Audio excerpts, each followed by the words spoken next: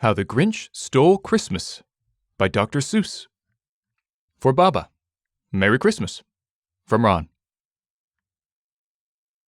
Every Who down in Whoville liked Christmas a lot, but the Grinch, who lived just north of Whoville, did not. The Grinch hated Christmas, the whole Christmas season. Now, please don't ask why, no one quite knows the reason. It could be his head wasn't screwed on just right. It could be, perhaps, that his shoes were too tight. But I think that the most likely reason of all may have been that his heart was 2 sizes too small. But whatever the reason, his heart or his shoes, he stood there on Christmas Eve hating the Whos, staring down from his cave with a sour, grinchy frown at the warm, lighted windows below in their town, for he knew every Who down in Whoville beneath was busy now hanging a mistletoe wreath. "And they're hanging their stockings," he snarled with a sneer. "Tomorrow is Christmas, it's practically here." Then he growled with his Grinch fingers nervously drumming, "I must find some way to stop Christmas from coming." For, tomorrow he knew, all the Who girls and boys would wake bright and early, they'd rush for their toys, and then, oh the noise, noise. That's one thing he hated, the noise. Then the Whos, young and old, would sit down to a feast, and they'd feast, and they'd feast, and they'd feast.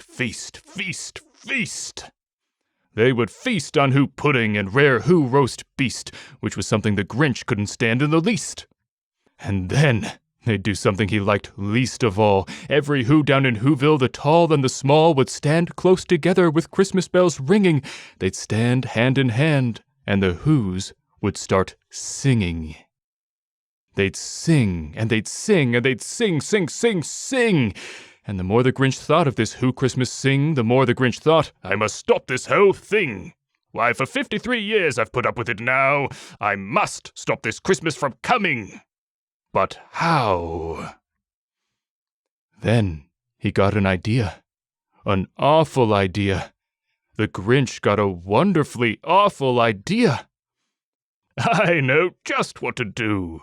The Grinch laughed in his throat, and he made a quick Santa Claus hat and a coat. And he chuckled and clucked, "What a great Grinchy trick! With this coat and this hat I look just like Saint Nick. All I need is a reindeer." The Grinch looked around, but since reindeer are scarce, there was none to be found. Did that stop the old Grinch? No, the Grinch simply said, "If I can't find a reindeer, I'll make one instead." So he called his dog Max. Then he took some red thread and he tied a big horn on the top of his head. Then he loaded some bags and some old empty sacks on a ramshackle sleigh, and he hitched up old Max. Then the Grinch said, "Get up!" and the sleigh started down toward the houses where the Whos lay a snooze in their town. All their windows were dark, quiet snow filled the air. All the Whos were all dreaming sweet dreams without care, when he came to the first little house on the square. "This is stop number 1, the old Grinchy Claus hissed, and he climbed to the roof, empty bags in his fist. Then he slid down the chimney, a rather tight pinch, but if Santa could do it, then so could the Grinch.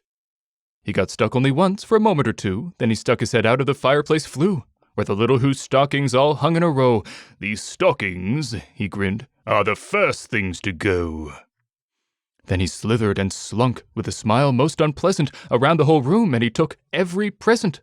Pop guns and bicycles, roller skates, drums, checkerboards, tricycles, popcorn, and plums, and he stuffed them in bags. Then the Grinch very nimbly stuffed all the bags, one by one, up the chimbley. Then he slunk to the icebox. He took the Whos' feast. He took the Who pudding. He took the roast beast. He cleaned out that icebox as quick as a flash. Why, that Grinch even took their last can of Who hash. Then he stuffed all the food up the chimney with glee. "And now," grinned the Grinch, "I will stuff up the tree." And the Grinch grabbed the tree and he started to shove when he heard a small sound like the coo of a dove. He turned around fast and he saw a small Who, little Cindy Lou Who was no more than 2. The Grinch had been caught by this tiny Who daughter, who'd got out of bed for a cup of cold water. She stared at the Grinch and said, "Santa Claus, why? Why are you taking our Christmas tree? Why?" But you know, that old Grinch was so smart and so slick, he thought up a lie and he thought it up quick. "Why, my sweet little tot," the fake Santa Claus lied, "there's a light on this tree that won't light on one side. So I'm taking it home to my workshop, my dear. I'll fix it up there, then I'll bring it back here." And his fib fooled the child. Then he patted her head, and he got her a drink, and he sent her to bed. And when Cindy Lou Who went to bed with her cup, he went to the chimney and stuffed the tree up. Then the last thing he took was a log for their fire. Then he went up the chimney himself, the old liar. On their walls he left nothing but hooks and some wire. And the one speck of food that he left in the house was a crumb that was even too small for a mouse. Then he did the same thing to the other Who's houses, leaving crumbs much too small for the other Who's mouses. It was 1/4 dawn, all the Who's still abed, all the Who's still a snooze when he packed up his sled, packed it up with their presents, the ribbons, the wrappings, the tags, and the tinsel, the trimmings, the trappings. 3,000 feet up the side of Mount Crumpet, he rode with his load to the tip-top to dump it. "Pooh-pooh to the Who's," he was Grinchishly humming. "They're finding out now that no Christmas is coming. They're just waking up. I know just what they'll do. Their mouths will hang open a minute or two. Then the Who's down in Whoville will all cry, boo-hoo." "That's a noise," grinned the Grinch, "that I simply must hear." So he paused, and the Grinch put his hand to his ear, and he did hear a sound rising over the snow. It started in low, then it started to grow. But the sound wasn't sad. Why, the sound sounded merry. It couldn't be so, but it was merry. Very. He stared down at Whoville. The Grinch popped his eyes. Then he shook. What he saw was a shocking surprise. Every Who down in Whoville, the tall and the small, was singing, without any presents at all. He hadn't stopped Christmas from coming. It came. Somehow or other, it came just the same. And the Grinch, with his Grinch feet ice cold in the snow, stood puzzling and puzzling. How could it be so? It came without ribbons. It came without tags. It came without packages, boxes, or bags. And he puzzled 3 hours till his puzzler was sore. Then the Grinch thought of something he hadn't before. Maybe Christmas, he thought, doesn't come from a store. Maybe Christmas, perhaps, means a little bit more. And what happened then? Well, in Whoville they say that the Grinch's small heart grew 3 sizes that day. And the minute his heart didn't feel quite so tight, he whizzed with his load through the bright morning light, and he brought back the toys and the food for the feast.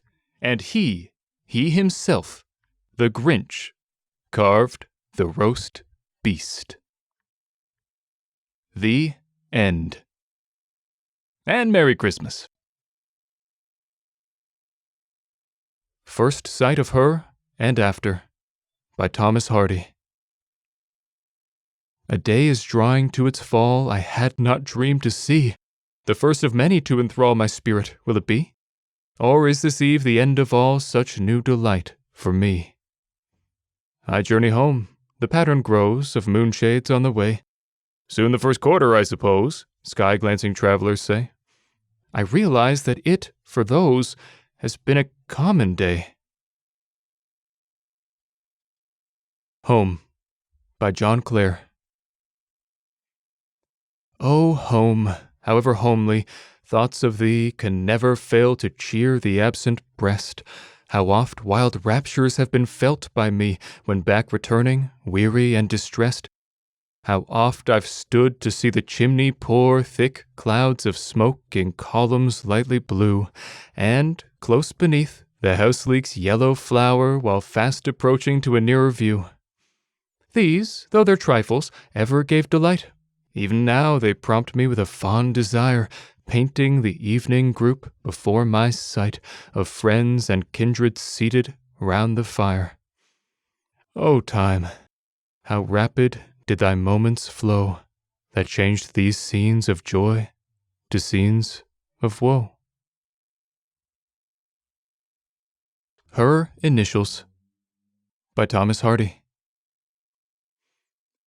Upon a poet's page I wrote of old 2 letters of her name.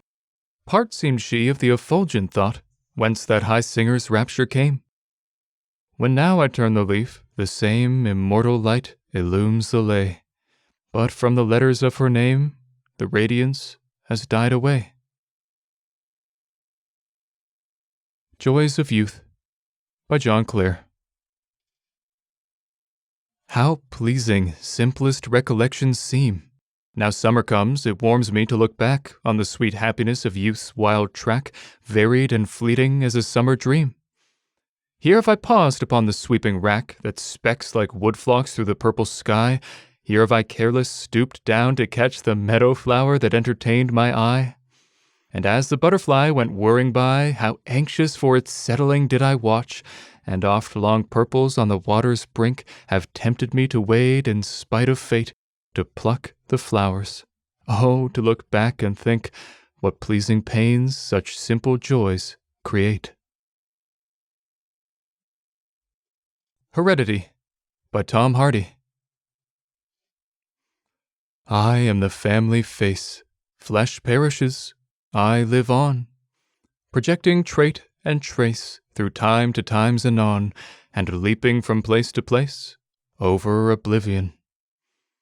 The year's aired feature that can in curve and voice and eye despise the human span of durance that is I, the eternal thing in man that heeds no call to die. I travel as a phantom now, by Thomas Hardy. I travel as a phantom now, for people do not wish to see in flesh and blood so bare a bough as nature makes of me. And thus I visit, bodiless, strange gloomy households often at odds, and wonder if man's consciousness was a mistake of God's. And next I meet you and I pause, and think that if mistake it were, as some have said, oh, then it was one that I well can bear. Unsatisfied by Oliver Wendell Holmes. Only a housemaid. She looked from the kitchen. Neat was the kitchen and tidy was she. There at her window a sempstress sat stitching. Were I a sempstress, how happy I'd be. Only a queen. She looked over the waters. Fair was her kingdom and mighty was she. There sat an empress with queens for her daughters. Were I an empress, how happy I'd be. Still the old frailty they all of them trippin', even her daughters is ever the same. Give her all Eden, she sighs for a pippin. Give her an empire, she pines for a name. Too Young for Love by Oliver Wendell Holmes. Too young for love? Ah, say not so. Tell reddening rosebuds not to blow, wait not for spring to pass away. Love's summer months begin with May. Too young for love, ah, say not so. Too young? Too young? Ah, no, no, no. Too young for love, ah, say not so. To practice all love learned in May. June soon will come with lengthened day, while daisies bloom and tulips glow. Too young for love? Ah, say not so. Too young, too young? Ah, no, no, no. To the Poets Who Only Read and Listen by Oliver Wendell Holmes. When evening's shadowy fingers fold the flowers of every hue, some shy half-opened bud will hold its drop of morning dew. Sweeter with every sunlit hour the trembling sphere has grown, till all the fragrance of the flower becomes at last its own. We that have sung perchance may find our little meed of praise, and round our pallid temples bind the wreath of fading bays. Ah, poet, who hast never spent thy breath in idle strains, for thee the dewdrop morning lent still in thy heart remains, unwasted in its perfumed cell. It waits the evening gale. Then to the azure whence it fell, its lingering sweets exhale. The Two Streams by Oliver Wendell Holmes. Behold the rocky wall that down its sloping sides pours the swift raindrops, blending as they fall in rushing river tides. Yon stream whose sources run, turned by a pebble's edge, in Athabasca, rolling toward the sun through the cleft mountain ledge. The slender rill had strayed, but for the slanting stone, to evening's ocean with a tangled braid of foam-flecked Oregon. So from the heights of will, life's parting stream descends, and as a moment turns its slender rill, each widening torrent bends. From the same cradle's side, from the same mother's knee, one to long darkness and the frozen tide, one to the peaceful sea. The Rose and the Fern by Oliver Wendell Holmes. Lady, life's sweetest lesson wouldst thou learn, come thou with me to love's enchanted bower. High overhead the trellised roses burn, beneath thy feet behold the feathery fern, a leaf without a flower. What though the rose leaves fall? They still are sweet, and have been lovely in their beauteous prime, while the bare frond seems ever to repeat, for us no bud, no blossom wakes to greet the joyous flowering time. Heed thou the lesson.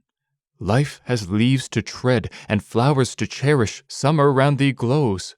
Wait not till autumn's fading robes are shed, but while its petals still are burning red, gather life's full-blown rose. The Peau de Chagrin of State Street by Oliver Wendell Holmes. How beauteous is the bond in the manifold array of its promises to pay, while the 8% it gives and the rate at which one lives correspond. But at last the bough is bare, where the coupons one by one through their ripening days have run, and the bond, a beggar now, seeks investment anyhow, anywhere. Rhymes of a Lifetime by Oliver Wendell Holmes.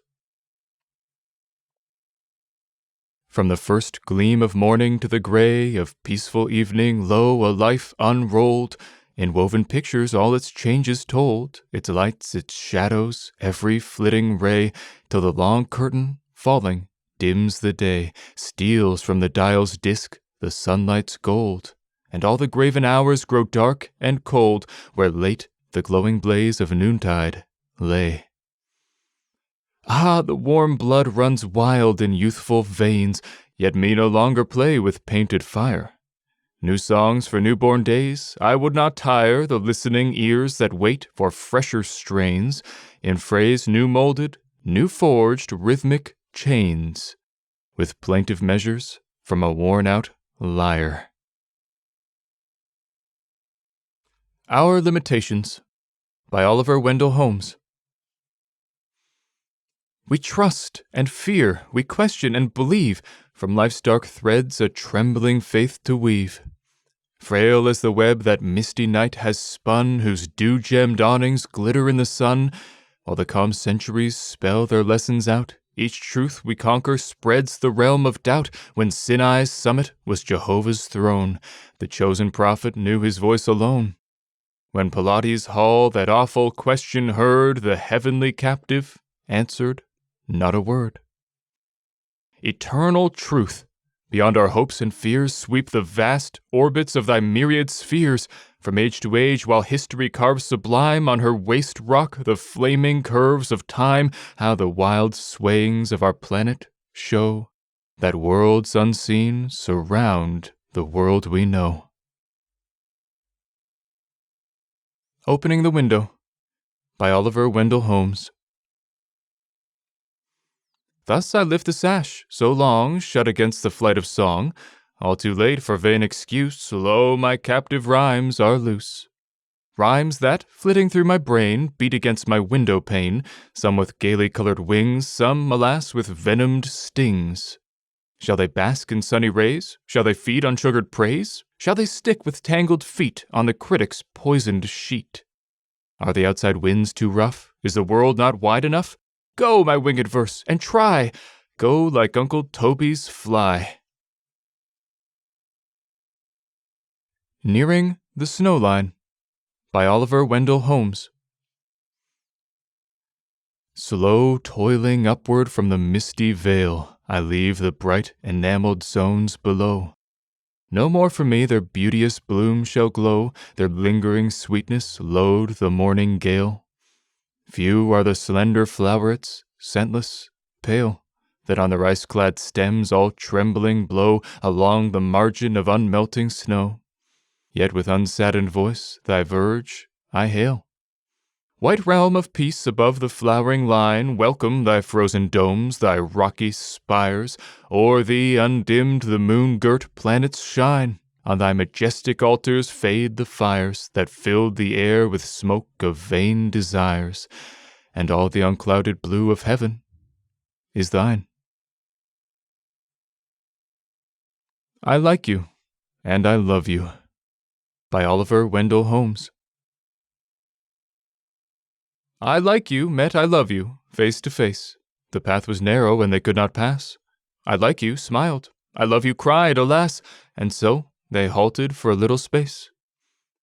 Turn thou and go before, I love you said, down the green pathway bright with many a flower. Deep in the valley low my bridal bower awaits thee. But I like you shook his head. Then while they lingered on the span-wide shelf that shaped a pathway round the rocky ledge, I like you bared his icy dagger's edge, and first he slew I love you, then himself. The River of Life, by Thomas Campbell. The more we live, more brief appear our life's succeeding stages.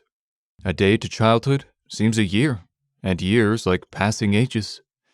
The gladsome current of our youth, ere passion yet disorders, steals lingering like a river smooth along its grassy borders.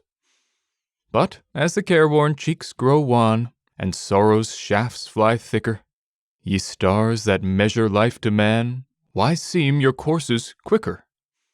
When joys have lost their bloom and breath, and life itself is vapid, why, as we reach the falls of death, feel we its tide more rapid? It may be strange, yet who would change time's course to slower speeding, when one by one our friends have gone and left our bosoms bleeding? Heaven gives our years of fading strength indemnifying fleetness, and those of youth a seeming length proportioned to their sweetness.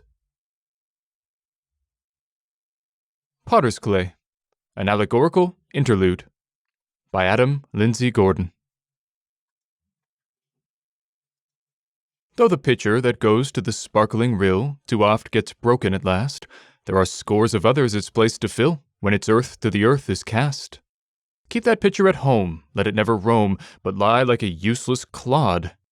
Yet sooner or later the hour will come when its chips are thrown to the sod. Is it wise then, say in the waning day, when the vessel is cracked and old, to cherish the battered potter's clay as though it were virgin gold? Take care of yourself, dull boorish elf, though prudent and safe you seem. Your pitcher will break on the musty shelf, and mine by the dazzling stream. The Moon is Distant from the Sea, by Emily Dickinson. The moon is distant from the sea, and yet, with amber hands, she leads him, docile as a boy, along appointed sands. He never misses a degree, obedient to her eye. He comes just so far toward the town, just so far goes away. O Signor, thine the amber hand, and mine the distant sea. Obedient to the least command, thine eyes impose on me. The Bluebird, by Emily Dickinson. Before you thought of spring, except as a surmise, you see, God bless his suddenness, a fellow in the skies, of independent hues, a little weather-worn, inspiriting habiliments of indigo and brown. With specimens of song, as if for you to choose, discretion, in the interval, with gay delays he goes to some superior tree, without a single leaf, and shouts for joy to nobody but his seraphic self. Lines on seeing my wife and 2 children sleeping in the same chamber, by Thomas Hood. And has the earth lost its so spacious round, the sky its blue circumference above, that in this little chamber there is found both earth and heaven, my universe of love? All that my God can give me or remove here sleeping, save myself in mimic death. Sweet, that in this small compass I behove to live their living and to breathe their breath? Almost I wish that with one common sigh we might resign all mundane care and strife and seek together that transcendent sky, where father, mother, children, husband, wife, together pant in everlasting life. The Bustle in a House by Emily Dickinson. The bustle in a house, the morning after death, is solemnest of industries enacted upon earth. The sweeping up the heart and putting love away, we shall not want to use again until eternity. Verses in an Album by Thomas Hood. Far above the hollow tempest and its moan singeth bright Apollo in his golden zone. Cloud doth never shade him, nor a storm invade him on his joyous throne. So when I behold me in an orb as bright, how thy soul doth fold me in its throne of light, sorrow never paineth, nor a care attaineth to that blessed height. Saturday Afternoon by Emily Dickinson. From all the jails the boys and girls ecstatically leap. Beloved, only afternoon that prison doesn't keep. They storm the earth and stun the air, a mob of solid bliss. Alas, that frowns could lie in wait for such a foe as this. What if I say, I shall not wait? By Emily Dickinson. What if I say I shall not wait? What if I burst the fleshly gate and pass escaped to thee? What if I file this mortal off, see where it hurts me, that's enough, and wade in liberty? They cannot take us any more, dungeons may call and guns implore, unmeaning now to me. As laughter was an hour ago, or laces or a traveling show, or who died yesterday. The Water Lady by Thomas Hood. Alas, the moon should ever beam to show what man should never see. I saw a maiden on a stream, and fair was she. I stayed a while to see her throw her tresses black that all beset the fair horizon of her brow with clouds of jet. I stayed a little while to view her cheek that wore in place of red the bloom of water, tender blue, daintily spread.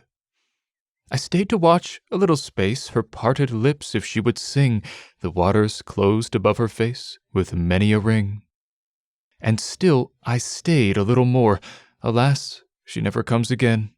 I throw my flowers from the shore and watch in vain. I know my life will fade away. I know that I must vainly pine, for I am made of mortal clay, but she's divine.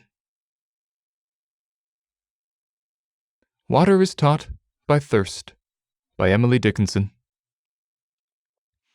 Water is taught by thirst, land by the oceans past, transport by throw, peace by its battles told, love by a memorial mold, birds by the snow. Water is Taught by Thirst by Emily Dickinson. Water is taught by thirst, land by the oceans past, transport by throw, peace by its battles told, love by a memorial mold, birds by the snow. To Fancy by Thomas Hood.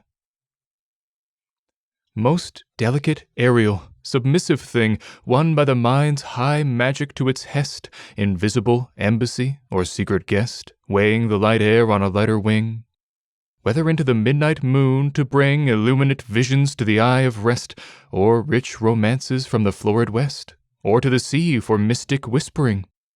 Still by thy charmed allegiance to the will the fruitful wishes prosper in the brain, as by the fingering of fairy skill, moonlight and waters and soft music's strain, odors and blooms and my Miranda's smile, making this dull world an enchanted isle. Sonnet to Mrs Reynolds Cat by John Keats. Cat, who hast passed thy grand climacteric, how many mice and rats hast in thy days destroyed? How many titbits stolen? Gaze with those bright languid segments green, and prick those velvet ears. But prithee do not stick thy latent talons in me, and upraise thy gentle mew, and tell me all thy phrase of fish and mice and rats and tender chick. Nay, look not down, nor lick thy dainty wrists, for all thy wheezy asthma, and for all thy tail's tip is nicked off, and though the fists of many a maid have given thee many a maul, still is that fur as soft as when the lists, in youth, thou enteredst on glass-bottled wall. At the End of the Day, by Bliss Carman. There is no escape by the river, there is no flight left by the fen, we are compassed about by the shiver of the night of their marching men. Give a cheer, for our hearts shall not give way. Here's to a dark tomorrow, and here's to a brave today.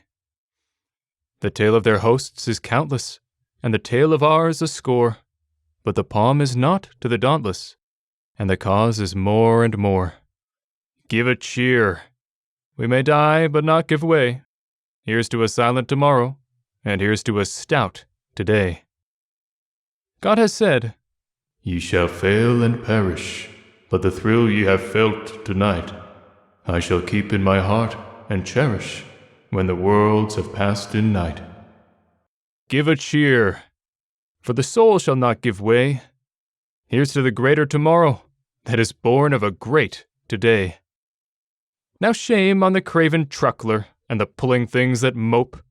We've a rapture for our buckler that outwears the wings of hope. Give a cheer, for our joy shall not give way.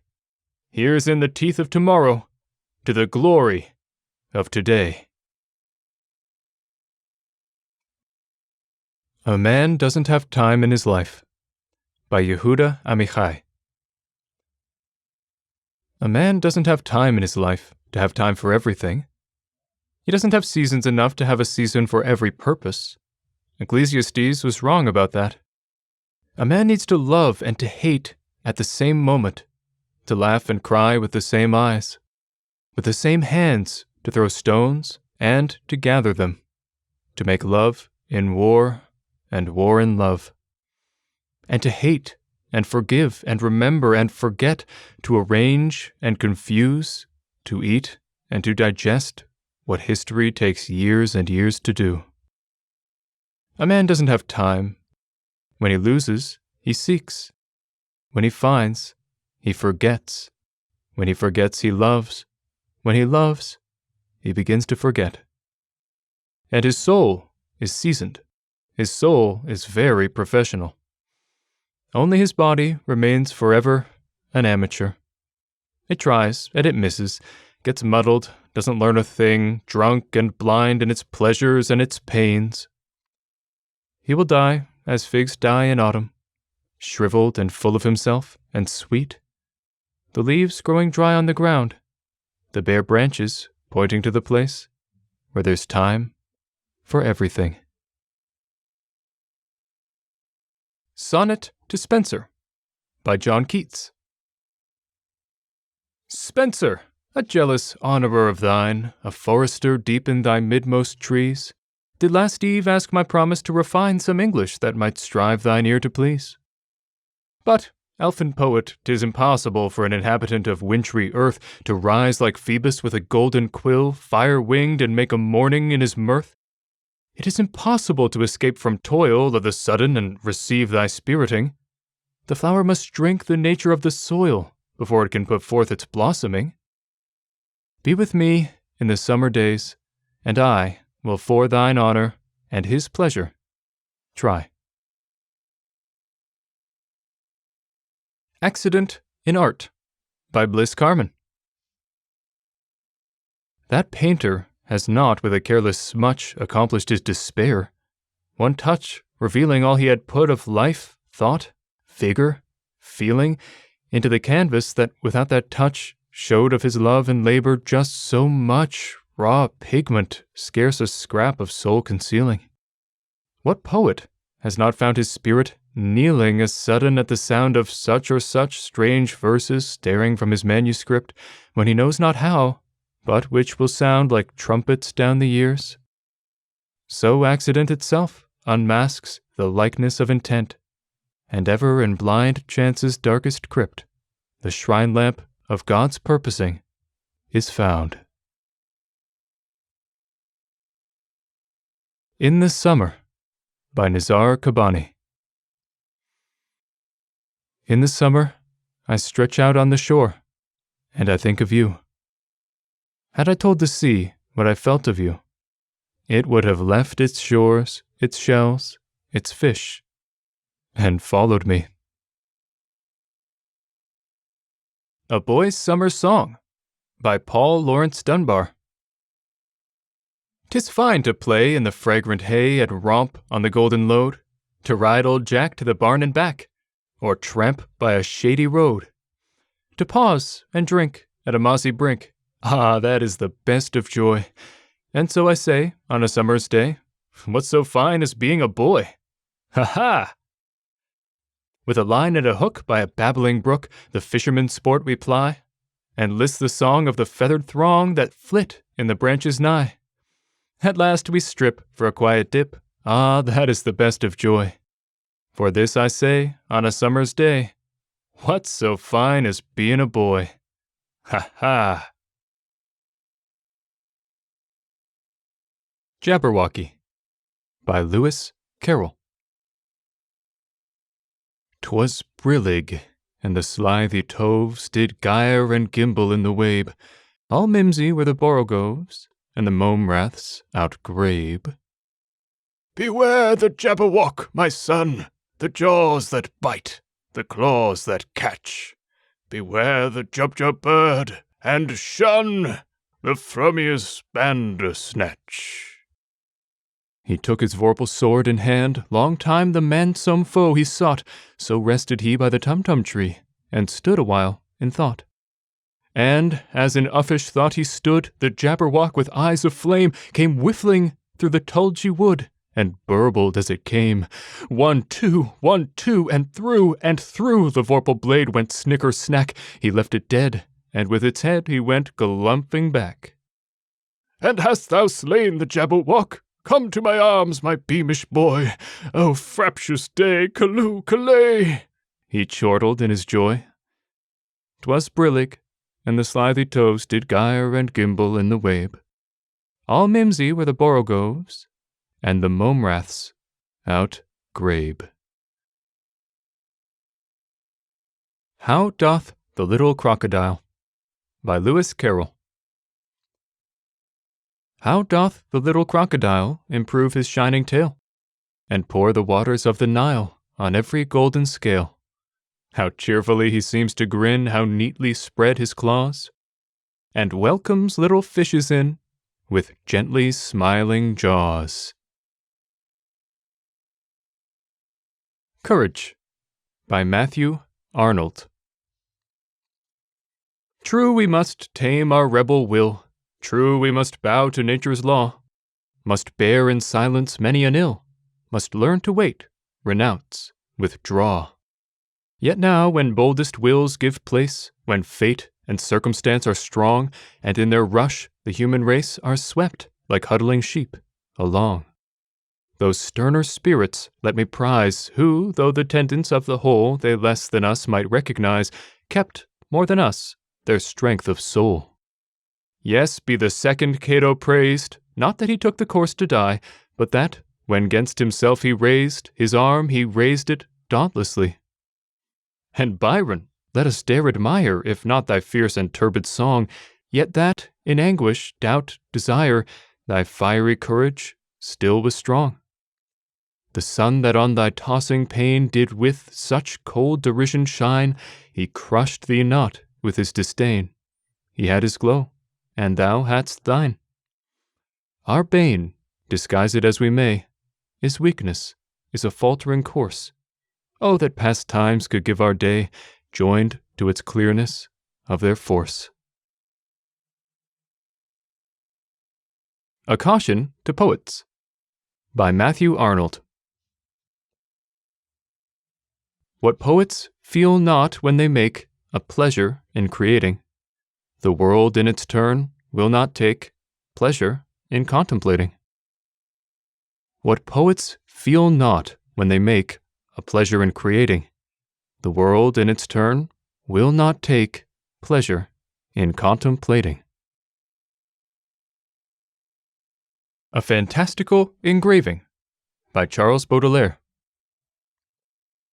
This freakish ghost has nothing else to wear but some cheap crown he picked up at a fair, grotesquely perched atop his bony corpse. Without a whip or spurs he drives his horse, ghostly as he, hack of apocalypse. To pant and drool like someone in a fit, this duo makes its charge through endless space, trampling the infinite with reckless pace.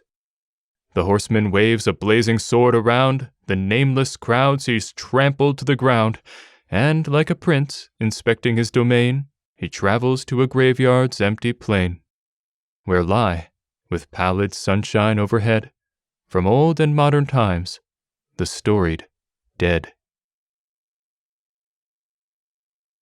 Before the Curtain by Bret Harte. Behind the footlights hangs the rusty baize, a trifle shabby in the upturned blaze of flaring gas and curious eyes that gaze. The stage, methinks, perhaps is none too wide, and hardly fit for Royal Richard's stride, or Falstaff's bulk, or Denmark's youthful pride. Ah well, no passion walks its humble boards, o'er it no king nor valiant Hector lords. The simplest skill is all its space affords. The song and jest, the dance and trifling play, the local hit at follies of the day, the trick to pass an idle hour away.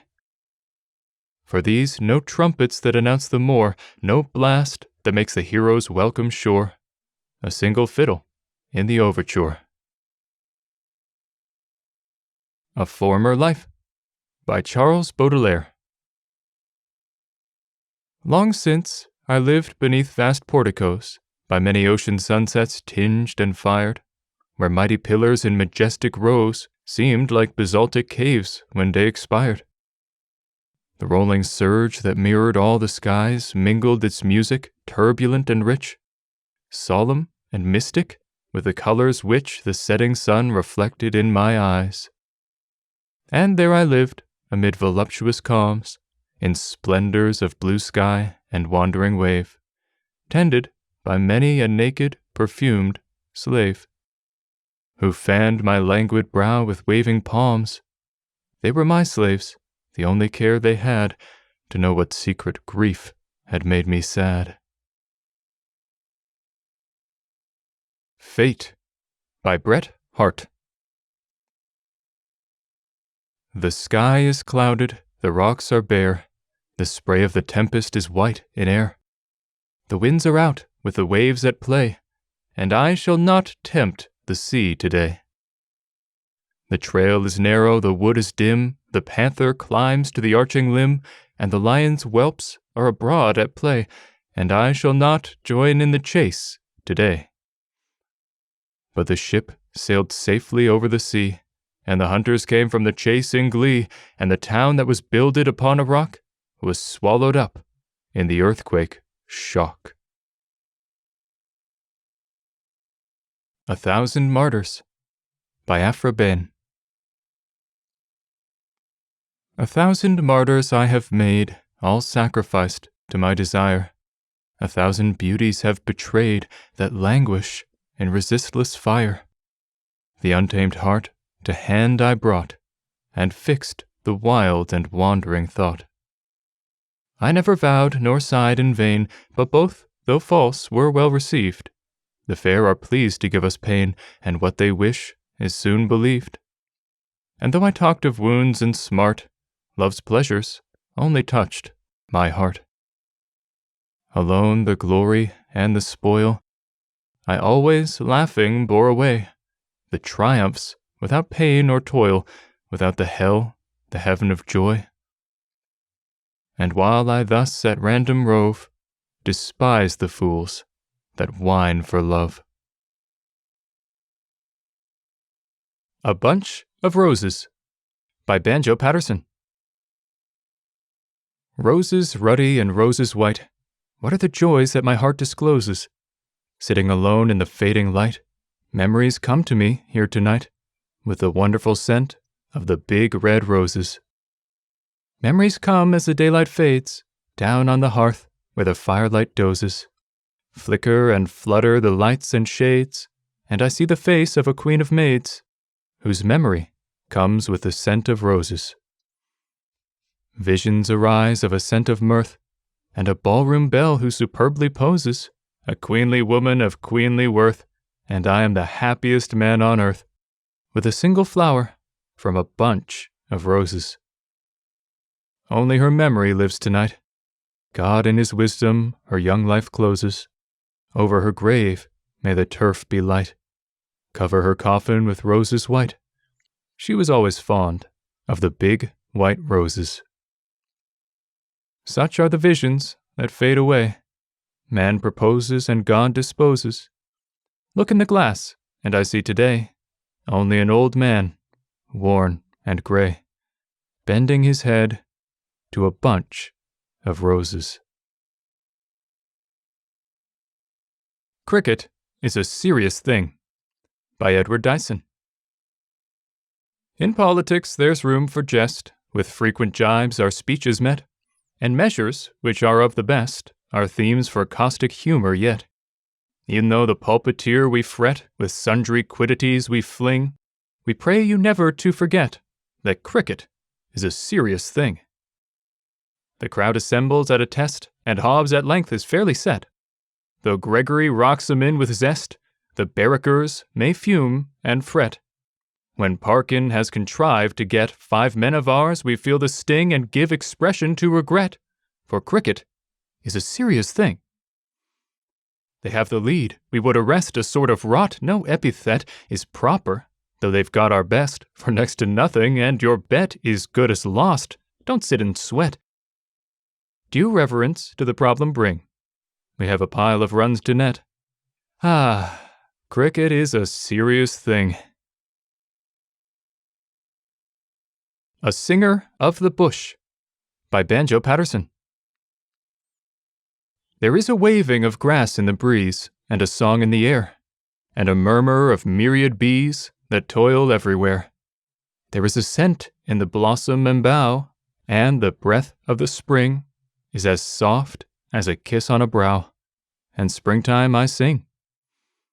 There is drought on the land, and the stock tumble down in their tracks, or follow, a tottering flock, the scrub-cutter's axe. While ever a creature survives, the axes shall swing.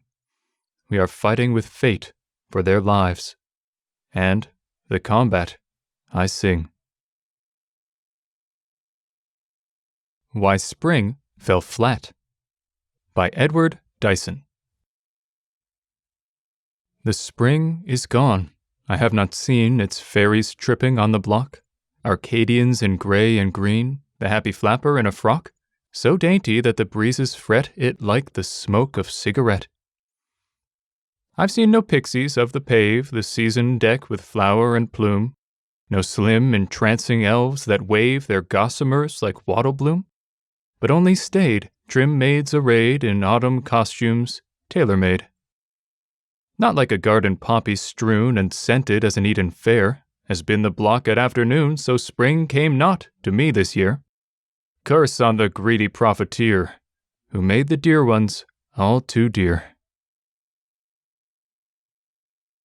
Forbearance by Samuel Taylor Coleridge. Gently I took that which ungently came, and without scorn forgave. Do thou the same. A wrong done to thee, think a cat's eye spark. Thou wouldst not see, were not thine own heart dark. Thine own keen sense of wrong that thirsts for sin, fear that, the spark self-kindled from within, which blown upon will blind thee with its glare, or smothered stifle thee with noisome air. Clap on the extinguisher, pull up the blinds, and soon the ventilated spirit finds its natural daylight. If a foe have kenned or worse than foe, an alienated friend, a rib of dry rot in thy ship's stout side. Think it God's message, and in humble pride, with heart of oak replace it. Thine the gains, give him the rotten timber for his pains. Song by Samuel Taylor Coleridge. Though veiled in spires of myrtle wreath, love is a sword that cuts its sheath, and through the clefts itself was made, we spy the flashes of the blade. But through the clefts itself was made, we likewise see love's flashing blade, by rust consumed or snapped in twain, and only hilt and stump remain. Ah, yet consider it again, by Arthur Hugh Clow. Old things need not be therefore true, O brother men, nor yet the new. Ah, still a while the old thought retain, and yet consider it again. The souls of now 2,000 years have laid up here their toils and fears, and all the earnings of their pain, ah, yet consider it again. We, what do we see? Each a space of some few yards before his face, does that the whole wide plan explain? Ah, yet consider it again. Alas, the great world goes its way, and takes its truth from each new day. They do not quit, nor can retain, far less consider it again. Female Beauty by Mark Akenside. What's female beauty but an art divine, through which the mind's all gentle graces shine? They, like the sun, irradiate all between. The body charms, because the mind is seen. A Dream Pang by Robert Lee Frost. I had withdrawn in forest, and my song was swallowed up in leaves that blew away. And to the forest edge you came one day. This was my dream, and looked and pondered long, but did not enter, though the wish was strong. You shook your pensive head as who should say, I dare not too far in his footsteps stray. He must seek me, would he undo the wrong. Not far, but near, I stood and saw it all, behind low boughs the trees let down outside. And the sweet pang it cost me not to call and tell you that I saw, does still abide. But 'tis not true that thus I dwelt aloof, for the wood wakes, and you are here for proof. A Dark Day by Madison Julius Cawain. Though summer walks the world today with corn-crowned hours for her guard, her thoughts have clad themselves in gray, and wait in autumn's weedy yard. And where the larkspur and the phlox spread carpets wheresoe'er she pass, she seems to stand with sombre locks, bound bleak with fog-washed sinews. False terracotta-colored flowers, whose discs the trickling wet has tinged, with dingy luster when the bower's thin flame-flecked leaves the frost has singed. Or with slow feet, mid gaunt gold blooms of marigolds her fingers twist, she seems to pass with false perfumes, and dreams of sullen rain and mist. A Girl's Garden by Robert Lee Frost. A neighbor of mine in the village likes to tell how one spring, when she was a girl on the farm, she did a childlike thing. One day she asked her father to give her a garden plot, to plant and tend and reap herself, and he said, "Why not?" In casting about for a corner, he thought of an idle bit of walled-off ground where a shop had stood, and he said, "Just it."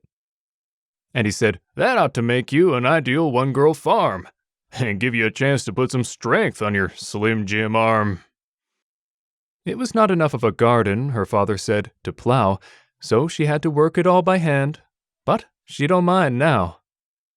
She wheeled the dung in a wheelbarrow along a stretch of road, but she always ran away and left her not nice load. and hid from anyone passing, and then she begged the seed. She says she thinks she planted one of all things but weed. A hill each of potatoes, radishes, lettuce, peas, tomatoes, beets, beans, pumpkins, corn, and even fruit trees.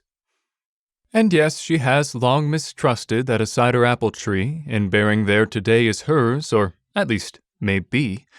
Her crop was a miscellany, when all was said and done. A little bit of everything, a great deal of none. Now, when she sees in the village how village things go, just when it seems to come in right, she says, "I know, it's as when I was a farmer." Oh, never by way of advice. And she never sins by telling the tale to the same person twice. A Dead Lily by Madison, Julius, Cawain. The South had saluted her mouth, till her mouth was sweet with the South. And the North, with his breathings low, made the blood in her veins like his snow. And the West, with his smiles and his art, poured his honey of life in her heart.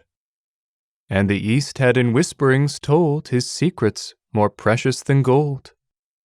So she grew to a beautiful thought, which a Godhead of love had wrought. As strange how the power begot it, as why, but to kill it and rot it. The Year by Ella Wheeler Wilcox. What can be said in New Year's rhymes that's not been said 1,000 times? The New Year's come, the old years go. We know we dream we know. We rise up laughing with the light. We lie down weeping with the night. We hug the world until it stings. We curse it then and sigh for wings. We live, we love, we woo, we wed. We wreath our brides, we sheet our dead. We laugh, we weep, we hope, we fear. And that's the burden of the year. In the Secular Night by Margaret Atwood. In the secular night, you wander around, alone in your house. It's 2:30. Everyone has deserted you. Or this is your story. You remember it from being 16, when the others were out somewhere, having a good time. Or so you suspected. And you had to babysit. You took a large scoop of vanilla ice cream and filled up the glass with grape juice and ginger ale, and put on Glenn Miller with his big band sound, and lit a cigarette, and blew the smoke up the chimney, and cried for a while because you were not dancing. And then danced by yourself, your mouth circled with purple. Now, 40 years later, things have changed. And it's baby lima beans. It's necessary to reserve a secret vice. This is what comes from forgetting to eat at the stated mealtimes. You simmer them carefully, drain, add cream and pepper, and amble up and down the stairs, scooping them up with your fingers right out of the bowl, talking to yourself out loud. You'd be surprised if you got an answer, but that part will come later. There is so much silence between the words, you say. You say, the sensed absence of God and the sensed presence amount to much the same thing, only in reverse. You say, I have too much white clothing. You start to hum. Several hundred years ago, this could have been mysticism or heresy. It isn't now. Outside, there are sirens. Someone's been run over. The century grinds on. Hope is the Thing with Feathers by Emily Dickinson. Hope is the thing with feathers that perches in my soul and sings the tunes without the words and never stops at all. And sweetest in the gale is heard, and sore must be the storm that could abash the little bird that kept so many warm. I've heard it in the chillest land and on the strangest sea, yet never in extremity it asked a crumb of me. Still I Rise by Maya Angelou. You may write me down in history with your bitter, twisted lies. You may trod me in the very dirt, but still, like dust, I'll rise. Does my sassiness upset you? Why are you beset with gloom? 'Cause I walk like I've got oil wells pumping in my living room? Just like moons and like suns with the certainty of tides, just like hopes springing high, still I'll rise. Did you want me to be broken, bowed head and lowered eyes, shoulders falling down like teardrops weakened by my soulful cries? Does my haughtiness offend you? Don't you take it awful hard, 'cause I laugh like I've got gold mines digging in my own backyard. You may shoot me with your words, you may cut me with your eyes, you may kill me with your hatefulness, but still, like air, I'll rise. Does my sexiness upset you? Does it come as a surprise that I dance like I've got diamonds at the meeting of my thighs? Out of the huts of history's shame, I rise. Up from a past that's rooted in pain, I rise. I'm a black ocean leaping and wide, welling and swelling, I bear in the tide. Leaving behind nights of terror and fear, I rise. Into a daybreak that's wondrously clear, I rise. Bringing the gifts that my ancestors gave, I am the dream and the hope of the slave. I rise. I rise. I rise. Matilda, Who Told Lies and Was Burned to Death by Hilaire Belloc. Matilda told such dreadful lies it made one gasp and stretch one's eyes. Her aunt, who from her earliest youth had kept a strict regard for truth, attempted to believe Matilda.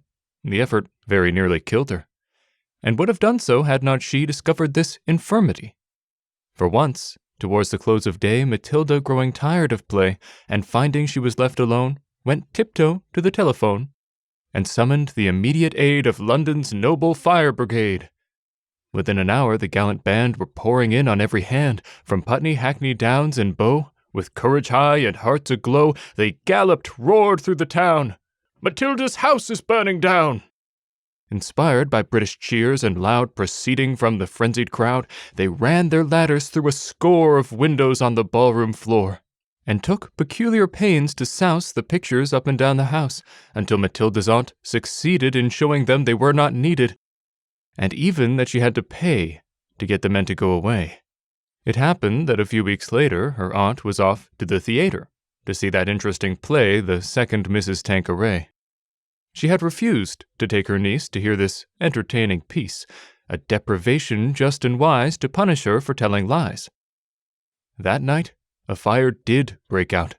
You should have heard Matilda shout. You should have heard her scream and bawl and throw the window up and call to people passing in the street, the rapidly increasing heat encouraging her to obtain their confidence, but all in vain. For every time she shouted fire, they only answered, "Little liar!" And therefore, when her aunt returned, Matilda and the house were burned. The Dragon of Grinderly Grunt by Shel Silverstein. I'm the dragon of Grinderly Grunt. I breathe fire as hot as the sun. When a knight comes to fight, I just toast him on sight, like a hot, crispy cinnamon bun. When I see a fair damsel go by, I just sigh a fiery sigh, and she's baked like a tater. I think of her later with a romantic tear in my eye. I'm the dragon of Grinderly Grunt, but my lunches aren't very much fun, for I like my damsels medium rare, and they always come out well done. Peggy Mitchell by James Stephens. As Lily grows up easily, in modest, gentle dignity to sweet perfection, so grew she as easily. Or as the rose that takes no care will open out on sunny air, bloom after bloom, fair after fair, sweet after sweet, just so did she, as carelessly. She is our torment without end. She is our enemy and friend, our joy, our woe, and she will send madness or glee to you and me, and endlessly. The World Child by Ella Wheeler Wilcox. At times, I am the mother of the world, and mine seem all its sorrows and its fears. That rose which in each mother heart is curled, the rose of pity, opens with my tears. And, waking in the night, I lie and hark to the lone sobbings and the wild alarms of my world child, a wailing in the dark.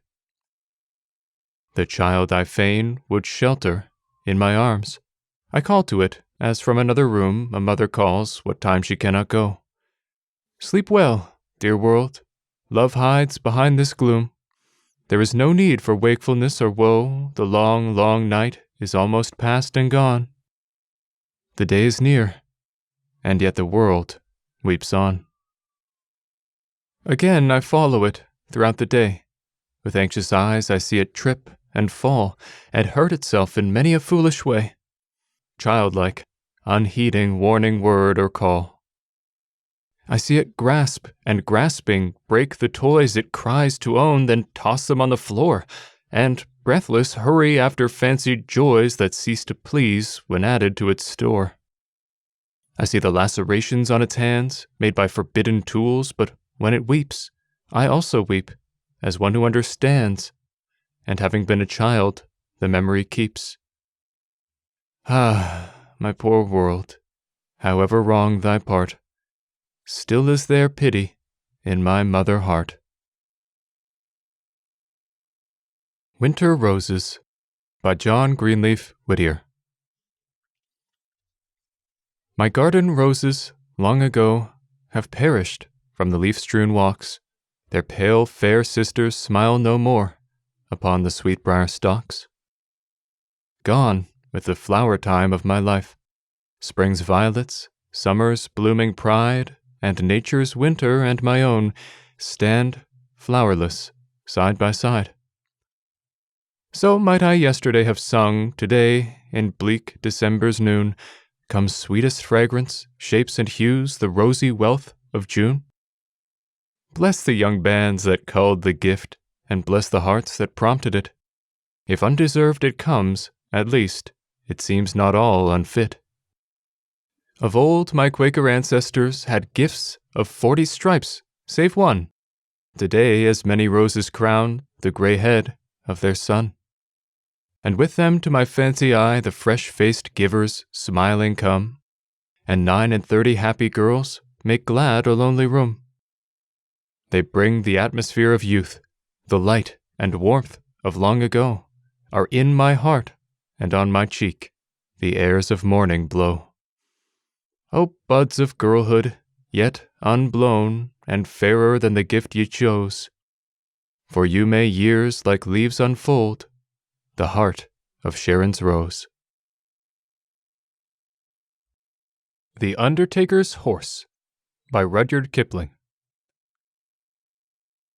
The eldest son bestrides him, and the pretty daughter rides him, and I meet him oft o' mornings on the course. And there kindles in my bosom an emotion chill and gruesome, as I canter past the Undertaker's horse. Neither shies he nor is restive, but a hideously suggestive trot, professional and placid, he affects.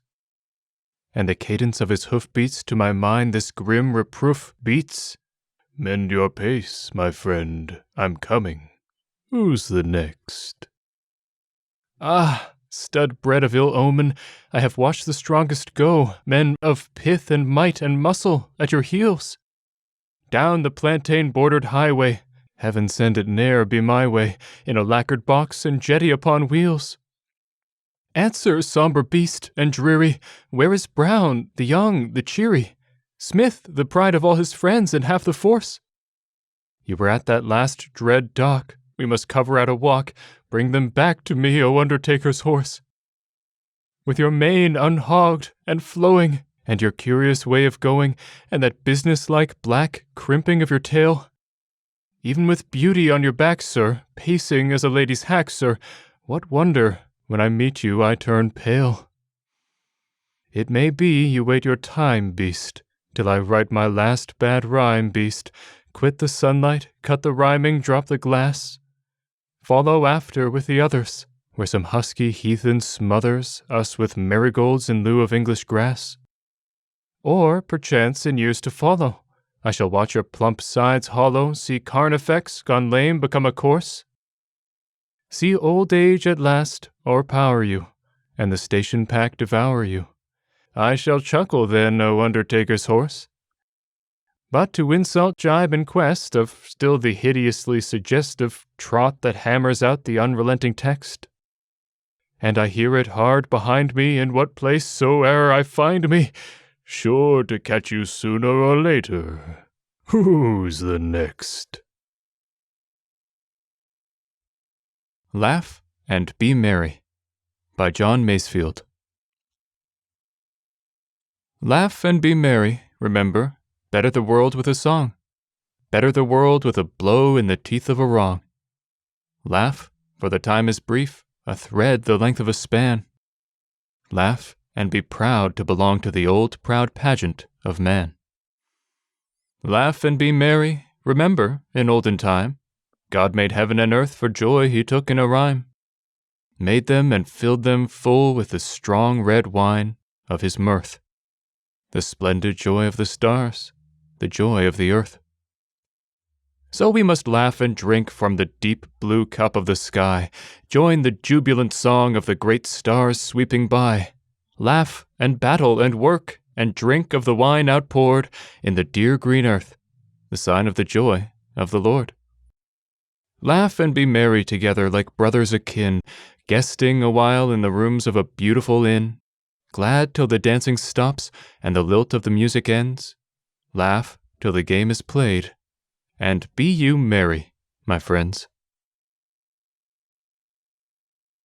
The Forest Reverie by Abia M. Ide.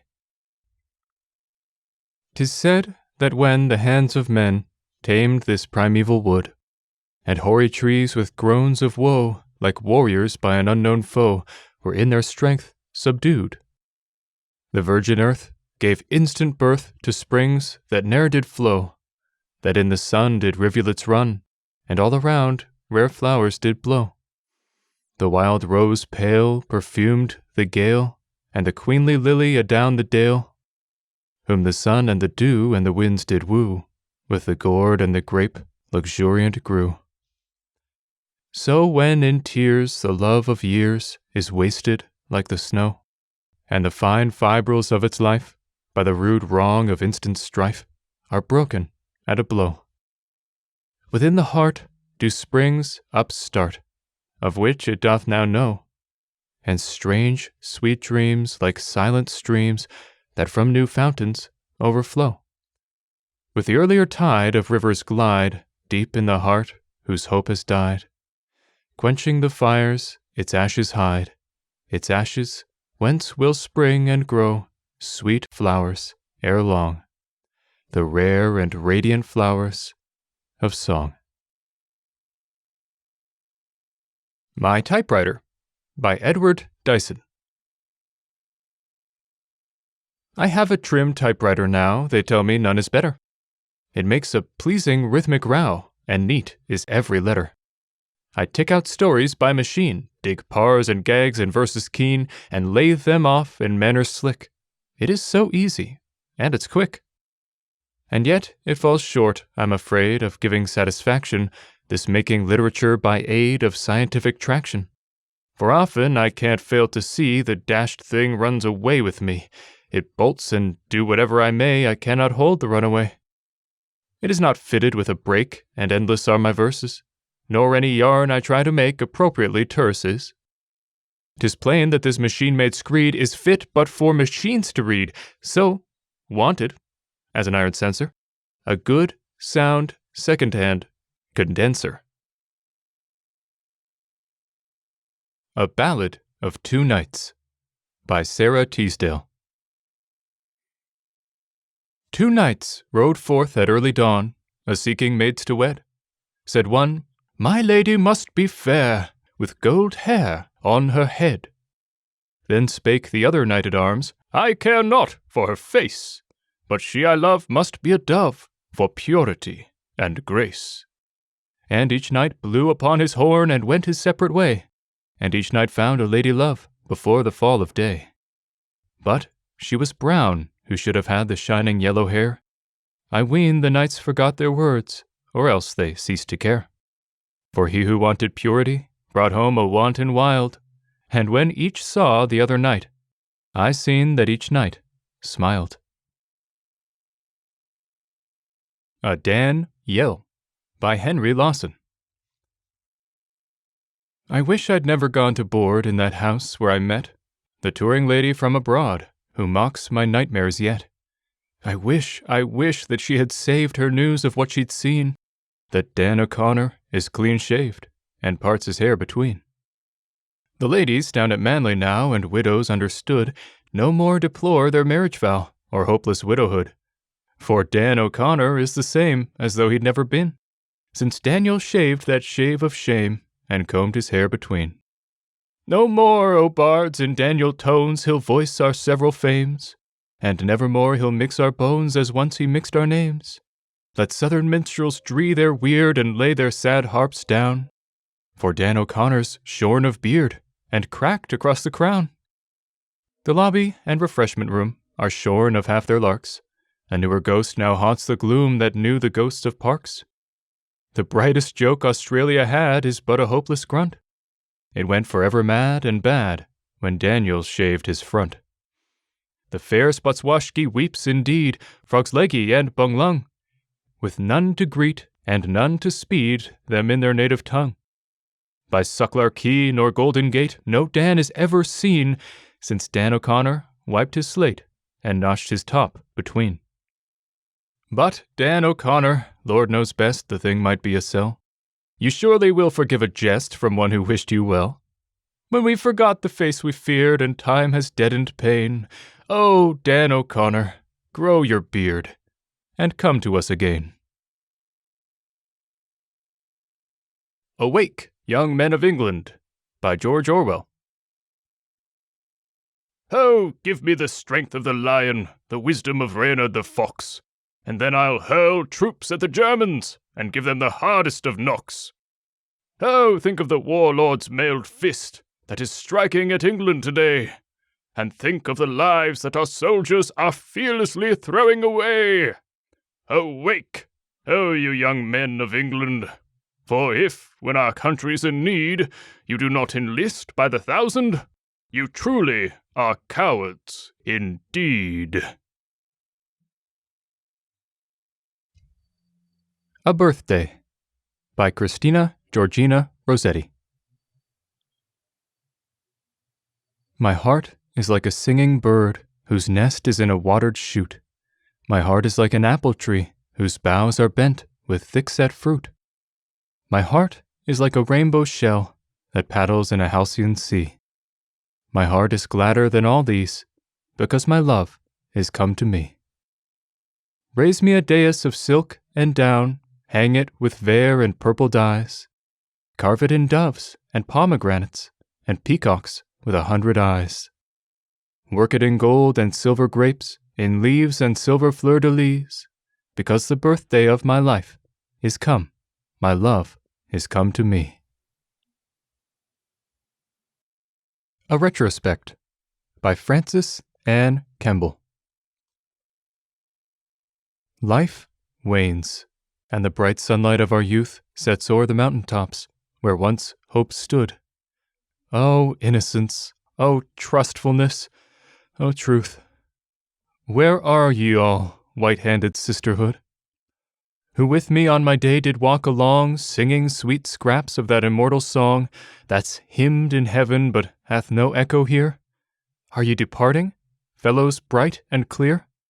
Of the young spirit when it first alights upon this earth of darkness and dismay, farewell, fair child of the eternal day, blossoms of that far land where fall no blights. Sweet kindred of my exiled soul, farewell.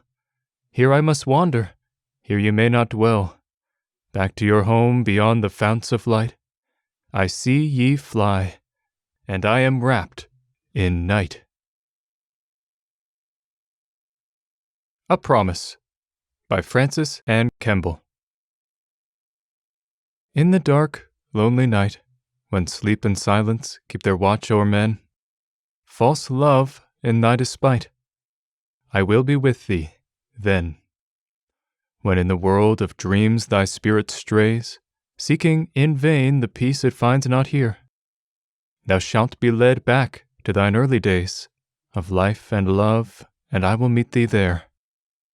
I'll come to thee with a bright sunny brow that was hope's throne before I met with thee, and then I'll show thee how 'tis furrowed now by the untimely age of misery. I'll speak to thee in the fond, joyous tone that wooed thee still with love's impassioned spell, and then I'll teach thee how I've learnt to moan since last upon thine ears its accents fell. I'll come to thee in all youth's brightest power, as on the day thy faith to mine was plighted, and then I'll tell thee weary hour by hour how that spring's early promise has been blighted. I'll tell thee of the long, long, dreary years that have passed o'er me hopeless, objectless, my loathsome days, my nights of burning tears, my wild despair, my utter loneliness, my heart-sick dreams upon my feverish bed, my fearful longing to be with the dead in the dark, lonely night when sleep and silence keep their watch o'er men. False love, in thy despite, we two shall meet again. Cotton and Corn, a Dialogue by Thomas Moore. Said Cotton to Corn the other day, as they met and exchanged a salute, Squire Corn in his carriage so gay, poor Cotton half famished on foot. Great squire, if it isn't uncivil to hint at starvation before you, look down on a poor hungry devil, and give him some bread, I implore you. Quoth Corn then in answer to Cotton, perceiving he meant to make free, Lo, fellow, you've surely forgotten the distance between you and me. To expect that we peers of high birth should waste our illustrious acres for no other purpose on earth than to fatten cursed calico makers? That bishops to bobbins should bend, should stoop from their benches' sublimity, great dealers in lawn to befriend, such contemptible dealers in dimity. No vile manufacture, ne'er harbour a hope to be fed at our boards, base offspring of Arkwright the barber. What claim canst thou have upon lords? No, thanks to the taxes and debt, and the triumph of paper or guineas, our race of Lord Jemmies as yet may defy your whole rabble of jennies. So saying, whip, crack, and away went Corn in his chaise thro' the throng. So headlong I heard them all say, Squire Corn will be down before long. In a Garden by Elizabeth Jennings. When the gardener has gone, this garden looks wistful and seems waiting an event. It is so spruce, a metaphor of Eden, and even more so since the gardener went. Quietly godlike, but of course he had not made me promise anything, and I had no one tempting me to make the bad choice, yet I still felt lost, and wonder why. Even the beech tree from next door, which shares its shadow with me, seemed a kind of threat. Everything was too neat, and someone cares, in the wrong way. I need not have stood long, mocked by the smell of a mown lawn, and yet I did. Sickness for Eden was so strong. The Warrior by John McCrae. He wrought in poverty the dull gray days, but with the night his little lamp-lit room was bright with battle flame, or through a haze of smoke that stung his eyes he heard the boom of Bloiker's guns. He shared Almeida's scars, and from the close-packed deck, about to die, looked up and saw the Birkenhead's tall spars weave wavering lines across the southern sky. Or in the stifling 'tween decks, row on row, at Aboukir, saw how the dead men lay, charged with the fiercest in Busacco's strife. Brave dreams are his, the flickering lamp burns low. Yet couraged, for the battles of the day, he goes to stand full face to face with life. In Memory of Anyone Unknown to Me, by Elizabeth Jennings. At this particular time, I have no one particular person to grieve for, though there must be many, many unknown ones going to dust, slowly, not remembered for what they have done or left undone. For these then I will grieve, being impartial, unable to deceive. How they lived or died is quite unknown, and, by that fact, gives my grief purity. An important person, quite apart from me, or one obscure, who drifted down alone. Both or all I remember have a place, for these I never encountered face to face. Sentiment will creep in. I cast it out, wishing to give these classical repose, no epitaph, no poppy, and no rose, from me, and certainly no wish to learn about the way they lived or died. In earth or fire, they are gone, simply because they were human. I admire.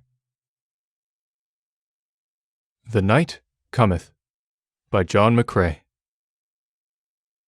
Cometh the night, the wind falls low, the trees swing slowly to and fro. Around the church the headstones gray cluster, like children strayed away, but found again and folded so. No chiding look doth she bestow, if she is glad they cannot know. If ill or well they spend their day, cometh the night. Singing or sad, intent they go. They do not see the shadows grow. There is yet time, they lightly say, before our work aside we lay. Their task is but half done, and lo, cometh the night. Alone, by James Joyce. The noon's grey golden meshes make all night a veil. The shore lamps in the sleeping lake, laburnum tendrils trail. The sly reeds whisper to the night a name, her name, and all my soul is a delight, a swoon of shame. All day I hear the noise of waters, by James Joyce. All day I hear the noise of waters making moan, sad as the seabird is when, going forth alone, he hears the winds cry to the waters, monotone. The grey winds, the cold winds are blowing where I go. I hear the noise of many waters far below. All day, all night, I hear them flowing, to and fro. From dewy dreams, my soul arise, by James Joyce. From dewy dreams, my soul arise, from love's deep slumber and from death. For lo, the trees are full of sighs, whose leaves the morn admonisheth. Eastward the gradual dawn prevails, where softly burning fires appear, making to tremble all those veils of grey and golden gossamer.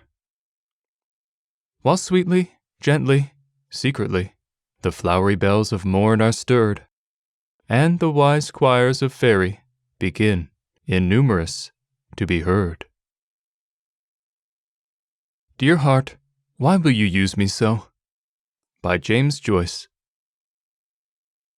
Dear heart, why will you use me so?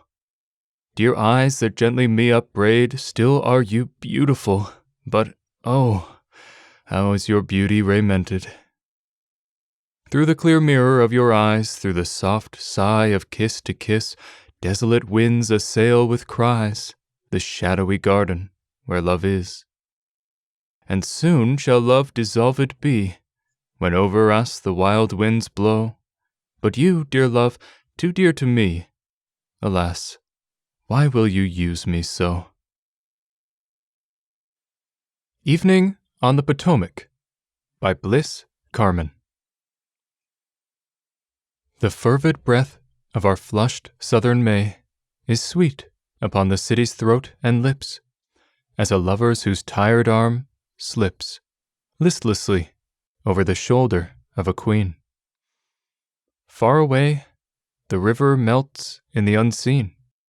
Oh, beautiful girl city, how she dips her feet in the stream. With a touch that is half a kiss and half a dream. Her face is very fair, with flowers for smiles and sunlight in her hair. My Westland flower town, how serene she is. Here on this hill from which I look at her, all is still, as if a worshipper left at some shrine his offering. Soft winds kiss my cheek with a slow lingering. Alluring whisper where the laurels stir, whiles my heart back to woodland ward again. But lo, across the sky the sunset couriers run, and I remain to watch the imperial pageant of the sun. Mock me, an impotent Cortez here below, with splendors of its vaster Mexico. O El Dorado of the templed clouds, O golden city of the western sky, not like the Spaniard would I storm thy gates, not like the babe stretch chubby hands and cry. To have thee for a toy, but far from crowds, like my fond brother in the ferny glen, peer from the wood's edge while thy glory waits, and in the darkening thickets plunge again. I Saw a Chapel by William Blake. I saw a chapel all of gold, that none did dare to enter in, and many weeping stood without, weeping, mourning, worshipping. I saw a serpent rise between the white pillars of the door, and he forced and forced and forced down the golden hinges tore. And along the pavement sweet, set with pearls and rubies bright, all his slimy length he drew, till upon the altar white, vomiting his poison out on the bread and on the wine, so I turned into a sty, and laid me down among the swine. Laughing and Sneering by Henry Lawson. What though the world does me ill turns, and cares my life environ? I'd sooner laugh with Bobby Burns than sneer with titled Byron. The smile has always been the best, 'tis stronger than the frown, sirs, and Venus smiled the waves to rest. She didn't sneer them down, sirs. Outside by Henry Lawson. I want to be lighting my pipe on deck, with my baggage safe below. I want to be free of the crowded quay, while the streamer's swinging slow. I want to be free of treachery, and of sordid joys and griefs, to be out of sight of the faces white, and the waving of handkerchiefs. I want to be making my shipboard friends, I want to be free of the past, I want to be laughing with kindred souls, while the heads are opening fast. I want to be sailing far today on the tracks where the rovers go, to feel the heave of the deck, and draw the breath that the rovers know. Age Unfit for Love by Robert Herrick. Maidens tell me I am old. Let me in my glass behold, whether smooth or not I be, or if hair remains to me. Well, or be it not so, this for certainty I know. Ill it fits old men to play, when that death bids come away. Sweethearts Wait on Every Shore by Henry Lawson. She sits beside the tinted tide that's reddened by the tortured sand, and through the east to ocean wide a vessel sails from sight of land. But she will wait and watch in vain, for it is said in Cupid's lore that he who loved will love again, and sweethearts wait on every shore. Being Once Blind, His Request to Bianca by Robert Herrick. When age or chance has made me blind, so that the path I cannot find, and when my falls and stumblings are more than the stones in the street by far, go thou afore, and I shall well follow thy perfumes by the smell, or be my guide, and I shall be led by some light that flows from thee. Thus held or led by thee, I shall in ways confused nor slip or fall. In a Lecture Room by Arthur Hugh Clow. Away, haunt thou me not, thou vain philosophy. Little hast thou bestead, save to perplex the head and leave the spirit dead.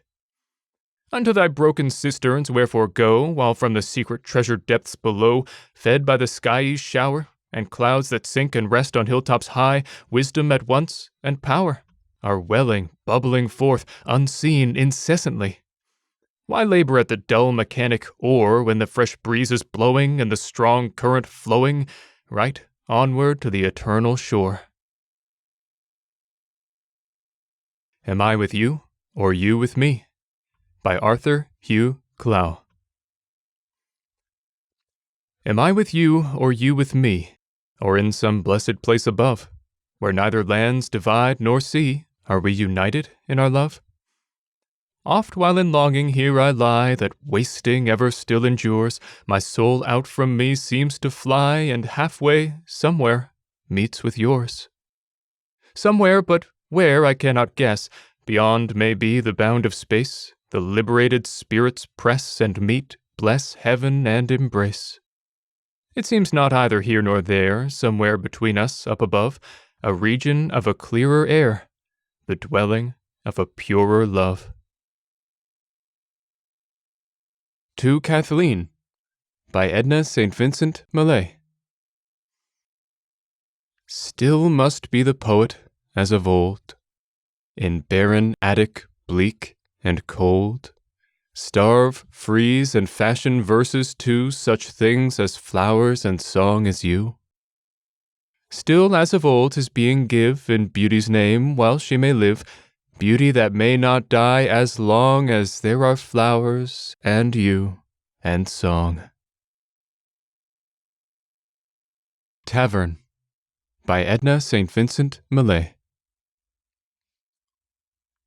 I'll keep a little tavern below the high hill's crest, wherein all grey-eyed people may set them down and rest.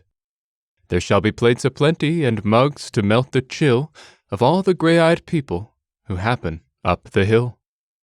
There sound will sleep the traveller, and dream his journey's end, but I will rouse at midnight the falling fire to tend. Aye, 'tis a curious fancy, but all the good I know was taught me out of two grey eyes a long time ago. The Noble Nature by Ben Jonson. It is not growing like a tree in bulk doth make man better be, or standing long an oak 300 year to fall a log at last, dry, bald, and sere. A lily of a day is fairer in May, although it fall and die that night, it was the plant and flower of light. In small proportions we just beauties see, and in short measures life may perfect be. To the Reader by Ben Jonson. Pray thee take care that takest my book in hand, to read it well, that is, to understand. In a London Square by Arthur Hugh Clow. Put forth thy leaf, thou lofty plane, east wind and frost are safely gone. With zephyr mild and balmy rain, the summer comes serenely on. Earth, air, and sun, and skies combine to promise all that's kind and fair. But thou, O human heart of mine, be still, contain thyself, and bear. December days were brief and chill, the winds of March were wild and drear, and nearing and receding still, spring never would, we thought, be here. The leaves that burst, the suns that shine, had not the less their certain date. And thou, O human heart of mine, be still, refrain thyself, and wait. Mine Host by John McCrae. There stands a hostel by a travelled way. Life is the road, and death the worthy host. Each guest he greets, nor ever lacks to say, How have ye fared? They answer him the most, This lodging-place is other than we sought. We had intended farther, but the gloom came on apace, and found us ere we thought. Yet will we lodge, thou hast abundant room.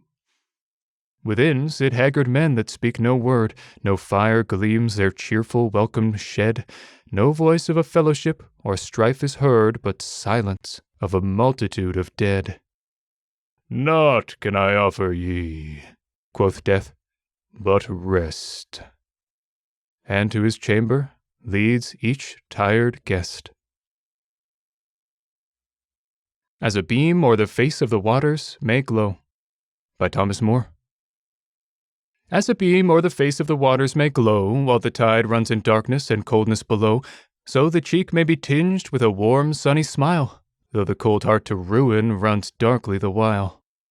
One fatal remembrance, one sorrow that throws its bleak shade alike o'er our joys and our woes, to which life nothing darker or brighter can bring, for which joy has no balm, and affliction no sting. Oh, this thought in the midst of enjoyment will stay, like a dead leafless branch in the summer's bright ray. The beams of the warm sun play round it in vain. It may smile in his light, but it blooms not again. At the Mid-Hour of Night, by Thomas Moore. At the mid-hour of night, when stars are weeping, I fly to the lone vale we loved, when life shone warm in thine eye. And I think oft, if spirits can steal from the regions of air, to revisit past scenes of delight, thou wilt come to me there, and tell me our love is remembered, even in the sky. Then I sing the wild song 'twas once such a pleasure to hear, when our voices commingling breathed like one on the ear, and as echo far off through the vale my sad orison rolls, I think, O my love, 'tis thy voice from the kingdom of souls, faintly answering still the notes that once were so dear. Why I Write Not to Love, by Ben Jonson. Some act of love's bound to rehearse, I thought to bind him in my verse, which, when he felt away, quoth he, Can poets hope to fetter me? It is enough they once did get Mars and my mother in their net. I wear not these my wings in vain. With which he fled me, and again into my rhymes could ne'er be got by any art. Then wonder not, that since my numbers are so cold, when love is fled, and I grow old. A Song of Autumn, by Arthur Hugh Clow. My wind is turned to bitter north, that was so soft a south before. My sky that shone so sunny bright, with foggy gloom is clouded o'er. My gay green leaves are yellow-black upon the dank autumnal floor. For love departed once comes back, no more again, no more. A roofless ruin lies my home, for winds to blow and rains to pour. One frosty night befell, and lo, I find my summer days are o'er. The heart, bereaved of why and how, unknowing, knows that yet before it had what even to memory now returns no more, no more. Cold Comfort, by Arthur Hugh Clow. Say, will it, when our hairs are gray and wintry suns half light the day, which cheering hope and strengthening trust have left, departed, turned to dust? Say, will it soothe lone years to extract from fitful shows with sense exact their sad residuum, small effect? Will trembling nerves their solace find in plain conclusions of the mind, or errant fancies fond, that still to fretful motions prompt the will? Repose upon effect and cause and action of unvarying laws, and human life's familiar doom, and on the all-concluding tomb? Or were it to our kind and race, and our instructed selves disgrace, to wander then once more in you, green fields beneath the pleasant blue? To dream as we were used to dream, and let things be whatever they seem? O feeble shapes of beggars gray, that, tottering on the public way, die out in doting dim decay. Is it to you, when all is past, our would-be wisdom turns at last? A River Pool by Arthur Hugh Clow. Sweet streamlet basin, at thy side, weary and faint within me cried, my longing heart in such pure deep, how sweet it were to sit and sleep. To feel each passage from without, close up, above me and without, those circling waters crystal clear, that calm, impervious atmosphere. There on thy pearly pavement pure, to lean and feel myself secure, or through the dim-lit interspace, afar at whiles up-gazing trace, the dimpling bubbles dance around upon thy smooth exterior face, or idly list the dreamy sound of ripples lightly flung above, that home of peace, if not of love. To My Book by Ben Jonson. It will be looked for, book, when some but see thy title, epigrams, and named of me. Thou shouldst be bold, licentious, full of gall, wormwood and sulphur, sharp and toothed withal, become a petulant thing, hurl ink and wit as madmen stones, not caring whom they hit. Deceive their malice, who could wish it so, and by thy wiser temper let men know thou art not covetous, of least self-fame, made from the hazard of another's shame, much less with lewd, profane, and beastly phrase to catch the world's loose laughter or vain gaze. He that departs with his own honesty, for vulgar praise, doth it too dearly buy. Why I Write Not to Love by Ben Jonson. Some act of love's bound to rehearse, I thought to bind him in my verse, which, when he felt away, quoth he, Can poets hope to fetter me? It is enough they once did get Mars and my mother in their net. I wear not these my wings in vain. With which he fled me, and again into my rhymes could ne'er be got by any art. Then wonder not, that since my numbers are so cold, when love is fled, and I grow old. As It Fell Upon a Day by Thomas Hood. Oh, what's befallen Bessie Brown? She stands so squalling in the street, she's let her pitcher tumble down, and all the water's at her feet. The little schoolboys stood about and laughed to see her pumping, now with a curtsy to the spout, and then upon her tiptoes jumping. Long time she waited for her neighbors to have their turns, but she must lose the watery wages of her labors, except a little in her shoes. Without a voice to tell her tale, and ugly transport in her face, all like a jugless nightingale, she thinks of her bereaved case. At last she sobs, she cries, she screams, and pours her flood of sorrows out, from eyes and mouth in mingled streams, just like the lion on the spout. For well poor Bessie knows her mother must lose her tea for water's lack, that Sukey burns, and baby brother must be dry-rubbed with huckaback. Oh, They Have Robbed Me of the Hope by Anne Bronte. Oh, they have robbed me of the hope my spirit held so dear. They will not let me hear that voice my soul delights to hear. They will not let me see that face I so delight to see, and they have taken all thy smiles and all thy love from me. Well, let them seize on all they can, one treasure still is mine, a heart that loves to think on thee, and feels the worth of thine. Eventide by John McCrae. The day is past and the toilers cease, the land grows dim in the shadows gray, and hearts are glad for the dark brings peace at the close of day. Each weary toiler with lingering pace, as he homeward turns with the long day done, looks out to the west with the light on his face of the setting sun. Yet some see not, with their sin-dimmed eyes, the promise of rest in the fading light, but the clouds loom dark in the angry skies at the fall of night. And some see only a golden sky, where the elms their welcoming arms stretch wide to the calling rooks as they homeward fly at the eventide. It speaks of peace that comes after strife, of the rest he sends to the hearts he tried, of the calm that follows the stormiest life. God's eventide. False Poets and True, to Wordsworth, by Thomas Hood. Look how the lark soars upward and is gone, turning a spirit as he nears the sky. His voice is heard, but body there is none to fix the vague excursions of the eye. So poets' songs are with us, though they die, obscured and hid by death's oblivious shroud, and earth inherits the rich melody, like raining music from the morning cloud.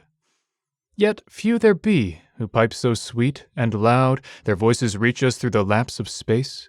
The noisy day is deafened by a crowd of undistinguished birds, a twittering race. But only lark and nightingale forlorn fill up the silences of night and morn. I Love Thee, by Thomas Hood. I love thee, I love thee. 'Tis all that I can say. It is my vision in the night, my dreaming in the day, the very echo of my heart, the blessing when I pray. I love thee, is all that I can say. I love thee, is ever on my tongue, in all my proudest poesy that chorus still is sung. It is the verdict of my eyes amidst the gay and young. I love thee, 1,000 maids among. I love thee, thy bright hazel glance, the mellow lute upon those lips whose tender tones entrance. But most, dear heart of hearts, thy proofs that still these words enhance. I love thee, whatever be thy chance. Equality, by John McCrae. I saw a king who spent his life to weave into a nation all his great heart thought, unsatisfied until he should achieve the grand ideal that his manhood sought. Yet, as he saw the end within his reach, death took the scepter from his failing hand, and all men said, he gave his life to teach the task of honor to a sordid land. Within his gates I saw, through all those years, one at his humble toil with cheery face, whom, being dead, the children, half in tears, remembered oft, and missed him from his place. If he be greater that his people blessed than he the children loved, God knoweth best. In Due Season, by John McCrae. If night should come and find me at my toil, when all life's day I had, though faintly wrought, and shallow furrows cleft in stony soil were all my labor, shall I count it naught, if only one poor gleaner, weak of hand, shall pick a scanty leaf where I have sown? Nay, for of thee thy master doth demand thy work. The harvest rests with him alone. Believe me if all those endearing young charms, by Thomas Moore. Believe me, if all those endearing young charms which I gaze on so fondly today were to change by tomorrow and fleet in my arms like fairy gifts fading away, thou wouldst still be adored, as this moment thou art. Let thy loveliness fade as it will, and around the dear ruin each wish of my heart would entwine itself verdantly still. It is not while beauty and youth are thine own, and thy cheeks unprofaned by a tear, that the fervor and faith of a soul can be known to which time will but make thee more dear. No, the heart that has truly loved never forgets, but as truly loves on to the close, as the sunflower turns on her god when he sets, the same look which she turned when he rose. Disarmament, by John McCrae. One spake amid the nations, let us cease from darkening with strife the fair world's light. We who are great in war be great in peace. No longer let us plead the cause by might. But from a million British graves took birth a silent voice. The millions spake as one, if ye have righted all the wrongs of earth, lay by the sword. Its work and ours is done. Why I Write Not to Love, by Ben Jonson. Some act of love's bound to rehearse, I thought to bind him in my verse, which, when he felt away, quoth he, can poets hope to fetter me? It is enough they once did get Mars and my mother in their net. I wear not these my wings in vain.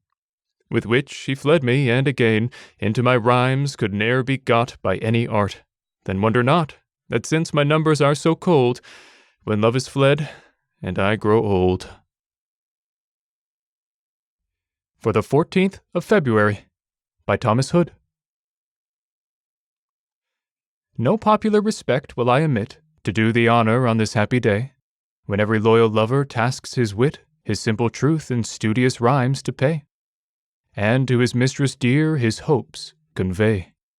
Rather, thou knowest, I would still outrun all calendars with love, whose date alway thy bright eyes govern better than the sun, for with thy favour was my life begun. And still I reckon on from smiles to smiles, and not by summers, for I thrive on none, but those thy cheerful countenance complies. Oh, if it be to choose and call thee mine, love, thou art every day my Valentine. My Father, by Yehuda Amichai. The memory of my father is wrapped up in white paper, like sandwiches taken for a day at work.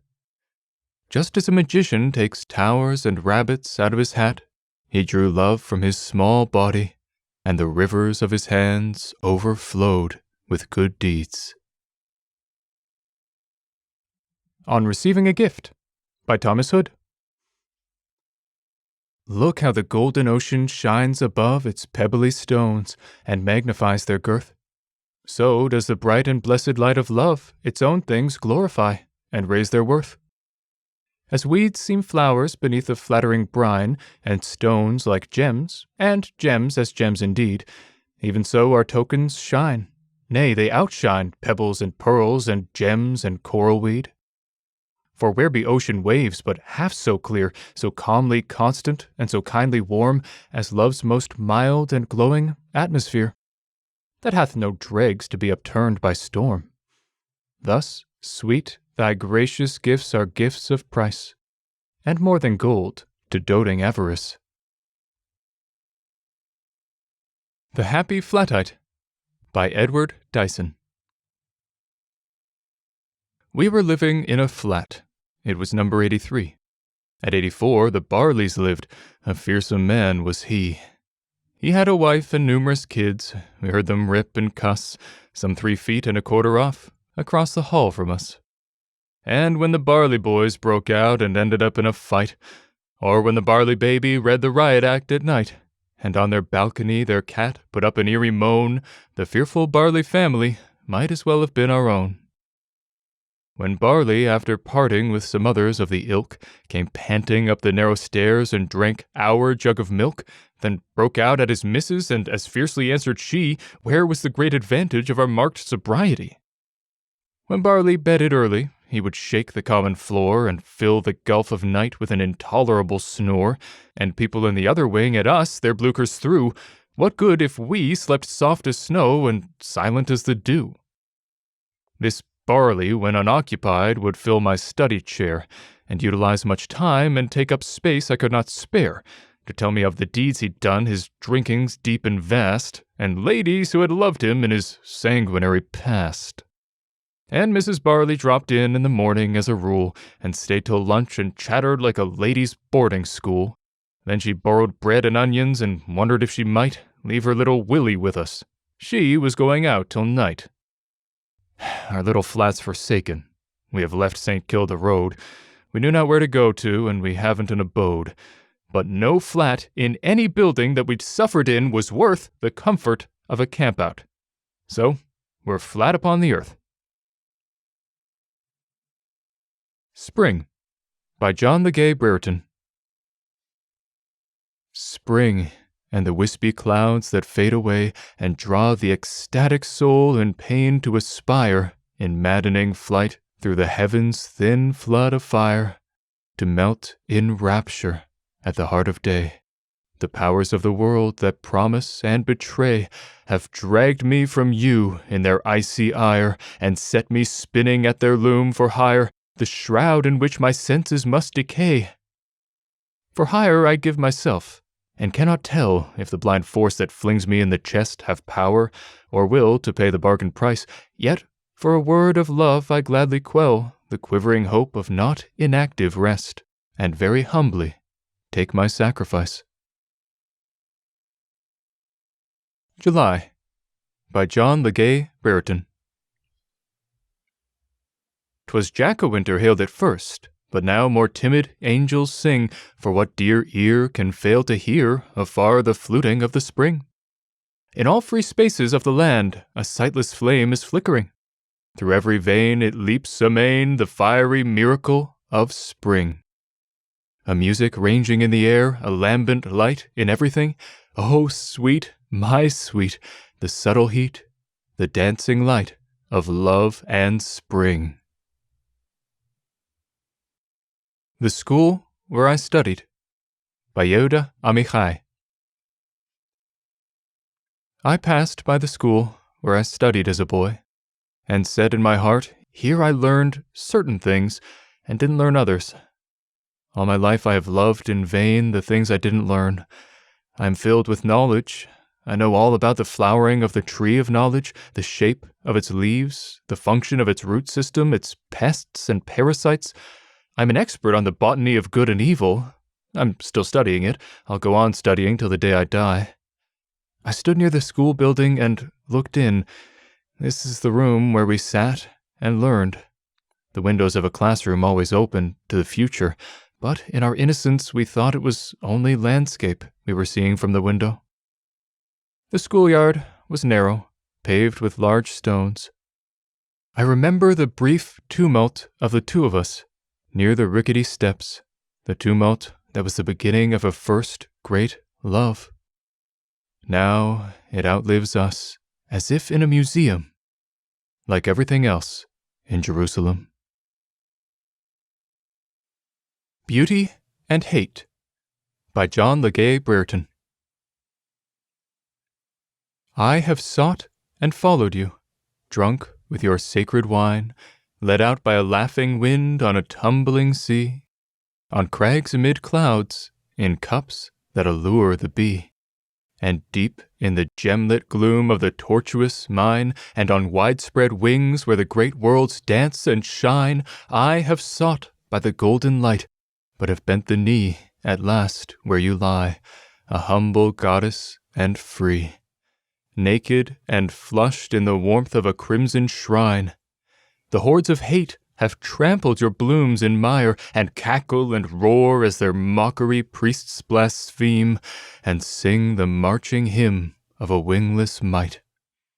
They forge their god in the heat of unholy fire, the squat, strong incubus born of an evil dream, and it shrinks and crumbles away in the golden light. A Phantom 2, The Perfume, by Charles Baudelaire. Reader, have you ever breathed deeply, with slow savor and intoxicating scent, a church's saturating grain of incense, or the long-lasting musk in a sachet? Profound magical spell where we are drunk on the past, restored in the present, so lovers in an adored body scent, the exquisite flower of memory. From her pliant and heavy hair, living sachet, censer of the alcoves, a fragrance, wild and savage rose. And from her clothes, velvet or muslin, there, impregnated with her pure years, emanated a perfume of furs. Impromptu to Lady Winchelsea, by Alexander Pope. In vain you boast poetic names of yore, and cite those Sapphos we admire no more. Fate doomed the fall of every female wit, but doomed it then when first Ardelia writ, of all examples by the world confessed. I know Ardelia could not quote the best. Who, like her mistress on Britannia's throne, fights and subdues in quarrels not her own. To write their praise you but in vain essay. Even while you write, you take that praise away. Light to the stars the sun does thus restore, but shines himself till they are seen no more. Leaf Song, by Ron Mackenzie Lafergie. A gentle breeze can move the leaves as it strokes the trees. The rustling tune, through foliage strewn as distant crows croon. A grander gust, nigh filled with lust, strums as it's thrust, plays as it must. And then a gale begins to wail, and soon the crows complete their prose. And so do I. To an Enthusiast, by Thomas Hood. Young ardent soul, graced with fair nature's truth, spring warmth of heart and fervency of mind, and still a large late love of all thy kind. Spite of the world's cold practice and time's tooth, for all these gifts I know not, in fair sooth, whether to give thee joy or bid thee blind thine eyes with tears, that thou hast not resigned the passionate fire and freshness of thy youth, for as the current of thy life shall flow, gilded by shine of sun or shadow stained, through flowery valley or unwelcome fen, thrice blessed in thy joy or in thy woe, thrice cursed of thy race, thou art ordained to share beyond the lot of common men. Born of Water, by George MacDonald. Methought I stood among the stars alone, watching a grey-parched orb which onward flew, half blinded by the dusty winds that blew, empty as death and barren as a stone, the pleasant sound of water, all unknown. When, as I looked in wonderment, there grew, high in the air above, a drop of dew, which, gathering slowly through long cycles, shone like a great tear, and then at last it fell, clasping the orb which drank it greedily, with a delicious noise and upward swell of sweet, cool joy that tossed me like a sea. And then the thick life sprang as from a grave, with trees, flowers, boats upon the bounding wave. Song to the Evening Star, by Thomas Campbell. Star that bringest home the bee, and sets the weary laborer free, if any star shed peace, 'tis thou, that send'st it from above, appearing when heaven's breath and brow are sweet as hers we love. Come to the luxuriant skies, whilst the landscape's odors rise, whilst far-off lowing herds are heard, and songs, when toil is done, from cottages whose smoke, unstirred, curls yellow in the sun. Star of lovers' soft interviews, parted lovers on thee muse, their remembrancer in heaven, of thrilling vows thou art, too delicious to be riven by absence from the heart. Bedtime, by George MacDonald. Come, children, put away your toys, roll up that kite's long line. The day is done for girls and boys, look, it is almost 9. Come, weary foot and sleepy head, get up and come along to bed. The children, loath, must yet obey, up the long stair they creep, lie down and something sing or say until they fall asleep, to steal through caverns of the night into the morning's golden light.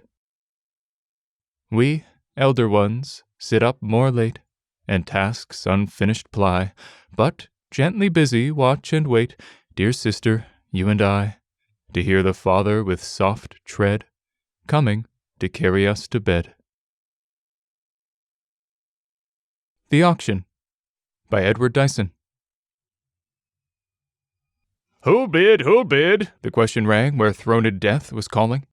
I seemed to sense his charnel tang, mephitic air appalling, and every tick I heard the clang of his steel hammer falling.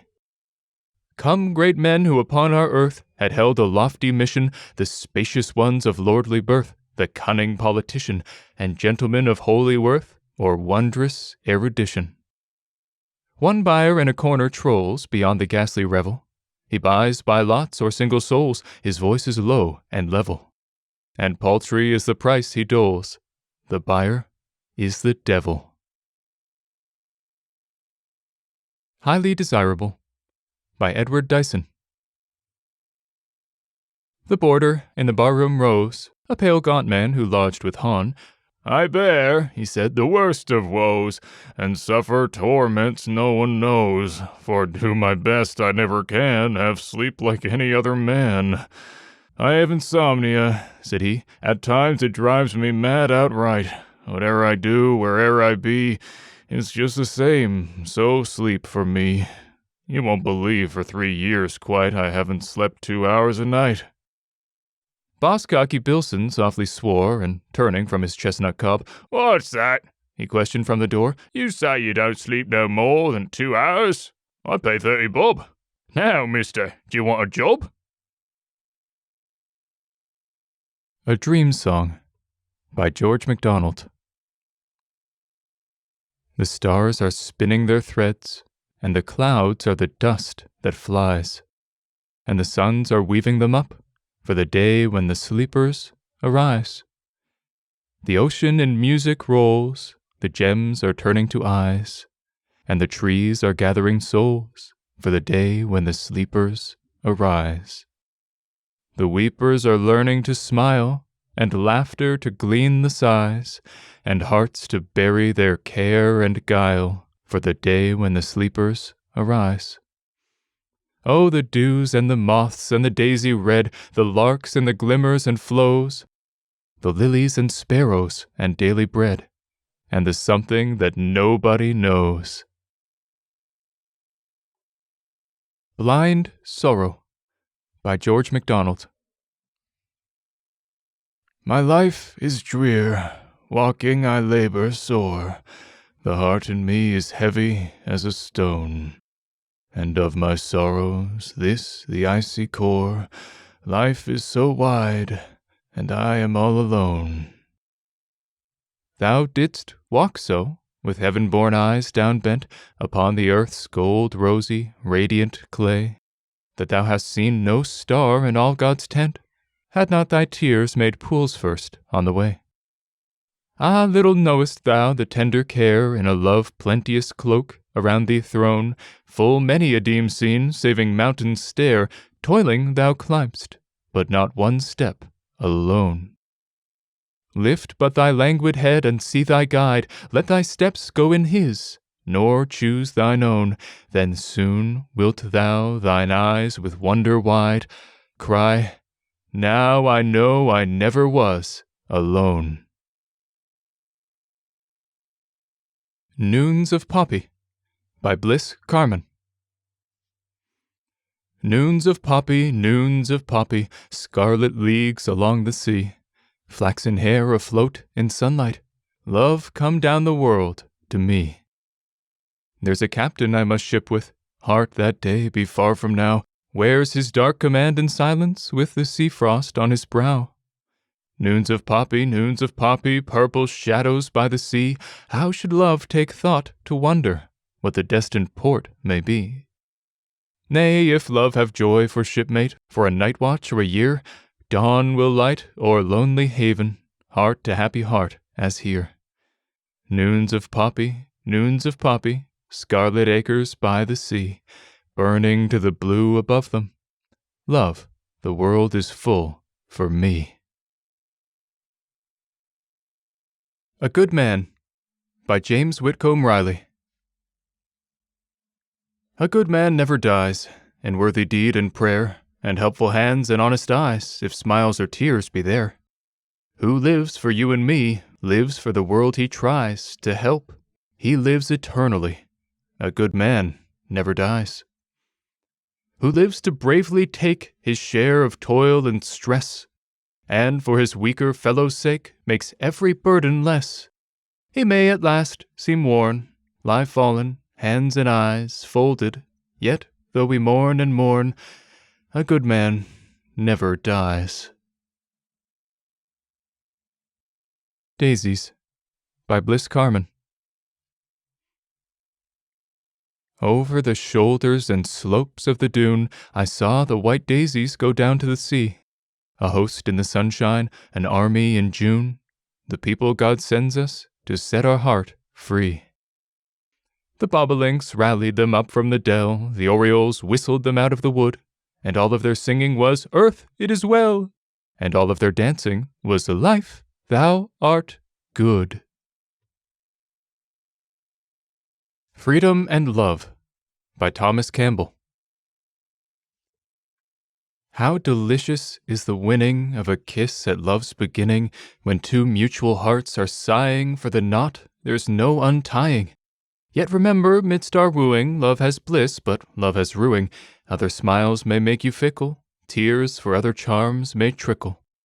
Love he comes and love he tarries, just as fate or fancy carries, longest stays when sorest chidden, laughs and flies when pressed and bidden. Bind the sea to slumber stilly, bind its odor to the lily. Bind the aspen ne'er to quiver, then bind love to last forever. Love's a fire that needs renewal of fresh beauty for its fuel. Love's wing molts when caged and captured, only free he soars enraptured. Can you keep the bee from ranging, or the ringdove's neck from changing? No, nor fettered love from dying. In the knot there's no untying. A Lounger by James Whitcomb Riley. He leant against a lamppost, lost in some mysterious reverie. His head was bowed, his arms were crossed. He yawned and glanced evasively. Uncrossed his arms and slowly put them back again, and scratched his side, shifted his weight from foot to foot, and gazed out noward, idle-eyed.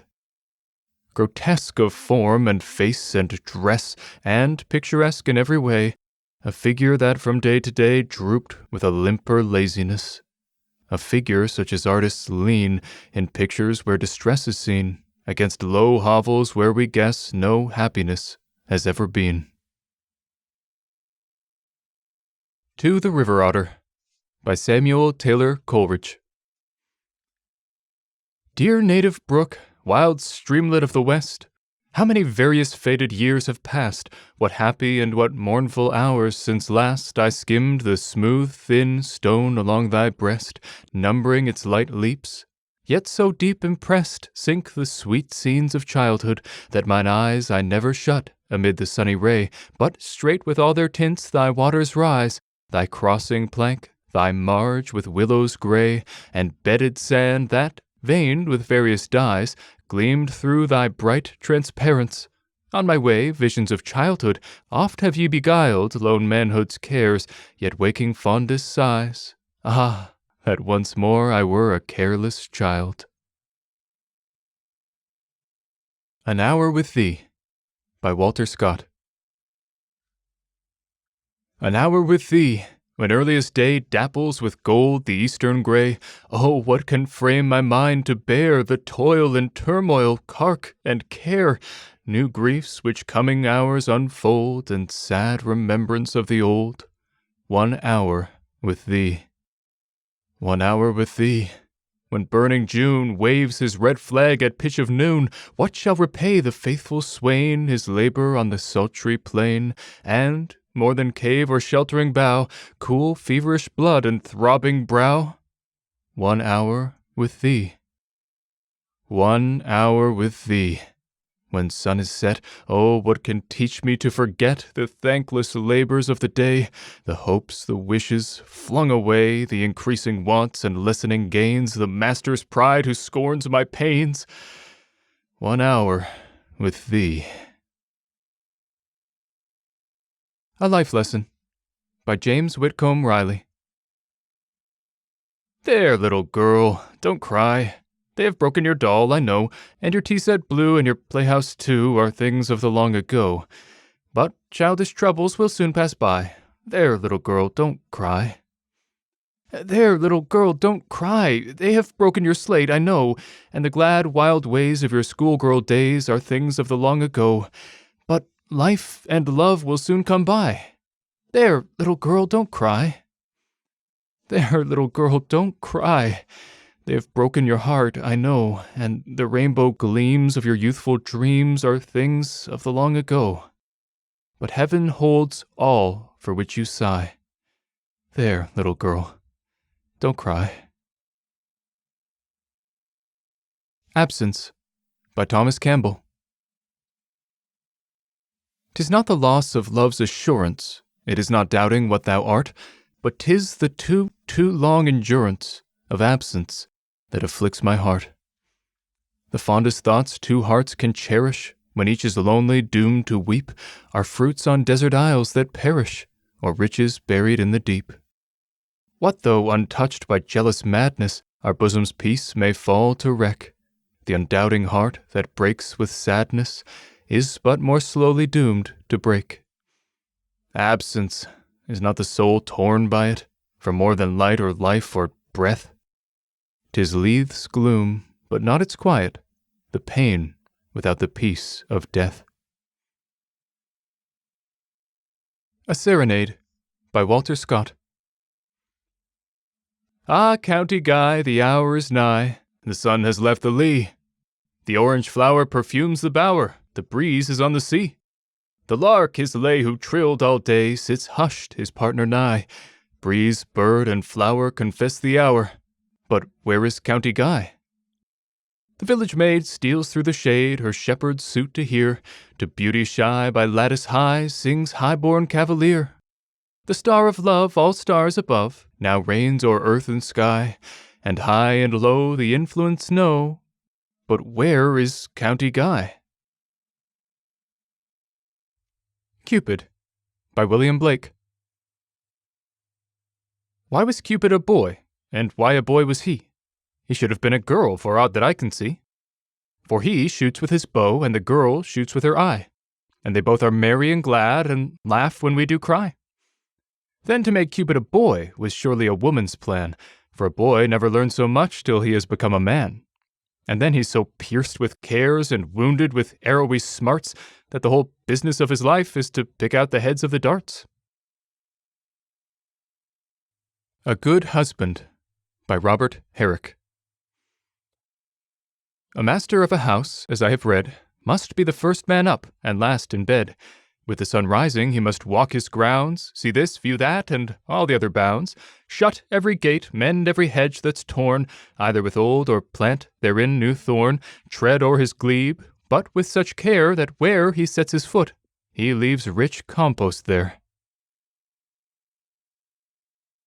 As Good as New, by Henry Lawson. Oh, this is a song of the old lights that came to my heart like a hymn. And this is a song for the old lights, the lights that we thought grew dim. That came to my heart to comfort me, and I pass it along to you. And here is a hand to the good old friend who turns up as good as new. And this is a song for the campfire out west, where the stars shine bright. Oh, this is a song for the campfire where the old mates yarn tonight. Where the old mates yarn of the old days, and their numbers are all too few. And this is a song for the good old times that will turn up as good as new. Oh, this is a song for the old foe, we have both grown wiser now. And this is a song for the old foe, and we're sorry we had that row. And this is a song for the old love, the love that we thought untrue. Oh, this is a song of the dear old love that comes back as good as new. Oh, this is a song for the black sheep that fled from town. And this is a song for the brave heart that lived it down. And this is a song for the battler who sees it through. And this is a song for the broken heart that turns up as good as new. Ah, this is a song for the brave mate, be he bushman, Scot, or Russ. A song for the mates we will stick to, for the mates who have stuck to us. And this is a song for the old creed, to do as a man should do, till the Lord takes us all to the wider world, where we'll turn up as good as new. I'll Tell You What You Wanderers, by Henry Lawson. I'll tell you what, you wanderers who drift from town to town, don't look into a good girl's eyes until you've settled down. It's hard to go away alone and leave old chums behind. It's hard to travel steerage when your tastes are more refined. To reach a place when times are bad, and to be standing there, no money in your pocket nor a decent rag to wear, but be forced from that fond clasp, from that last clinging kiss, by poverty. There is on earth no harder thing than this. A Baby, by Madison, Julius, Cawain. Why speak of Raja rubies and roses of the south? I know a sweeter crimson, a baby's mouth. Why speak of sultan sapphires and violet seas and skies? I know a lovelier azure, a baby's eyes. Go seek the wide world over, search every land and mart.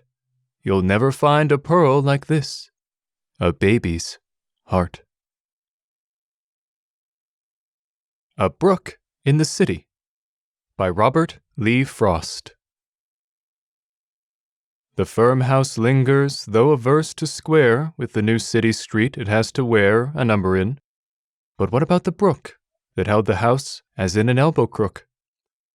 I ask as one who knew the brook, its strength and impulse having dipped a finger length and made it leap my knuckle, having tossed a flower to try its currents where they crossed. The meadow grass could be cemented down.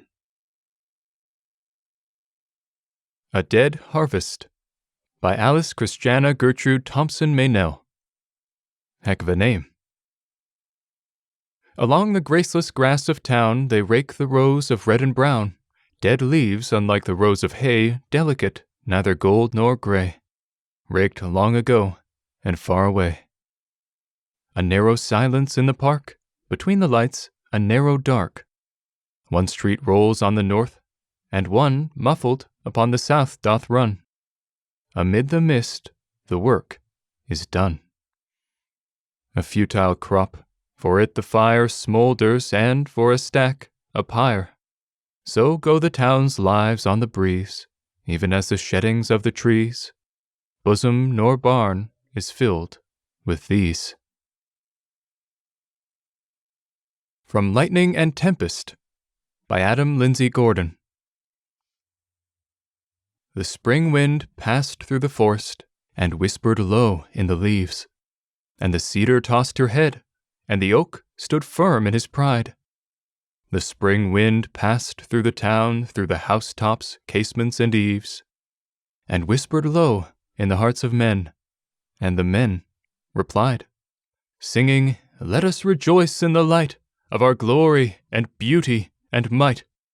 Let us follow our own devices and foster our own desires, as firm as our oaks in our pride, as our cedars fair in our sight. We stand like the trees of the forest that brave the frosts and the fires." The storm went forth to the forest, the plague went forth to the town, and the men fell down to the plague, as the trees fell down to the gale.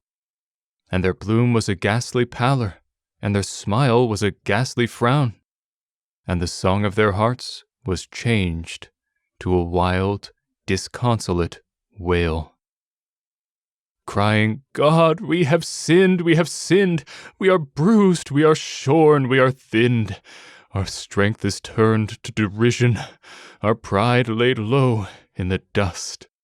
Our cedars are cleft by thy lightnings, our oaks are strewed by thy wind, and we fall on our faces seeking thine aid, though thy wrath is just." In February by Alice Christiana Gertrude Thompson Meynell. Rich meanings of the prophet's spring adorn, unseen this colorless sky of folded showers, and folded winds, no blossom in the bowers. A poet's face asleep is this gray morn. Now, in the midst of the old world forlorn, a mystic child is set in these still hours. I keep this time, even before the flowers, sacred to all the young and the unborn, to all the miles and miles of unsprung wheat, and to the spring waiting beyond the portal, and to the future of my own young art. And, among all these things, to you, my sweet, my friend, to your calm face and the immortal child tarrying all your lifetime in your heart. The Love of Narcissus by Alice Christiana Gertrude Thompson Meynell. Like him who met his own eyes in the river, the poet trembles at his own long gaze, that meets him through the changing nights and days. From out great nature all her waters quiver, with his fair image facing him forever. The music that he listens to betrays his own heart to his ears by trackless ways. His wild thoughts tend to him in long endeavor. His dreams are far among the silent hills. His vague voice calls him from the darkened plain. With winds at night, strange recognition thrills his lonely heart with piercing love and pain. He knows his sweet mirth in the mountain rills, his weary tears that touch him with the rain. By the North Sea, by Arthur Conan Doyle. Her cheek was wet with North Sea spray. We walked where tide and shingle meet. The long waves rolled from far away to purr in ripples at our feet, in ripples at our feet. And as we walked, it seemed to me that 3 old friends had met that day, the old, old sky, the old, old sea, and love, which is as old as they. Out seaward hung the brooding mist.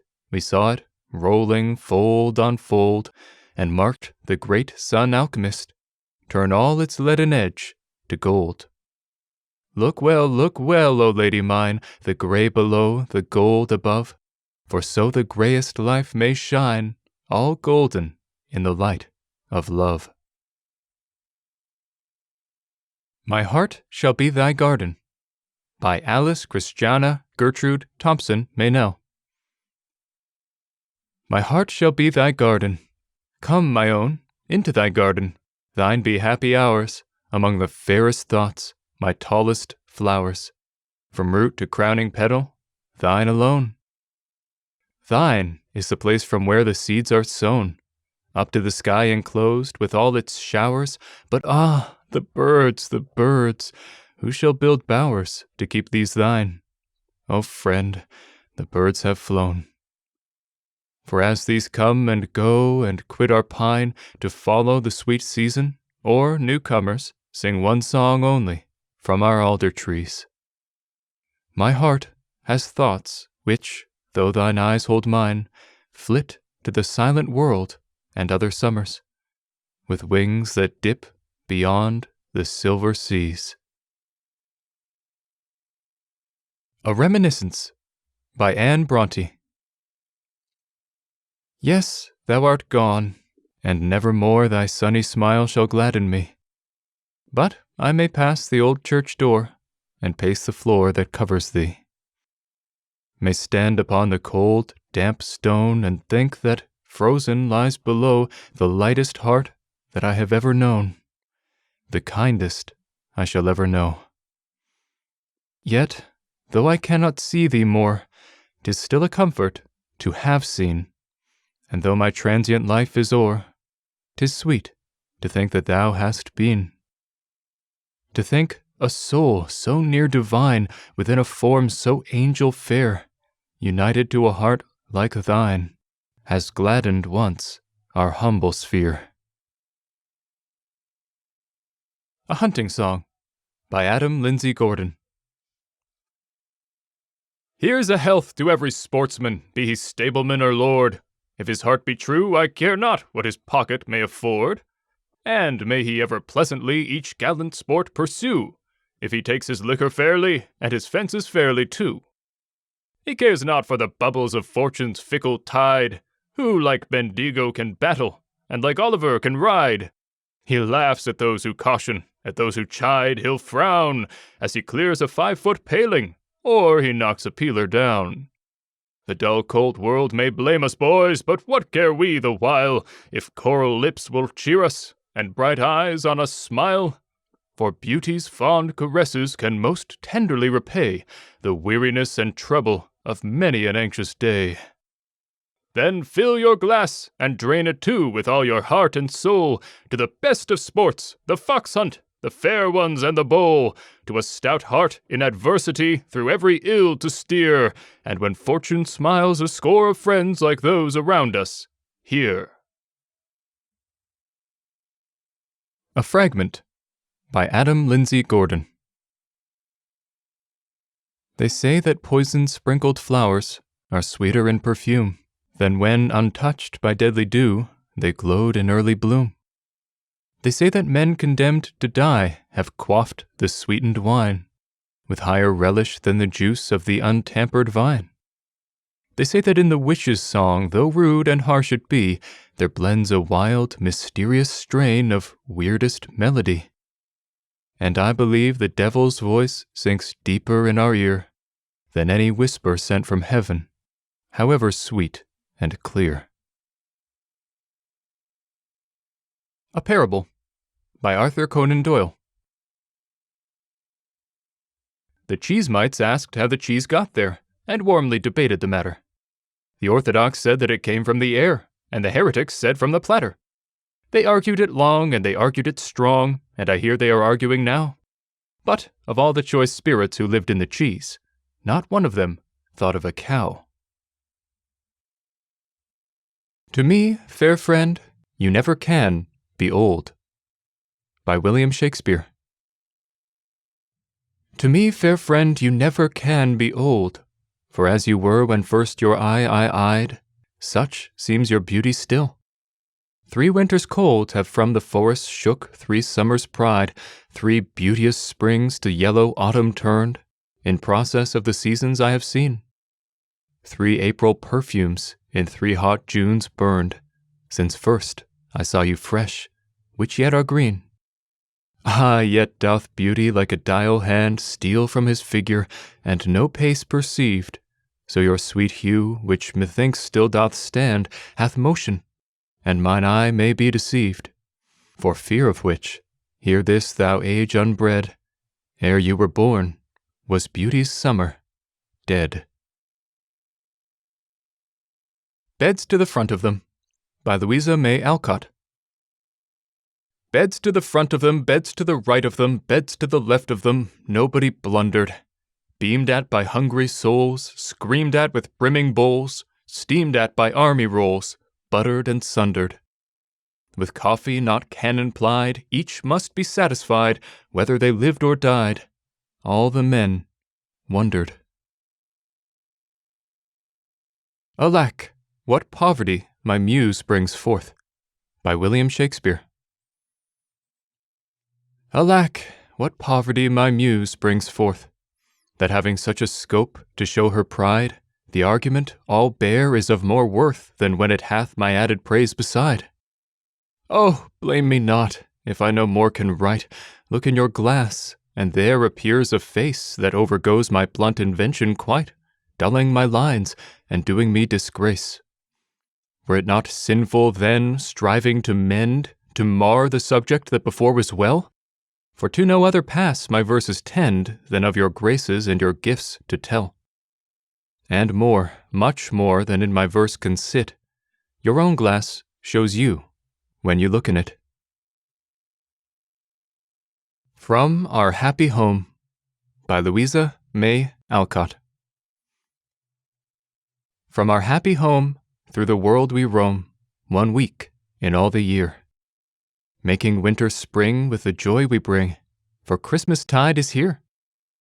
Now the eastern star shines from afar to light the poorest home. Hearts warmer grow, gifts freely flow, for Christmas tide has come. Now gay trees rise before young eyes, abloom with tempting cheer. Blithe voices sing, and blithe bells ring, for Christmas tide is here. Oh, happy chime, oh, blessed time, that draws us all so near. Welcome, dear day, all creatures say, for Christmas tide is here. Give Me Freshening Breeze, My Boys, by Louisa May Alcott. Give me freshening breeze, my boys, a white and swelling sail, a ship that cuts the dashing waves and weathers every gale. What life is like a sailor's life, so free, so bold, so brave? His home the ocean's wide expanse, a coral bed his grave. Flowers, dear flowers, farewell, by Louisa May Alcott. We are sending you, dear flowers, forth alone to die, where your gentle sisters may not weep, or the cold graves where you lie. But you go to bring them fadeless life in the bright homes where they dwell, and you softly smile that 'tis so, as we sadly sing farewell. Oh, plead with gentle words for us, and whisper tenderly of generous love to that cold heart, and it will answer, Yea. And though you fade in a dreary home, yet loving hearts will tell of the joy and peace that you have given. Flowers, dear flowers, farewell. Oh, never say that I was false of heart, by William Shakespeare. Oh, never say that I was false of heart, though absence seemed my flame to qualify. As easy might I from myself depart, as from my soul which in thy breast doth lie. That is my home of love. If I have ranged, like him that travels, I return again. Just to the time, not with the time exchanged, so that myself bring water for my stain. Never believe, though in my nature reigned all frailties that besiege all kinds of blood, that it could so preposterously be stained, to leave for nothing all thy sum of good, for nothing this wide universe I call, save thou, my rose. In it thou art my all. Imitation by Edgar Allan Poe. A dark, unfathomed tide of interminable pride, a mystery and a dream, should my early life seem. I say that dream was fraught with a wild and waking thought of beings that have been, which my spirit hath not seen. Had I let them pass me by with a dreaming eye, let none of earth inherit that vision of my spirit. Those thoughts I would control as a spell upon his soul. For that bright hope at last and that light time have passed, and my worldly rest hath gone with a sigh as it passed on. I care not, though it perish, with a thought I then did cherish. A Canadian Boat Song by Thomas Moore, written on the river of St. Lawrence. Faintly as tolls the evening chime, our voices keep tune, and our oars keep time. Soon as the woods on shore look dim, we'll sing at St. Anne's our parting hymn. Row, brothers, row! The stream runs fast, the rapids are near, and the daylight's past. Why should we yet our sail unfurl? There is not a breath the blue wave to curl, but when the wind blows off the shore, oh, sweetly we'll rest our weary oar. Blow, breezes, blow! The steam runs fast, the rapids are near, and the daylight's past. Ottawa's tide, this trembling moon, shall see us float over thy surges soon. Saint of this green isle, hear our prayers. Oh, grant us cool heavens and favoring airs. Blow, breezes, blow, the stream runs fast. The rapids are near, and the daylight's past. Bright Be Thy Dreams by Thomas Moore. Bright be thy dreams. May all thy weeping turn into smiles while thou art sleeping.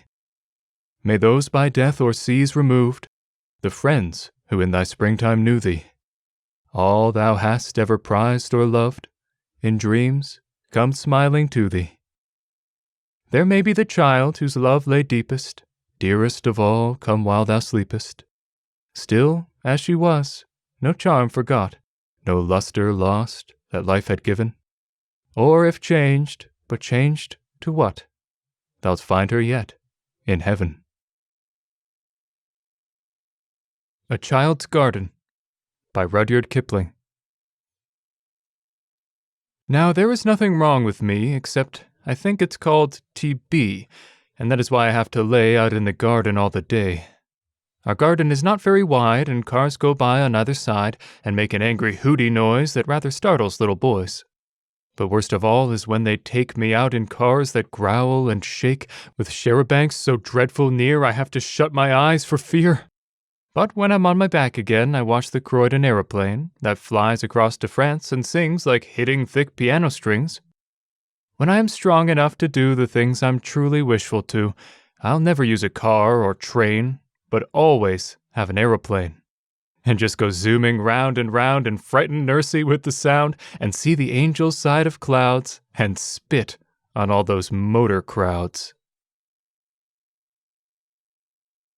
Evening Star by Edgar Allan Poe. 'Twas noontide of summer and mid-time of night, and stars in their orbits shone pale through the light of the bright-colored moon. Mid planets, her slaves, herself in the heavens, her beam on the waves.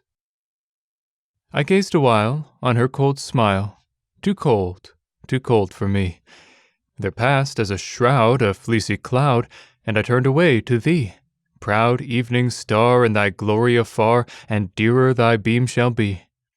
For joy to my heart is the proud part thou bearest in heaven all night, and more I admire thy distant fire than that colder, lowly light. My Pretty Rose Tree by William Blake. A flower was offered to me, such a flower as May never bore. But I said, I've a pretty rose tree, and I passed the sweet flower o'er. Then I went to my pretty rose tree to tend her by day and by night. But my rose turned away with jealousy, and her thorns were my only delight. Impromptu, to Kate Carroll, by Edgar Allan Poe. When from your gems of thought I turn to those pure orbs, your heart to learn, I scarce know which to prize most high, the bright idea or the bright dear eye. The Sleeper, by Edgar Allan Poe. At midnight, in the month of June, I stand beneath the mystic moon. An opiate vapor, dewy, dim, exhales from out her golden rim, and, softly dripping drop by drop upon the quiet mountain top, steals drowsily and musically into the universal valley. The rosemary nods upon the grave, the lily lolls upon the wave, wrapping the fog about its breast, the ruin moulders into rest. Looking like Lethe, see the lake? A conscious slumber seems to take, and would not, for the world, awake. All beauty sleeps, and lo, where lies Irene with her destinies? O lady bright, can it be right, this window open to the night? The wanton airs from the treetop, laughingly through the lattice drop, the bodiless airs, a wizard rout, flit through thy chamber in and out, and wave the curtain canopy so fitfully, so fearfully, above the closed and fringed lid, 'neath which thy slumbering soul lies hid, that o'er the floor and down the wall, like ghosts the shadows rise and fall. O lady dear, hast thou no fear? Why, and what art thou dreaming here? Sure thou art come o'er far-off seas, a wonder to these garden trees. Strange is thy pallor, strange thy dress, strange above all thy length of tress, and this all solemn silentness. The lady sleeps. Oh, may her sleep, which is enduring, so be deep. Heaven have her in its sacred keep.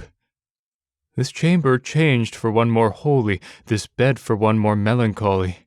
I pray to God that she may lie forever with unopened eye, while the pale-sheeted ghosts go by. My love, she sleeps. Oh, may her sleep, as it is lasting, so be deep. Soft may the worms about her creep. Far in the forest, dim and old, for her may some tall vault unfold, some vault that oft has flung its black and winged panels fluttering back, triumphant o'er the crested palls of her grand family funerals.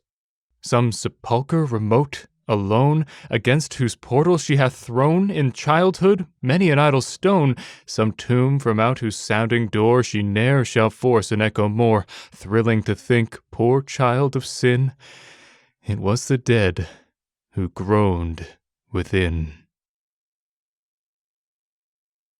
A General Summary by Rudyard Kipling.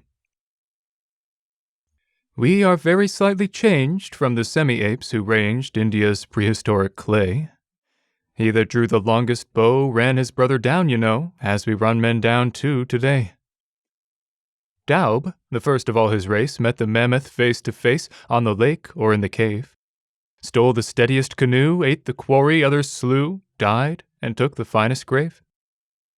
When they scratched the reindeer bones, someone made the sketch his own, filched it from the artist then, even in those early days, won a simple viceroy's praise through the toil of other men. Ere they hewed the Sphinx's visage, favoritism governed kissage, even as it does in this age. Who shall doubt the secret hid under Cheops's pyramid was that the contractor did Cheops out of several millions? Or that Joseph's sudden rise to comptroller of supplies was a fraud of monstrous size on King Pharaoh's swart civilians? Thus the artless songs I sing do not deal with anything new or never said before. As it was in the beginning is today official sinning, and shall be forevermore. A Book by Emily Dickinson. He ate and drank the precious words, his spirit grew robust. He knew no more that he was poor, nor that his frame was dust. He danced along the dingy days, and this bequest of wings was but a book. What liberty a loosened spirit brings. Daybreak by Henry Wadsworth Longfellow. A wind came up out of the sea and said, "O mists, make room for me." It hailed the ships and cried, "Sail on, ye mariners, the night is gone," and hurried landward far away, crying, "Awake, it is the day." It said unto the forest, "Shout, hang all your leafy banners out." It touched the woodbird's folded wing and said, "O bird, awake and sing." And o'er the farms, "O chanticleer, your clarion blow, the day is near." It whispered to the fields of corn, "Bow down and hail the coming morn." It shouted through the belfry tower, "Awake, O bell, proclaim the hour." It crossed the churchyard with a sigh, and said, "Not yet, in quiet, lie." I Know a Place Where Summer Strives by Emily Dickinson. I know a place where summer strives with such a practiced frost. She each year leads her daisies back, recording briefly, lost. But when the south wind stirs the pools and struggles in the lanes, her heart misgives her for her vow, and she pours soft refrains into the laps of adamant and spices and the dew that stiffens quietly to quartz upon her amber shoe. Allurement by Margaret Steele Anderson. From yonder hedge, from yonder spray, he calls me onward and away. Broad lies the world and fair to see, the cuckoo calls is calling me. I have not seen nor heard of care, who used my very bed to share, since that first morn when, airily, the cuckoo, calling, called to me. My sweetheart's face I have forgot, my mother, but she calls me not. From that green bank, from that dim lea, the cuckoo calls, is calling me. And I must go, I may not choose, no gain there is, nor aught to lose, and soon, ah, soon, on some wild tree, the bird sits long, and waits for me. A Dream by William Blake. Once a dream did weave a shade o'er my angel-guarded bed, that an emmet lost its way, where on grass methought I lay. Troubled, wildered, and forlorn, dark, benighted, travel-worn, over many a tangle spray, all heart-broke, I heard her say, "Oh, my children, they do cry. Do they hear their father sigh? Now they look abroad to sea, now return and weep for me." Pitying, I dropped a tear, but I saw a glowworm near, who replied, "What wailing wight calls the watchman of the night? I am set to light the ground, while the beetle goes his round.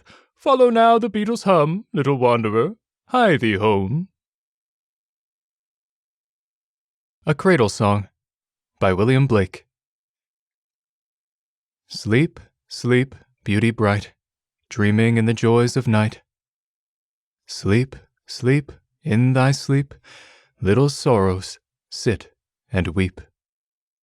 Sweet babe, in thy face, soft desires I can trace, secret joys and secret smiles, little pretty infant wiles.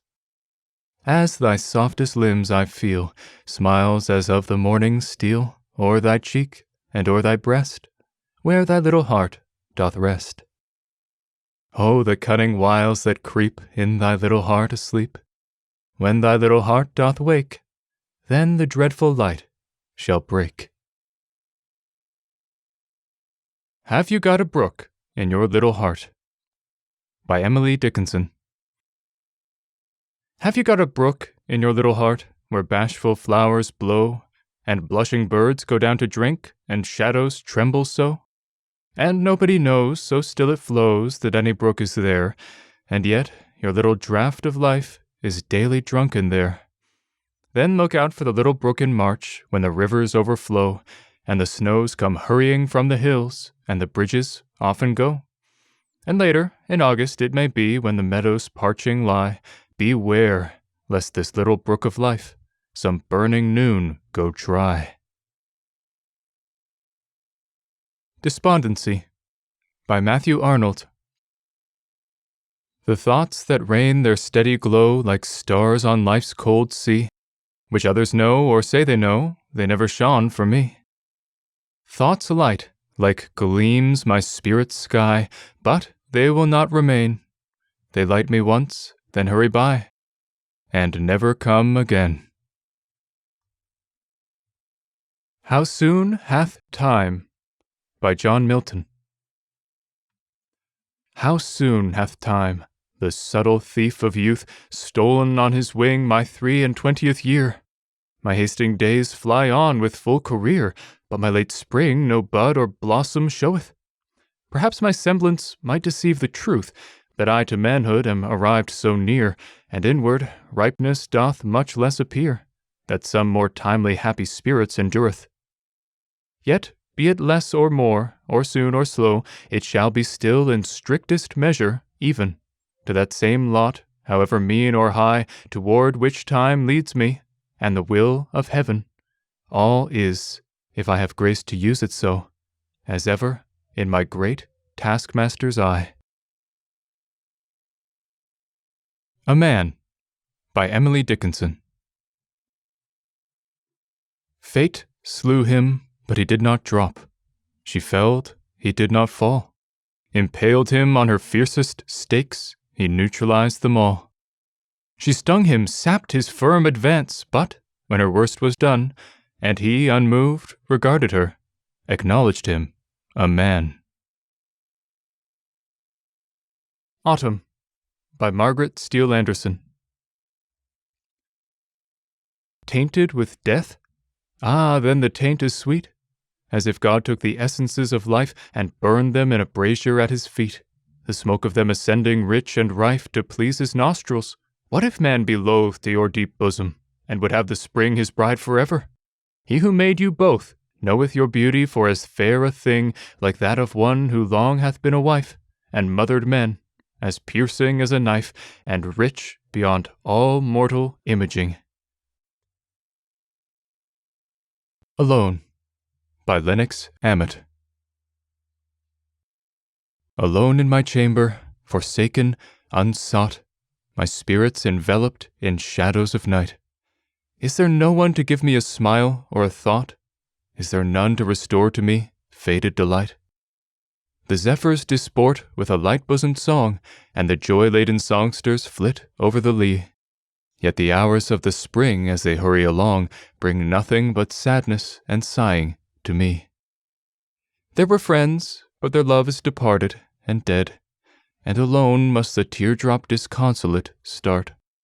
All the beauty of life, all its sweetness is fled. Oh, who shall unburden this weight at my heart? The Trees by Margaret Steele Anderson. When on the spring's enchanting blue you trace your slender leaves and few, then do I wish myself reborn to lands of hope, to lands of morn. And when you wear your rich attire, your autumn garments touched with fire, I want again that ardent soul that dared the race and dreamed the goal.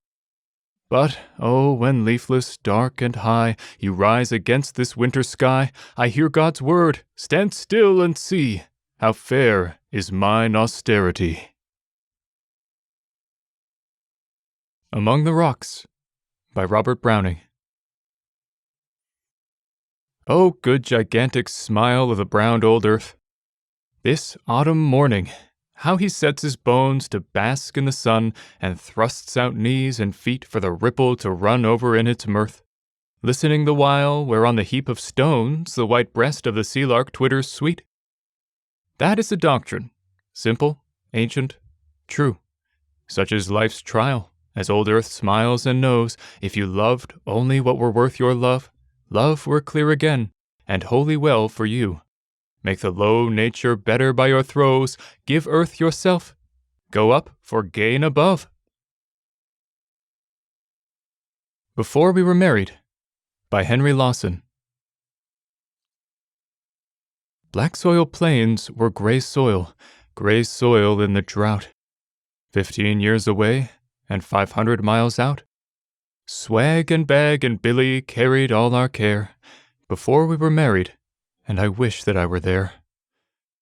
Riverbanks were grassy, grassy in the bends, running through the land where mateship never ends. We belled the lazy fishing lines and droned the time away, before we were married, and I wish it were today. Working down the telegraph, winters, gales, and rains cross the tumbled scenery of Marlborough Plains. Beach and bluff and cook's tent, and the cook was a cow, before we were married, but I wish that it was now.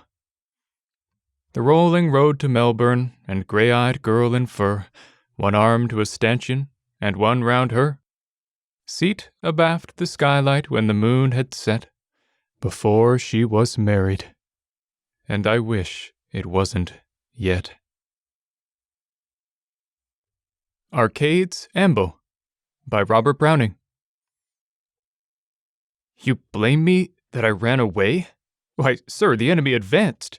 Balls flew out, and who can say but one, if I stood firm, had glanced in my direction? Cowardice? I only know we don't live twice. Therefore, shun death is my advice.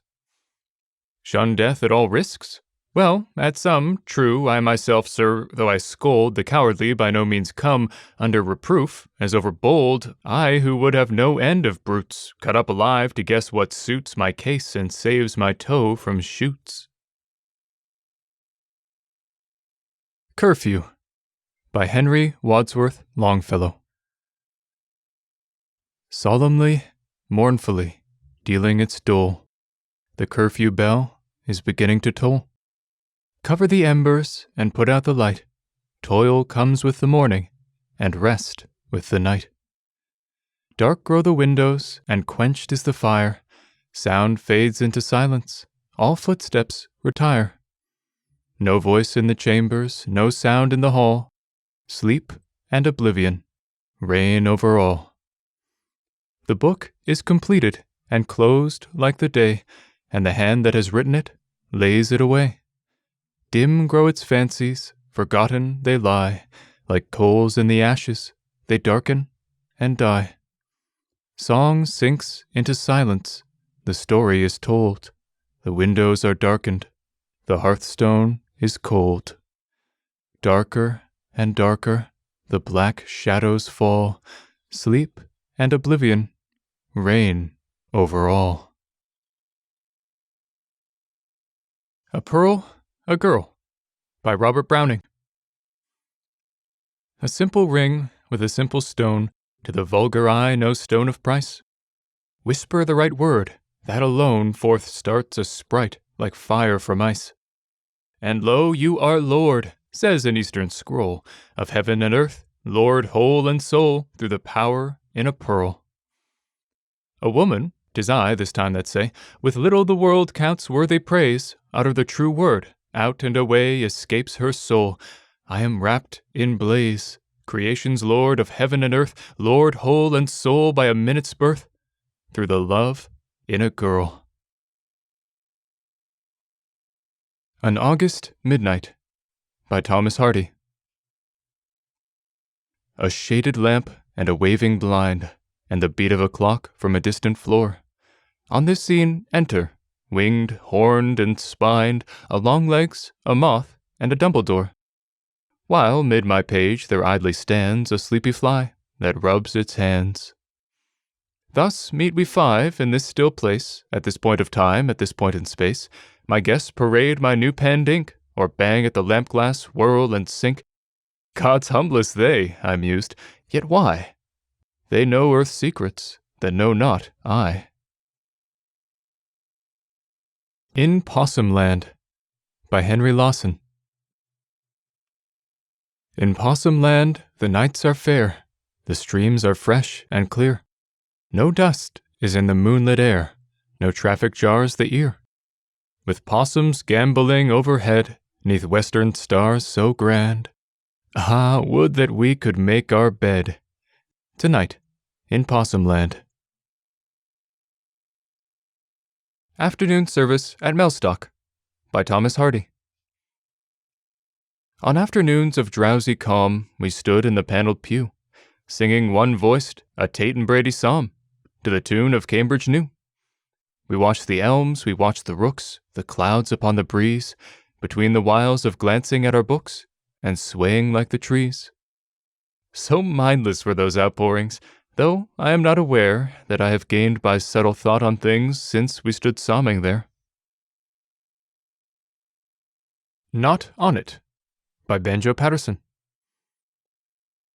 The new chum's polo pony was the smartest pony yet.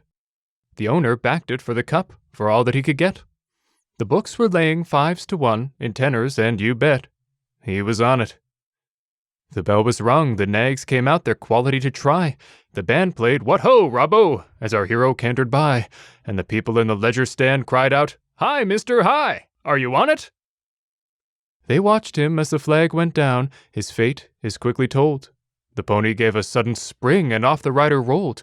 The pony finished first all right, but then our hero bold was not on it. A Yorkshire Bite by John Hartley.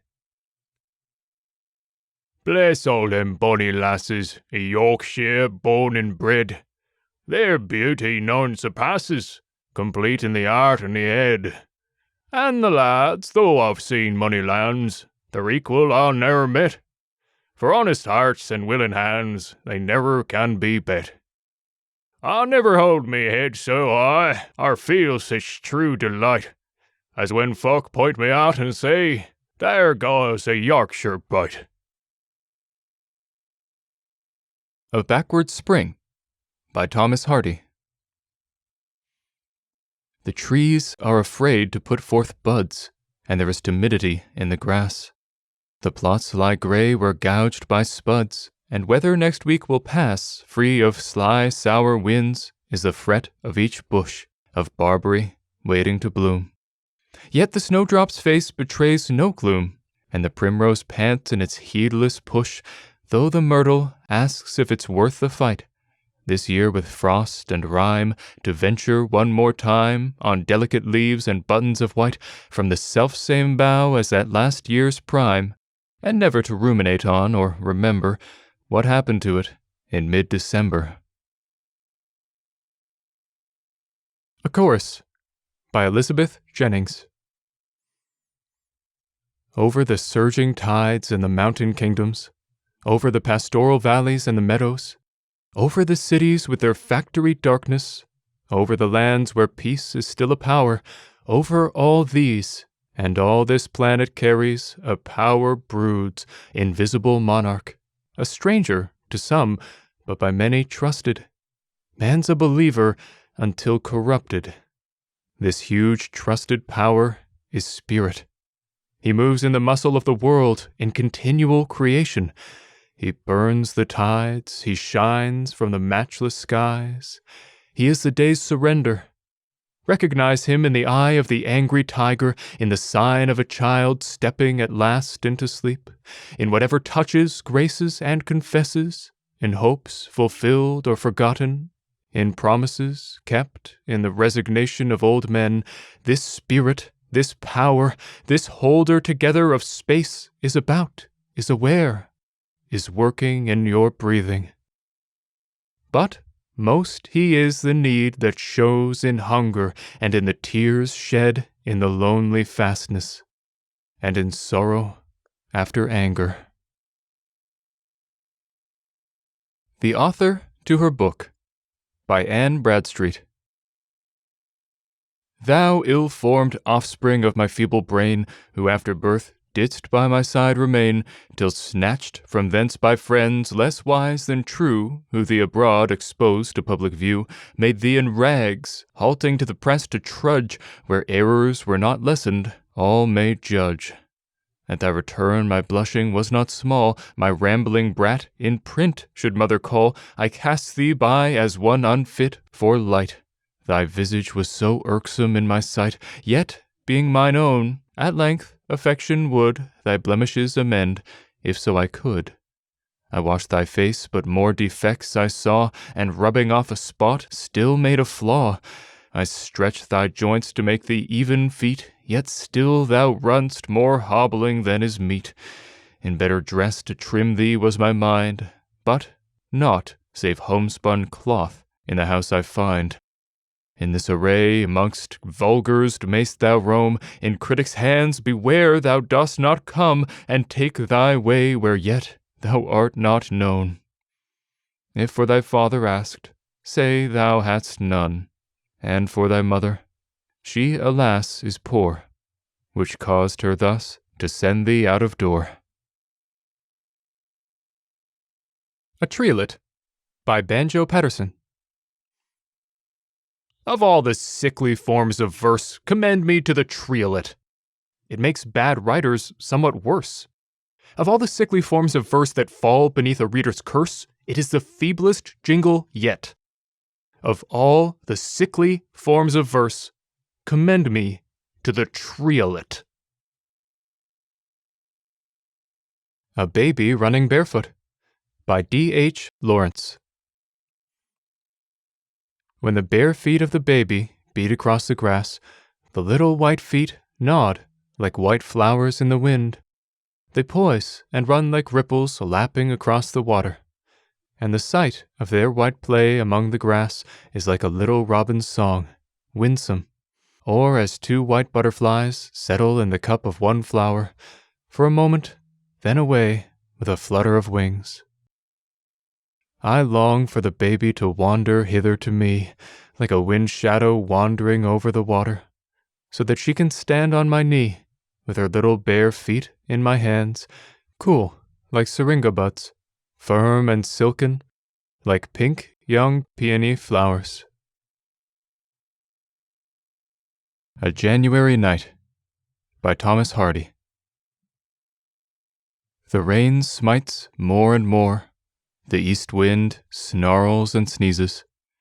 Through the joints of the quivering door, the water wheezes. The tip of each ivy shoot writhes on its neighbor's face. There is some hid dread afoot that we cannot trace. Is it the spirit astray of the man at the house below, whose coffin they took in today? We do not know. By night, when others soundly slept. By Anne Bradstreet. By night, when others soundly slept, and hath at once both ease and rest, my waking eyes were open kept, and so, to lie, I found it best. I sought him whom my soul did love, with tears I sought him earnestly. He bowed his ear down from above. In vain I did not seek or cry. My hungry soul he filled with good, he in his bottle put my tears, my smarting wounds washed in his blood, and banished thence my doubts and fears. What to my Saviour shall I give, who freely hath done this for me? I'll serve him here whilst I shall live, and love him to eternity. Pioneers by Banjo Patterson. They came of bold and roving stock that would not fixed abide. They were the sons of field and flock since ere they learnt to ride. We may not hope to see such men in these degenerate years as those explorers of the bush, the brave old pioneers. 'Twas they who rode the trackless bush in heat and storm and drought. 'Twas they who heard the master word that called them farther out. 'Twas they who followed up the trail the mountain cattle made, and pressed across the mighty range where now their bones are laid. But now the times are dull and slow, the brave old days are dead, when hardy bushmen started out and forced their way ahead. By tangled scrub and forests grim towards the unknown west, and spied at last the promised land from off the range's crest. O ye that sleep in lonely graves by distant ridge and plain, we drink to you in silence, now as Christmas comes again. To you who fought the wilderness through rough, unsettled years, the founders of our nation's life, the brave old pioneers. Another Song of a Fool by William Butler Yeats. This great purple butterfly in the prison of my hands has a learning in his eye not a poor fool understands. Once he lived a schoolmaster with a stark, denying look. A string of scholars went in fear of his great birch and his great book. Like the clangor of a bell, sweet and harsh, harsh and sweet, that is how he learnt so well to take the roses for his meat. The Plains by Banjo Patterson. A land as far as the eye can see, where the waving grasses grow, or the plains are blackened and burnt and bare, where the false mirages go. Like shifting symbols of hope deferred, land where you never know. Land of the plenty, or land of want, where the gray companions dance, feast or famine or hope or fear, and in all things, land of chance, where nature pampers or nature slays in her ruthless red romance. And we catch a sound of a fairy song as the wind goes whipping by, or a scent like incense drifts along from the herbage ripe and dry, or the dust storms dance on their ballroom floor, where the bones of the cattle lie. Major Bellenden's Song by Sir Walter Scott. And what, though winter will pinch severe through locks of grey and a cloak that's old, yet keep up thy heart, bold cavalier, for a cup of sack shall fence the cold. For time will rust the brightest blade, and years will break the strongest bow. Was ever white so starkly made, but time and years would overthrow? After the Opera by D.H. Lawrence. Down the stone stairs, girls with their large eyes wide with tragedy lift looks of shocked and momentous emotion up at me, and I smile. Ladies, stepping like birds with their bright and pointed feet, peer anxiously forth, as if for a boat to carry them out of the wreckage, and among the wreck of the theater crowd I stand and smile. They take tragedy so becomingly, which pleases me. But when I meet the weary eyes, the reddened, aching eyes of the barman with thin arms, I am glad to go back to where I came from. A Meditation in Time of War by William Butler Yeats. For one throb of the artery, while on that old grey stone I sat, under the old wind-broken tree, I knew that one is animate, mankind, inanimate, fantasy. The Bubble by William Allingham. See the pretty planet, floating sphere, faintest breeze will fan it, far or near. Whirled as light as feather, moonshine rays, rainbow tints together as it plays. Drooping, sinking, failing, nigh to earth, mounting, whirling, sailing, full of mirth. Life there, welling, flowing, waving round, pictures coming, going, without sound. Quick now, be this airy globe repelled, never can the fairy star be held. Touched, it in a twinkle disappears, leaving but a sprinkle as it tears. Anxiety by D.H. Lawrence. The hoarfrost crumbles in the sun, the crisping steam of a train melts in the air while two black birds sweep past the window again. Along the vacant road a red bicycle approaches. I wait, in the thaw of anxiety, for the boy to leap down at our gate. He has passed us by, but is it relief that starts in my breast, or a deeper bruise of knowing that still she has no rest? All Lovely Things by Conrad Potter Aiken. All lovely things will have an ending, all lovely things will fade and die, and youth, that's now so bravely spending, will beg a penny by and by. Fine ladies soon are all forgotten, and goldenrod is dust when dead, the sweetest flesh and flowers are rotten, and cobwebs tent the brightest head. Come back, true love, sweet youth, return! But time goes on, and will, unheeding, though hands will reach and eyes will yearn, and the wild days set true hearts bleeding. Come back, true love, sweet youth, remain! But goldenrod and daisies wither, and over them blows autumn rain. They pass, and know not whither. A Winter's Tale by D.H. Lawrence.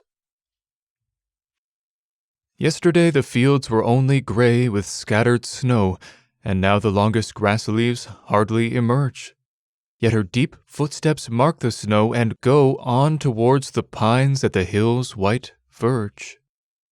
I cannot see her, since the mist-white scarf obscures the dark wood and the dull orange sky, but she's waiting, I know, impatient and cold, half sobs struggling into her frosty sigh.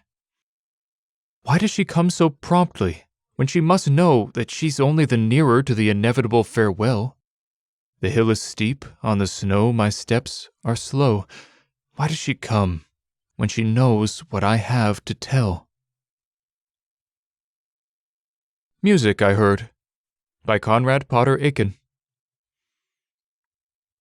Music I heard with you was more than music, and bread I broke with you was more than bread. Now that I am without you, all is desolate. All that was once so beautiful is dead. Your hands once touched this table and this silver, and I have seen your fingers hold this glass. These things do not remember you, beloved, and yet your touch upon them will not pass. For it was in my heart you moved among them, and blessed them with your hands and with your eyes, and in my heart they will remember always. They knew you once, oh beautiful and wise. The Fairies by William Allingham. Up the airy mountain, down the rushy glen, we daren't go a-hunting, for fear of little men. Wee folk, good folk, trooping all together, green jacket, red cap, and white owl's feather. Down along the rocky shore some make their home, they live on crispy pancakes of yellow tide foam, some in the reeds of the black mountain lake, with frogs for their watchdogs, all night awake. A First Confession by William Butler Yeats.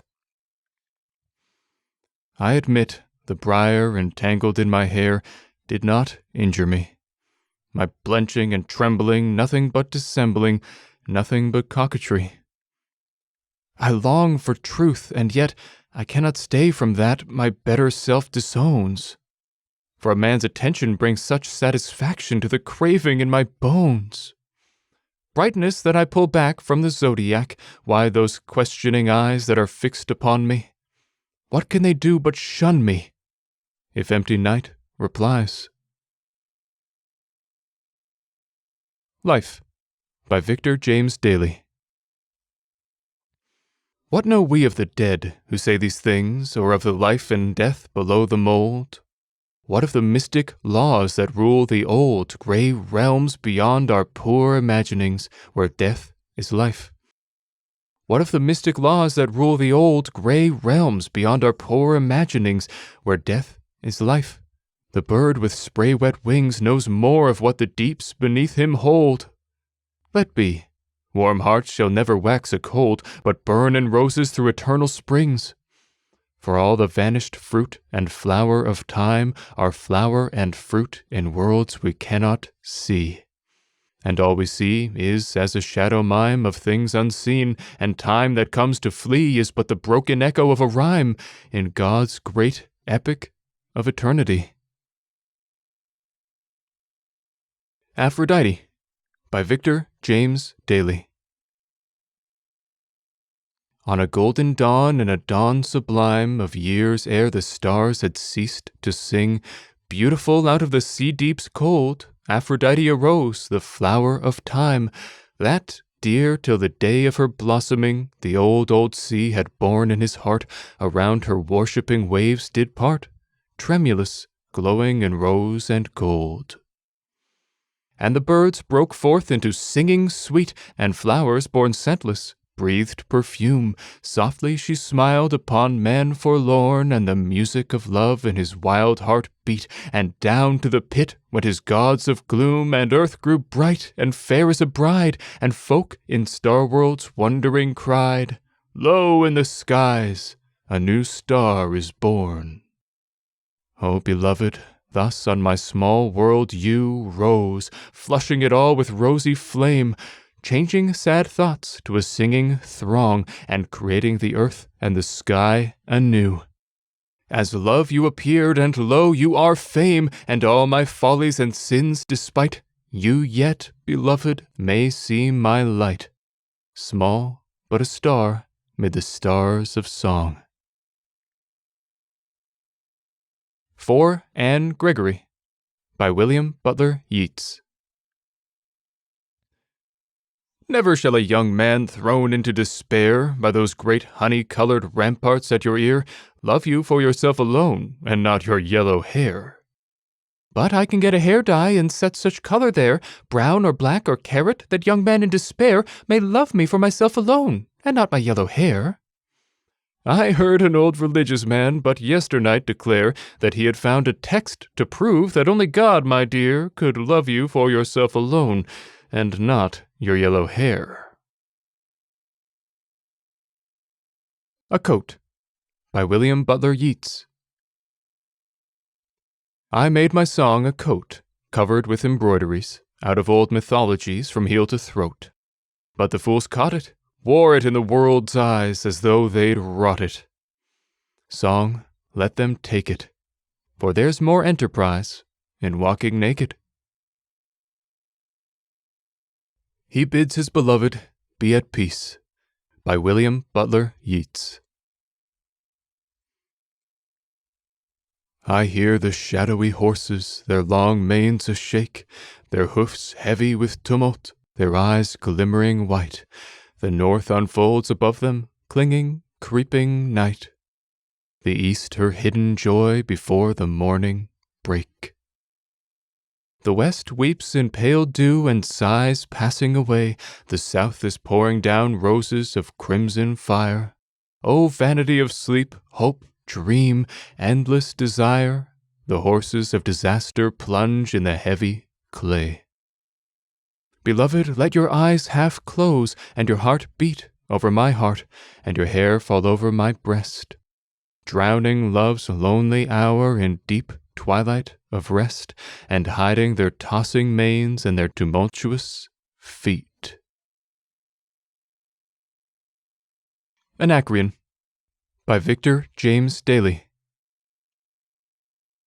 We bought a volume of Anacreon, defaced, mishandled, little to admire, and yet its rusty clasps kept guard upon the sweetest songs, the songs of young desire, like the great song once sung by Solomon. My sweetheart's cheeks were peonies on fire. We saw by the bright message of his eyes that Eros served us in bookseller's guise. I keep the volume still, but she has gone. Ah, for the poetry in paradise. There's honey still and roses on the earth, and lips to kiss and jugs to drain with mirth, and lovers walk in pairs, but she has gone. Anacreon, Anacreon. A Picture by Victor James Daly. The sun burns fiercely down the skies, the sea is full of flashing eyes, the waves glide shoreward, serpent-wise, and fawn with foamy tongues on stark grey rocks, each sharp-toothed as a shark, and hiss in clefts and channels dark. Blood-purple soon the waters grow, as though drowned sea-kings fought below, forgotten fights of long ago. The grey owl dusk its wings has spread, the sun sinks in a blossom bed of poppy clouds, the day is dead. An Irish Airman Foresees His Death by William Butler Yeats. I know that I shall meet my fate, somewhere among the clouds above. Those that I fight I do not hate, those that I guard I do not love. My country is Kiltartan Cross, my countrymen Kiltartans poor. No likely end could bring them loss or leave them happier than before. Nor law nor duty bade me fight, nor public men nor cheering crowds. A lonely impulse of delight drove to this tumult in the clouds. I balanced all, brought all to mind. The years to come seemed waste of breath, a waste of breath the years behind. In balance with this life, this death. Remembrance by Ron Mackenzie Lafergie.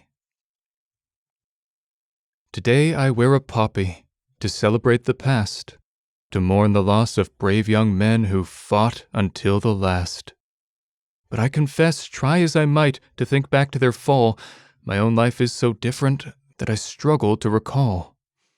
The freedom earned by these brave folks who crossed the line uncrossable has changed the country and the world, and made it nigh impossible to picture strife like what they've faced, for my life's rather cushy. It seems so easy next to theirs and makes me feel quite mushy. I try my best to picture it, leaving house and home, surrounded by compatriots and yet, somehow, alone. I think of all the scared young men, some many years my junior, knowing that their deaths may be less later and more sooner. I ponder how it must have felt to fight on foreign shore, but these are mere imaginings, not memories of war. I sat not in the trenches, felt not the bitter cold. I heard not bullets flying by, unlike these men of old. And so it is I sit and think on this Thursday in November, and try to bring to mind these things I simply can't remember. Departure by Thomas Hardy. While the far farewell music thins and fails, and the broad bottoms rip the bearing brine, all smalling slowly to the grey sea line, and each significant red smoke shaft pales. Keen sense of severance everywhere prevails, which shapes the late, long tramp of mounting men to seeming words that ask and ask again, how long, O striving Teutons, Slavs, and Gales, must your wroth reasonings trade on lives like these, that are as puppets in a playing hand? When shall the saner, softer polities, whereof we dream, have play in each proud land, and patriotism, grown godlike, scorn to stand bond-slave to realms, but circle earth and seas? Merry Maid by John Clare. Bonny and stout and brown without a hat, she frowns offended when they call her fat. Yet fat she is, the merriest in the place, and all can know she wears a pretty face. But still she never heeds what praise can say, but does the work, and oft runs out to play, to run about the yard and ramp and noise, and spring the mop upon the servant boys. When old hens noise and cackle everywhere, she hurries eager if the eggs are dear, and runs to seek them when they lay away, to get them ready for the market day. She gambols with the men and laughs aloud, and only quarrels when they call her proud. A Wet August by Thomas Hardy. 9 drops of water bead the jessamine, and 99 smear the stones and tiles. 'Twas not so in that August full rayed, fine, when we lived out of doors, sang songs, strode miles. Or was there then no noted radiancy of summer, were dun clouds a dribbling bough, gilt over by the light I bore in me, and was the waste world just the same as now? It can have been so, the threatenings of coming down drip on the sunless gray, by the then possibilities in things were wrought more bright than brightest skies today. A Wet Night by Thomas Hardy. I pace along, the rain shafts riddling me, mile after mile out by the moorland way, and up the hill and through the yew leaves gray, into the lane and round the corner tree, where, as my clothing clams me, mire bestarred, and the enfeebled light dies out of day, leaving the liquid shades to rain, I say, this is a hardship to be calendared. Yet sires of mine now perished and forgot, when worse besets ere roads were shapen here, and night and storm were foes indeed to fear. Times numberless have trudged across this spot in sturdy muteness on their strenuous lot, and taking all such toils as trifles mere. At the Piano by Thomas Hardy. A woman was playing, a man looking on, and the mould of her face and her neck and her hair, which the rays fell upon of the 2 candles there, sent him mentally straying in some fancy place, where pain had no trace. A cowled apparition came pushing between, and her notes seemed to sigh and the lights to burn pale, as a spell numbed the scene. But the maid saw no bale, and the man no monition, and time laughed awry, and the phantom hid nigh. At Mayfair Lodgings by Thomas Hardy. How could I be aware, the opposite window eyeing as I lay listless there, that through its blinds was dying one I had rated rare, before I had set me sighing for another more fair? Had the house front been glass, my vision unobscuring, could aught have come to pass more happiness ensuring to her, loved as a lass, when spouseless all alluring? I reckon not, alas. So the square window stood, steadily night-long shining in my close neighborhood, who looked forth undivining, that soon would go for good, one there in pain reclining, unpardoned, unadieued. Silently screened from view, her tragedy was ending, that need not have come due had she been less unbending. How near, near were we two, at that last vital rending, and neither of us knew. A Lair at Noon by John Clare. The hawthorn gently stopped the sun beneath, the ash above its quivering shadows spread, and downy bents, that to the air did wreath, bowed neath my pressure in an easy bed. The water whirled round each stunted nook, and sweet the splashings on the ear did swim, of fly-bit cattle gulching in the brook, nibbling the grasses on the fountain's brim. The little minnows, driven from their retreat, still sought the shelving bank to shun the heat. I fain had slept, but flies would buzz around. I fain had looked calmly on the scene, but the sweet, snug retreat my search had found wakened the muse to sing the woody screen. At a Bridal by Thomas Hardy. When you paced forth to wait maternity, a dream of other offspring held my mind, compounded of us twain as love designed, rare forms that corporate now will never be. Should I too wed as slave to mode's decree, and each thus found a part of false desire, a stolid line, whom no high aims will fire, as had fired ours, could ever have mingled we? And grieved that lives so matched should miscompose, each mourn the double waste, and question dare to the great dame whence incarnation flows. Why those high-purposed children never were? What will she answer? That she does not care if the race all such sovereign types unknows? Poverty by John Clare. Rank poverty, dost thou my joys assail, and with thy threatenings fright me from my rest? I once had thoughts that with a Bloomfield's tale in leisure hours I surely should be blessed, but now I find the sadly altered scene from these few days I fondly thought my own, hoping to set them private and alone, but lo, thy troop of spectres intervene. Want shows his face with idleness between. Next, shame's approaching step that hates the throng comes sneaking on, with sloth that fetters strong. Are these the joys my leisure hours must glean? Then I decline, but know where'er we meet, ye ne'er shall drive me from the Muses' seat. Before Life and After by Thomas Hardy. A time there was, as one may guess, and as indeed earth's testimonies tell, before the birth of consciousness, when all went well. None suffered sickness, love, or loss, none knew regret, starved hope, or heart-burnings, none cared whatever crash or cross brought wrack to things.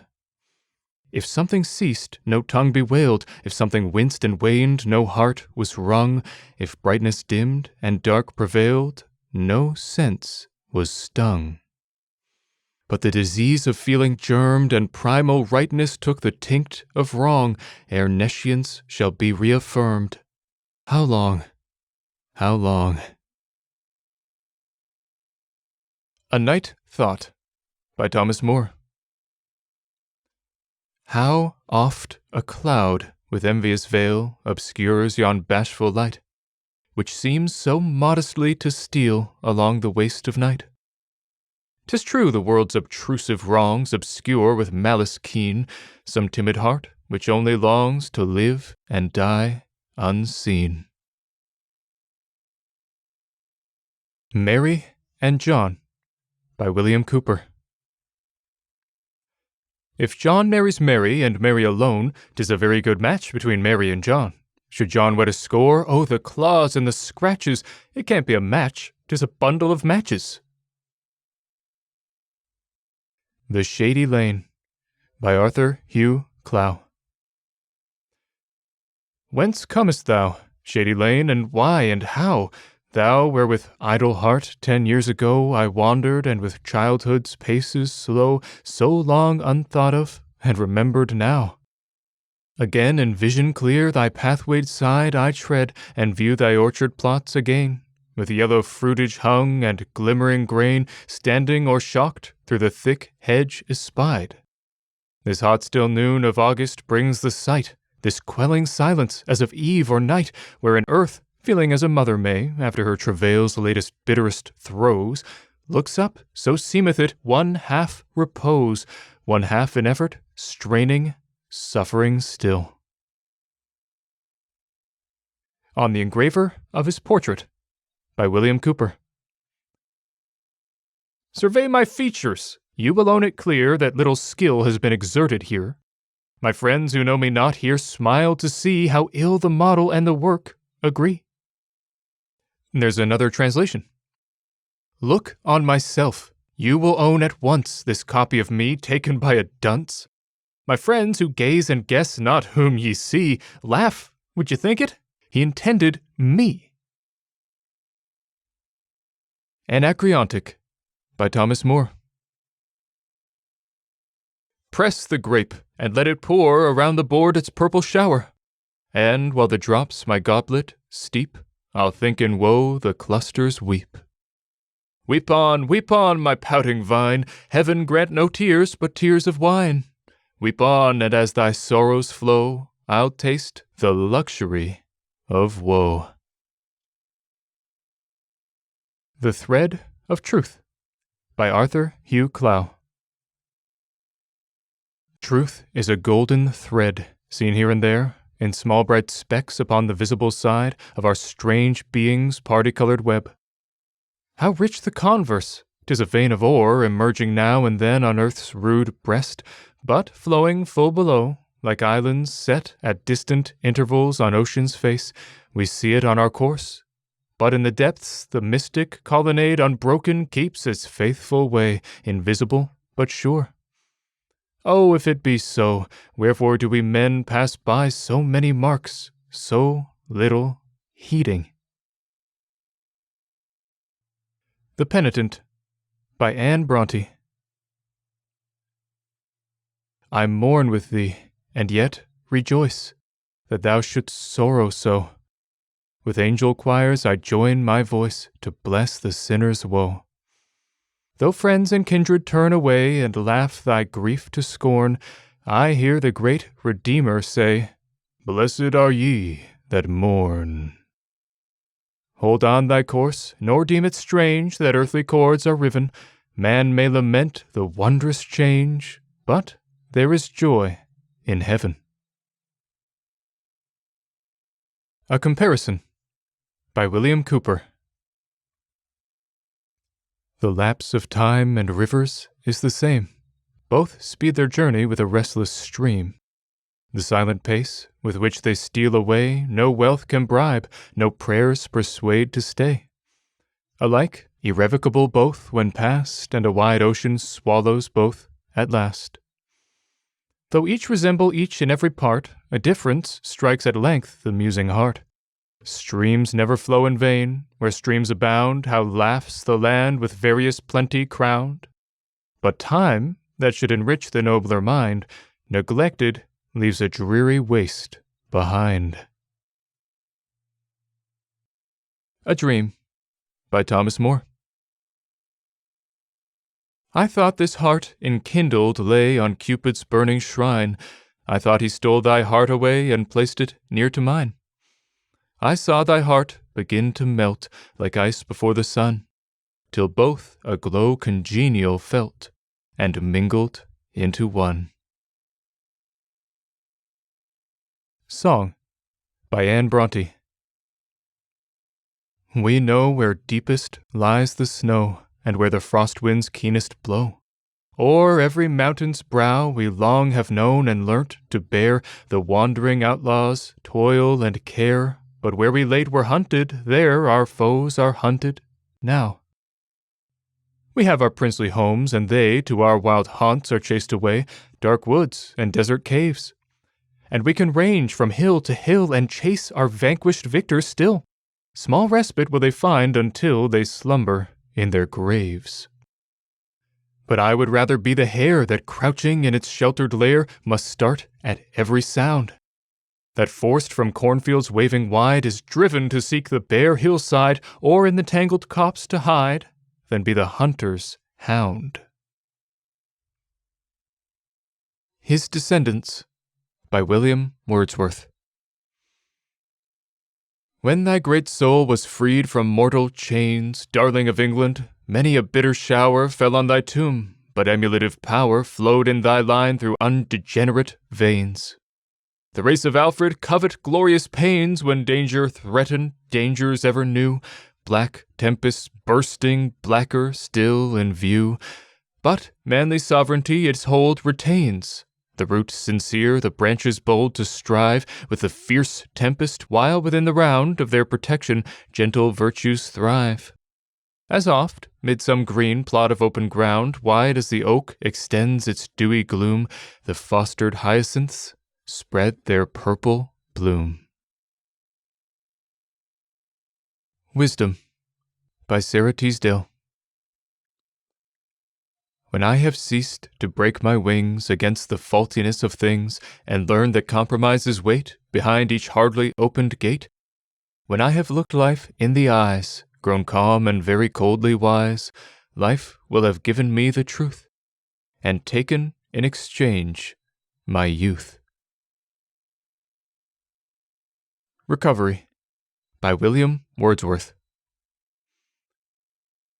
As when a storm hath ceased, the birds regain their cheerfulness, and busily retrim their nests or chant a gratulating hymn, to the blue ether and bespangled plain, even so in many a reconstructed fane have the survivors of this storm renewed their holy rites with vocal gratitude, and solemn ceremonials they ordain. To celebrate their great deliverance, most feelingly instructed mid their fear, that persecution, blind with rage extreme, may not the less, through heaven's mild countenance, even in her own despite, both feed and cheer. For all things are less dreadful than they seem. The Philosopher and the King by William Cowper. Know this, O king, that if thou shalt destroy me, no man's enemy, and who have lived obedient to the laws, thou mayst with ease strike off a wise man's head, but, taught the truth hereafter, shalt with vain regret deplore thy city's loss of one, her chief support. Wishes by Sarah Teasdale. I wish for such a lot of things that never will come true, and yet I want them all so much, I think they might, don't you? I want a little kitty cat that's soft and tame and sweet, and every day I watch and hope I'll find one on the street. But Nursey says, come, walk along, don't stand and stare like that. I'm only looking hard and hard to try and find my cat. And then I want a blue balloon that tries to fly away. I thought if I wished hard enough that it would come someday. One time when I was in the park, I knew that it would be beside the big old clock at home, awaiting there for me. And soon as we got home again, I hurried through the hall and looked beside the big old clock. It wasn't there at all. I think I'll never wish again, but then, what shall I do? The wishes are a lot of fun, although they don't come true. Where lies the land to which the ship would go? By Arthur Hugh Clow. Where lies the land to which the ship would go? Far, far ahead, as all her seamen know. And where the land she travels from? Away, far, far behind, is all that they can say. On sunny noons above the deck's smooth face, linked arm in arm, how pleasant here to pace, or the stern reclining, watch below the foaming wake, far widening as we go. On stormy nights, when wild northwesters rave, how proud a thing to fight with wind and wave, the dripping sailor on the reeling mast exults to bear and scorns to wish it past. Where lies the land to which the ship would go? Far, far ahead, is all her seamen know. And where the land she travels from? Away, far, far behind, is all that they can say. Another comparison, addressed to a young lady, by William Cowper. Sweet stream that winds through yonder glade, apt emblem of a virtuous maid, silent and chaste she steals along, far from the world's gay busy throng, with gentle yet prevailing force, intent upon her destined course, graceful and useful all she does, blessing and blessed where'er she goes, pure-bosomed as the watery glass, and heaven reflected in her face. Winter Dusk by Sarah Teasdale. I watch the great clear twilight veiling the ice-bound trees, their branches tinkle faintly with crystal melodies. The larches bend their silver over the hush of snow. One star is lighted in the west, two in the zenith glow. For a moment I have forgotten wars and women who mourn. I think of the mother who bore me, and thank her that I was born. A Baby Asleep After Pain by D.H. Lawrence. As a drenched, drowned bee hangs numb and heavy from a bending flower, so clings to me my baby, her brown hair brushed with wet tears and laid against her cheek. Her soft white legs hanging heavily over my arm, swinging heavily to my movement as I walk. My sleeping baby hangs upon my life, like a burden she hangs on me.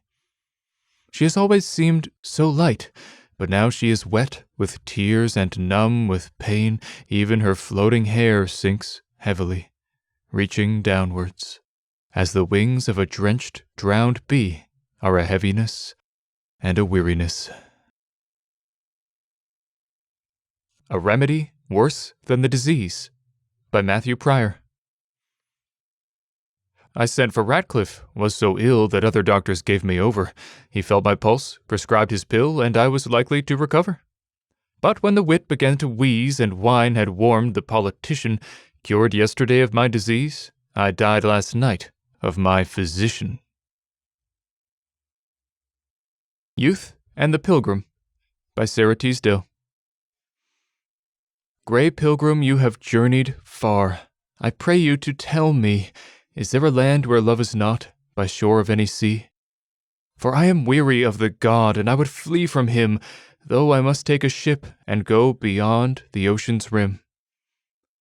I know a port where love is not. The ship is in your hand.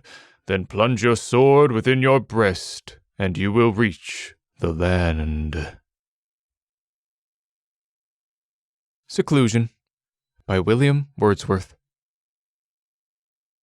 Lance, shield, and sword relinquished, at his side a bead-roll, in his hand a clasped book, or staff more harmless than a shepherd's crook, the war-worn chieftain quits the world to hide his thin autumnal locks where monks abide in cloistered privacy, but not to dwell. In soft repose he comes, within his cell, round the decaying trunk of human pride. At morn and eve and midnight's silent hour, do penitential cogitations cling like ivy. Round some ancient elm they twine in grisly folds and strictures serpentine. Yet while they strangle, a fair growth they bring, for recompense, their own perennial bower. Coming Awake by D.H. Lawrence. When I woke, the lake lights were quivering on the wall. The sunshine swam in a shoal across and across, and a hairy big bee hung over the primulas in the window, his body black fur, and the sound of him cross. There was something I ought to remember, and yet I did not remember. Why should I? The running lights and the airy primulas, oblivious of the impending bee, they were fair enough sights. Melad by D.H. Lawrence. The sick grapes on the chair by the bed lie prone. At the window the tassel of the blind swings gently, tapping the pane as a little wind comes in.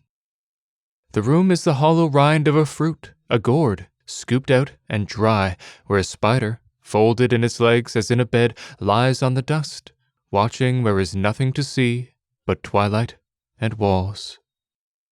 And if the day outside were mine, what is the day but a grey cave, with great grey spider cloths hanging low from the roof, and the wet dust falling softly from them over the wet, dark rocks, the houses, and over the spiders with white faces that scuttle on the floor of the cave.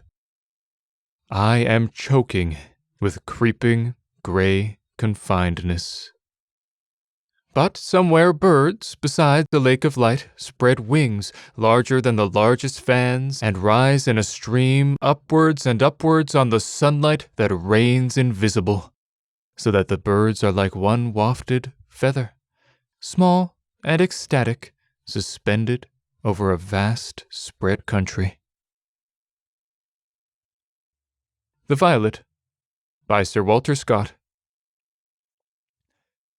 The violet in her green wood bower, where birchen boughs with hazel mingle, may boast itself the fairest flower, in glen or copse or forest dingle. Though fair her gems of azure hue, beneath the dewdrop's weight reclining, I've seen an eye of lovelier blue, more sweet through watery lustre shining. The summer sun that dew shall dry, ere yet the day be past its morrow, no longer in my false love's eye remained the tear of parting sorrow. The Dying Gypsy Smuggler by Sir Walter Scott. Wasted, weary, wherefore stay, wrestling thus with earth and clay? From the body pass away. Hark, the mass is singing. From thee doth thy mortal weed, Mary Mother, be thy speed, saints to help thee at thy need. Hark! The knell is ringing. Fear not, snowdrift driving fast, sleet or hail or levin blast, soon the shroud shall lap thee fast, and the sleep beyond thee cast, that shall ne'er know waking. Haste thee to be gone, earth flits fast and time draws on, gasp thy gasp and groan thy groan, day is near the breaking. Duval's Birds by Conrad Potter Aiken. The parrot, screeching, flew out into the darkness, circled 3 times above the upturned faces, with a great whir of brilliant, outspread wings, and then returned to stagger on her finger. She bowed and smiled, eliciting applause. The property man hated her dirty birds, but it had taken years, yes, years, to train them to shoulder flags, strike bells by tweaking strings, or climb sedately little flights of stairs. When they were stubborn, she tapped them with a wand, and her eyes glittered a little under the eyebrows.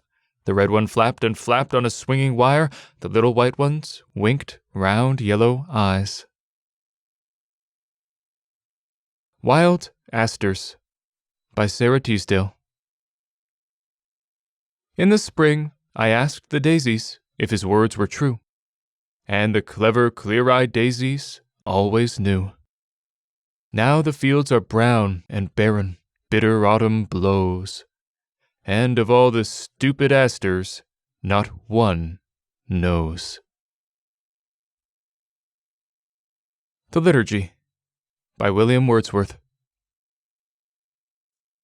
Yes, if the intensities of hope and fear attract us still, and passionate exercise of lofty thoughts the way before us lies, distinct with signs, through which in set career, as through a zodiac, moves the ritual year of England's church, stupendous mysteries, which whoso travels in her bosom eyes as he approaches them with solemn cheer, upon that circle traced from sacred story, we only dare to cast a transient glance, trusting in hope that others may advance with mind intent upon the King of glory, from his mild advent till his countenance shall dissipate the seas and mountains hoary. Man I am, and man would be, love, by Robert Browning.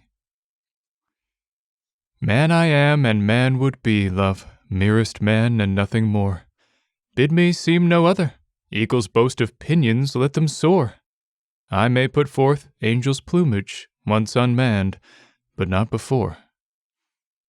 Now on earth to stand suffices, nay, if kneeling serves, to kneel. Here you front me, here I find the all of heaven that earth can feel. Sense looks straight, not over, under, perfect sees beyond appeal. Good you are, and wise, full circle, what to me were more outside. Wiser wisdom, better goodness, ah, such want the angels wide, sense to take and hold and keep them. Mine, at least, has never tried. The Skeptic by Robert William Service. My father Christmas passed away when I was barely 7. At 21, alack a day, I lost my hope of heaven. Yet not in either lies the curse. The hell of it's because I don't know which loss hurt the worst, my God or Santa Claus. Richmond Hill by Matthew Arnold. Murmur of living, stir of existence, soul of the world. Make yourselves felt to the dying spirits of youth. Come, like the breath of the spring, leave not a human soul to grow old in darkness and pain. Only the living can feel you, but leave us not while we live. Son by Robert William Service. He hurried away, young heart of joy, under our Devon sky, and I watched him go, my beautiful boy, and a weary woman was I. For my hair is grey, and his was gold, he'd the best of his life to live, and I'd loved him so, and I'm old, and he's all I had to give. Ah, yes, he was proud and swift and gay, but oh, how my eyes were dim. With the sun in his heart he went away, but he took the sun with him.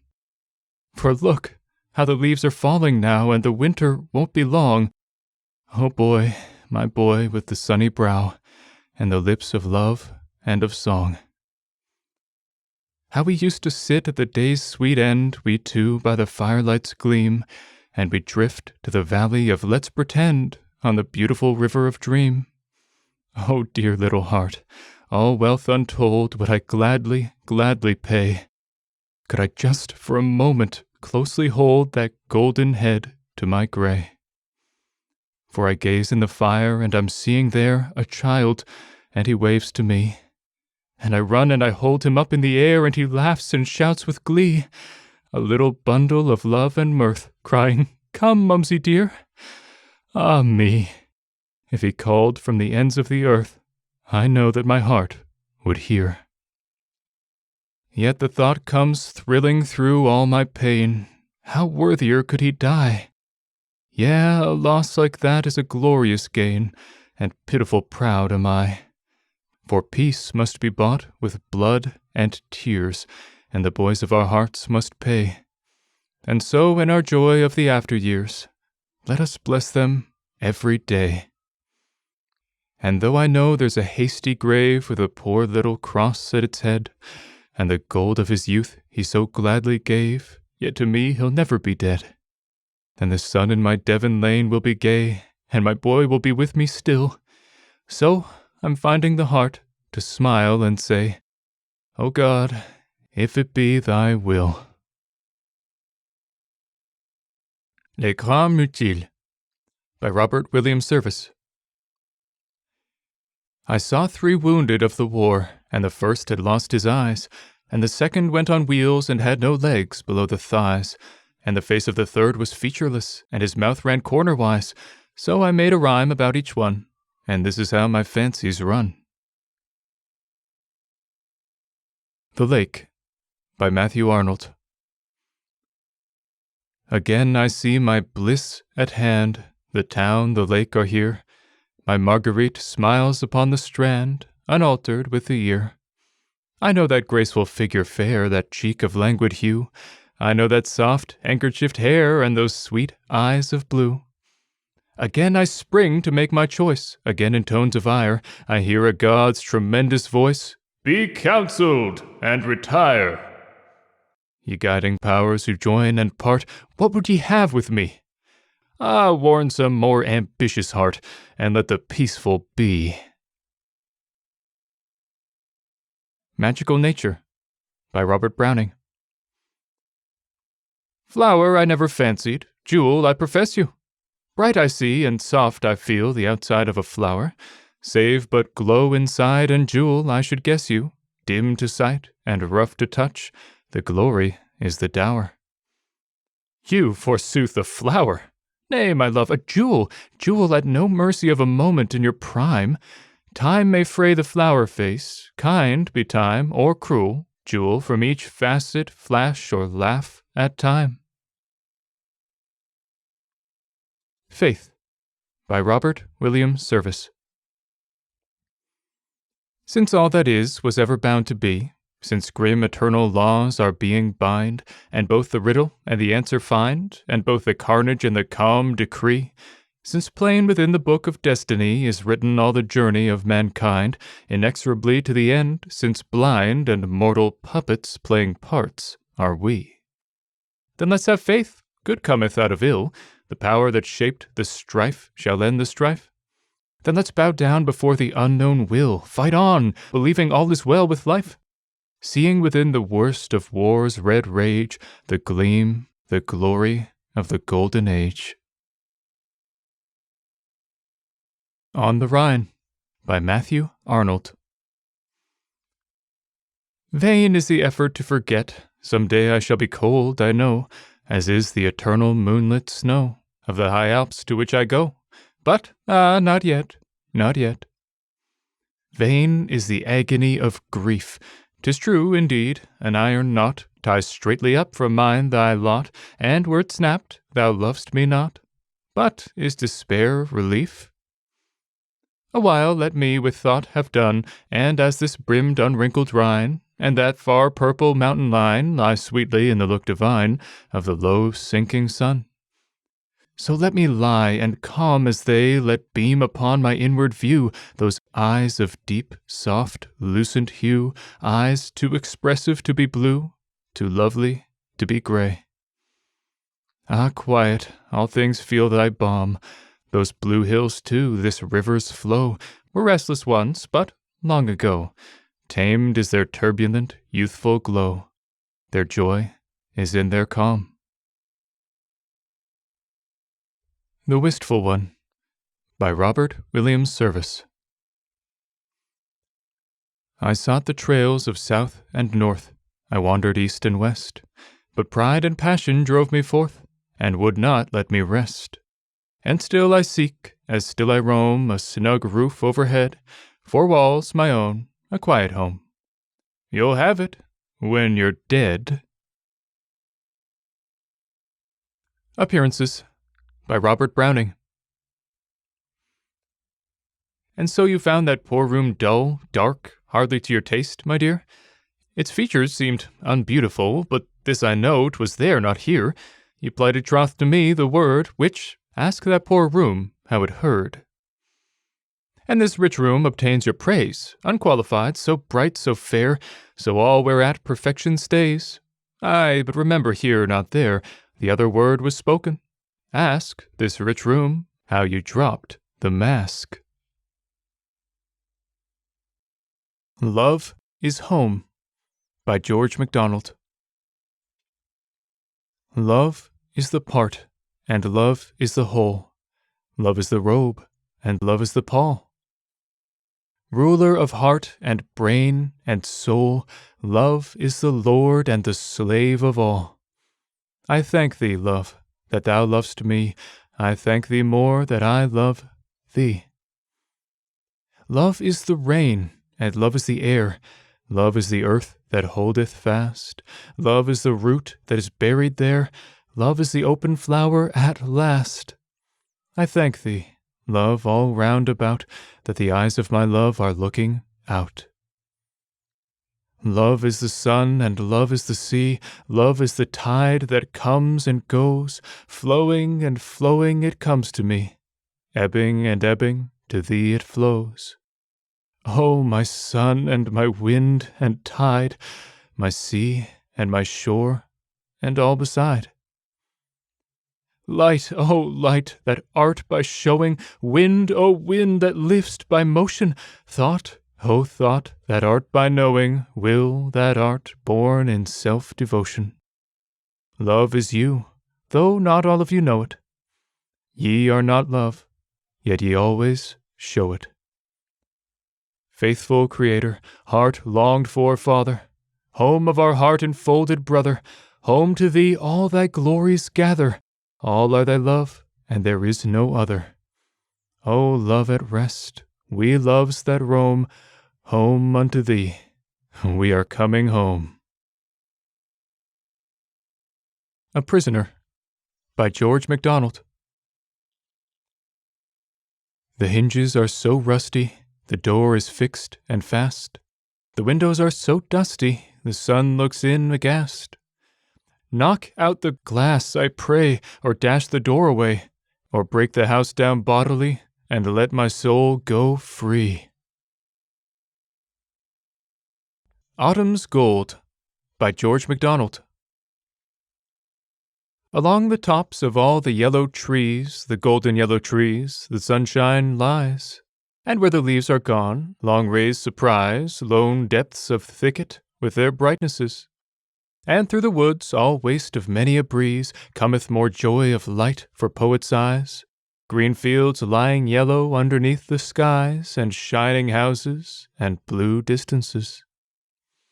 By the roadside, like rocks of golden ore, that make the western river beds so bright, the briar and the furze are all alight. Perhaps the year will be so fair no more, but now the falling leaves are gay, and autumn old has shone into a day.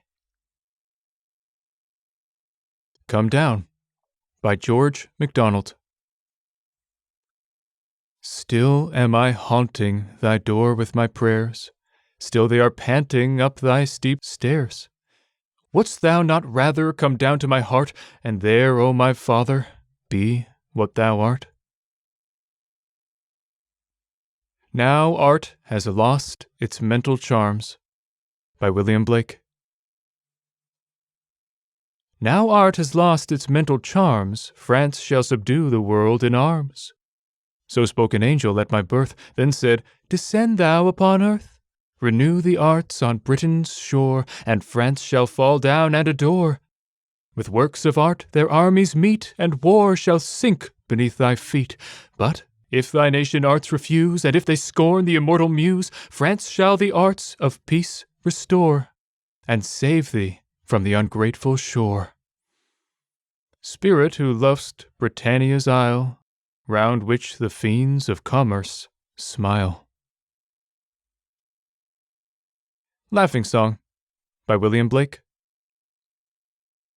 When the green woods laugh with the voice of joy, and the dimpling stream runs laughing by, when the air does laugh with our merry wit, and the green hill laughs with the noise of it, when the meadows laugh with lively green, and the grasshopper laughs in the merry scene, when Mary and Susan and Emily, with their sweet round mouths, sing ha ha hee. When the painted birds laugh in the shade, where our table with cherries and nuts is spread, come live and be merry and join with me to sing the sweet chorus of ha ha hee. Fi-Fi in Bed by Robert William Service.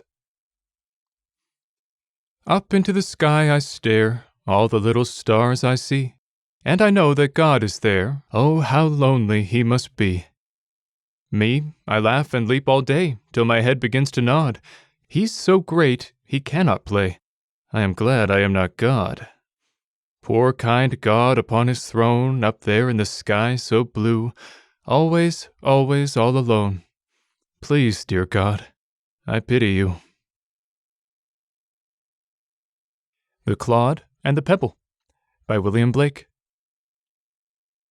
Love seeketh not itself to please, nor for itself hath any care, but for another gives it ease, and builds a heaven in hell's despair. So sang a little clod of clay, trodden with the cattle's feet, but a pebble of the brook warbled out these meters meet. Love seeketh only self to please, to bind another to its delight, joys in another's loss of ease, and builds a hell in heaven's despite. From Home by George MacDonald. Some men there are who cannot spare a single tear until they feel the last cold pressure, and the heel is stamped upon the outmost layer. And waking, some will sigh to think the clouds have borrowed winter's wing, sad winter, when the grasses spring no more about the fountain's brink. And some would call me coward fool, I lay a claim to better blood, but yet a heap of idle mud hath power to make me sorrowful. An Improvisation by George MacDonald. The stars cleave the sky, yet for us they rest, and the racecourse high is a shining nest. The hours hurry on, but where is thy flight, soft pavilion of motionless night? Earth gives up her trees to the holy air, they live in the breeze, they are saints at prayer. Summer night, come from God, on your beauty I see a still wave has flowed of eternity. A Reflection at Sea by Thomas Moore. See how beneath the moonbeam's smile yon little billow heaves its breast, and foams and sparkles for a while, then, murmuring, subsides to rest. Thus man, the sport of bliss and care, rises on time's eventful sea, and, having swelled a moment there, thus melts into eternity. Dreaming Forever by Thomas Moore. Dreaming forever, vainly dreaming, life to the last pursues its flight. Day hath its visions fairly beaming, but false as those of night. The one illusion, the other real, but both the same brief dreams at last, and when we grasp the bliss ideal, soon as it shines, 'tis past. Here then, by this dim lake reposing, calmly I'll watch, while light and gloom flit o'er its face till night is closing, emblem of life's short doom. But though by turns thus dark and shining, 'tis still unlike man's changeful day, whose light returns not, once declining, whose cloud, once come, will stay. Fancy, by Thomas Moore. The more I've viewed this world, the more I've found that filled as 'tis with scenes and creatures rare, Fancy commands within her own bright round a world of scenes and creatures far more fair. Nor is it that her power can call up there a single charm that's not from nature won, no more than rainbows in their pride can wear a single tint unborrowed from the sun. But 'tis the mental medium it shines through that lends to beauty all its charm and hue, as the same light that o'er the level lake one dull monotony of luster flings, will, entering in the rounded raindrop, make colors as gay as those on angels' wings. Dear Harp of My Country, by Thomas Moore. Dear harp of my country, in darkness I found thee, the cold chain of silence had hung o'er thee long, when proudly my own island harp I unbound thee, and gave all thy chords to light, freedom, and song. The warm lay of love and the light note of gladness have wakened thy fondest, thy liveliest thrill, but so oft hast thou echoed the deep sigh of sadness that even in thy mirth it will steal from thee still. Dear harp of my country, farewell to thy numbers. This sweet wreath of song is the last we shall twine. Go, sleep with the sunshine of fame on thy slumbers, till touched by some hand less unworthy than mine. If the pulse of the patriot, soldier, or lover have throbbed at our lay, 'tis thy glory alone. I was but as the wind, passing heedlessly over, and all the wild sweetness I waked was thy own. I Saw from the Beach, by Thomas Moore. I saw from the beach, when the morning was shining, a bark o'er the waters move gloriously on. I came when the sun o'er that beach was declining. The bark was still there, but the waters were gone. And such is the fate of our life's early promise, so passing the springtide of joy we have known, each wave that we danced on at morning ebbs from us, and leaves us at eve on the bleak shore alone. Ne'er tell me of glories serenely adorning the close of our day, the calm eve of our night. Give me back the wild freshness of morning. Her clouds and her tears are worth evening's best light. Oh, who would not welcome that moment's returning, when passion first waked a new life through his frame, and his soul, like the wood that grows precious in burning, gave out all its sweets to love's exquisite flame. I Saw the Moon Rise Clear, a Finland love song, by Thomas Moore. I saw the moon rise clear o'er hills and vales of snow, nor told my fleet reindeer the track I wished to go. Yet quick he bounded forth, for well my reindeer knew I've but one path on earth, the path which leads to you.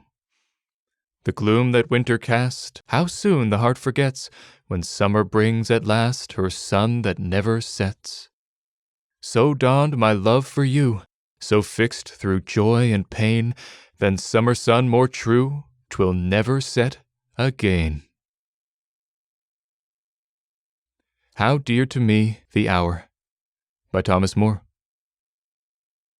How dear to me the hour when daylight dies, and sunbeams melt along the silent sea, and then sweet dreams of other days arise, and memory breathes her vesper sigh to thee.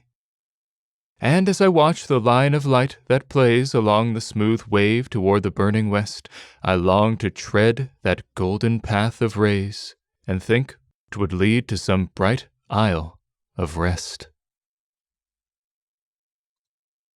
Here, Take My Heart, by Thomas Moore. Here, take my heart, 'twill be safe in thy keeping. while I go wandering o'er land and o'er sea?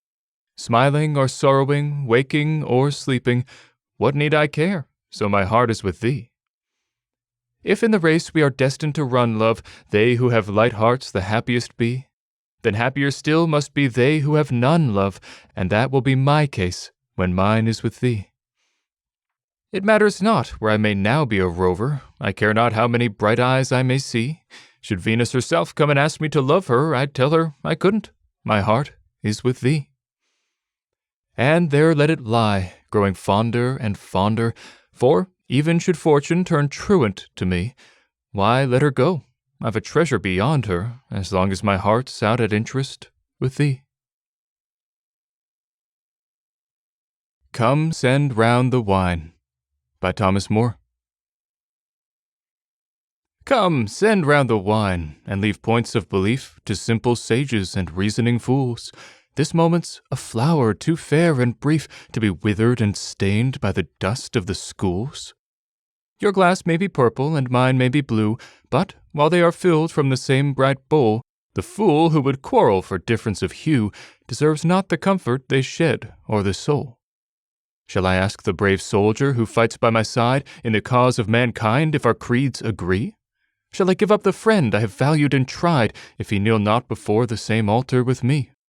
From the heretic girl of my soul should I fly to seek somewhere else a more orthodox kiss? No, perish the hearts and the laws that try truth, valor, or love by a standard like this.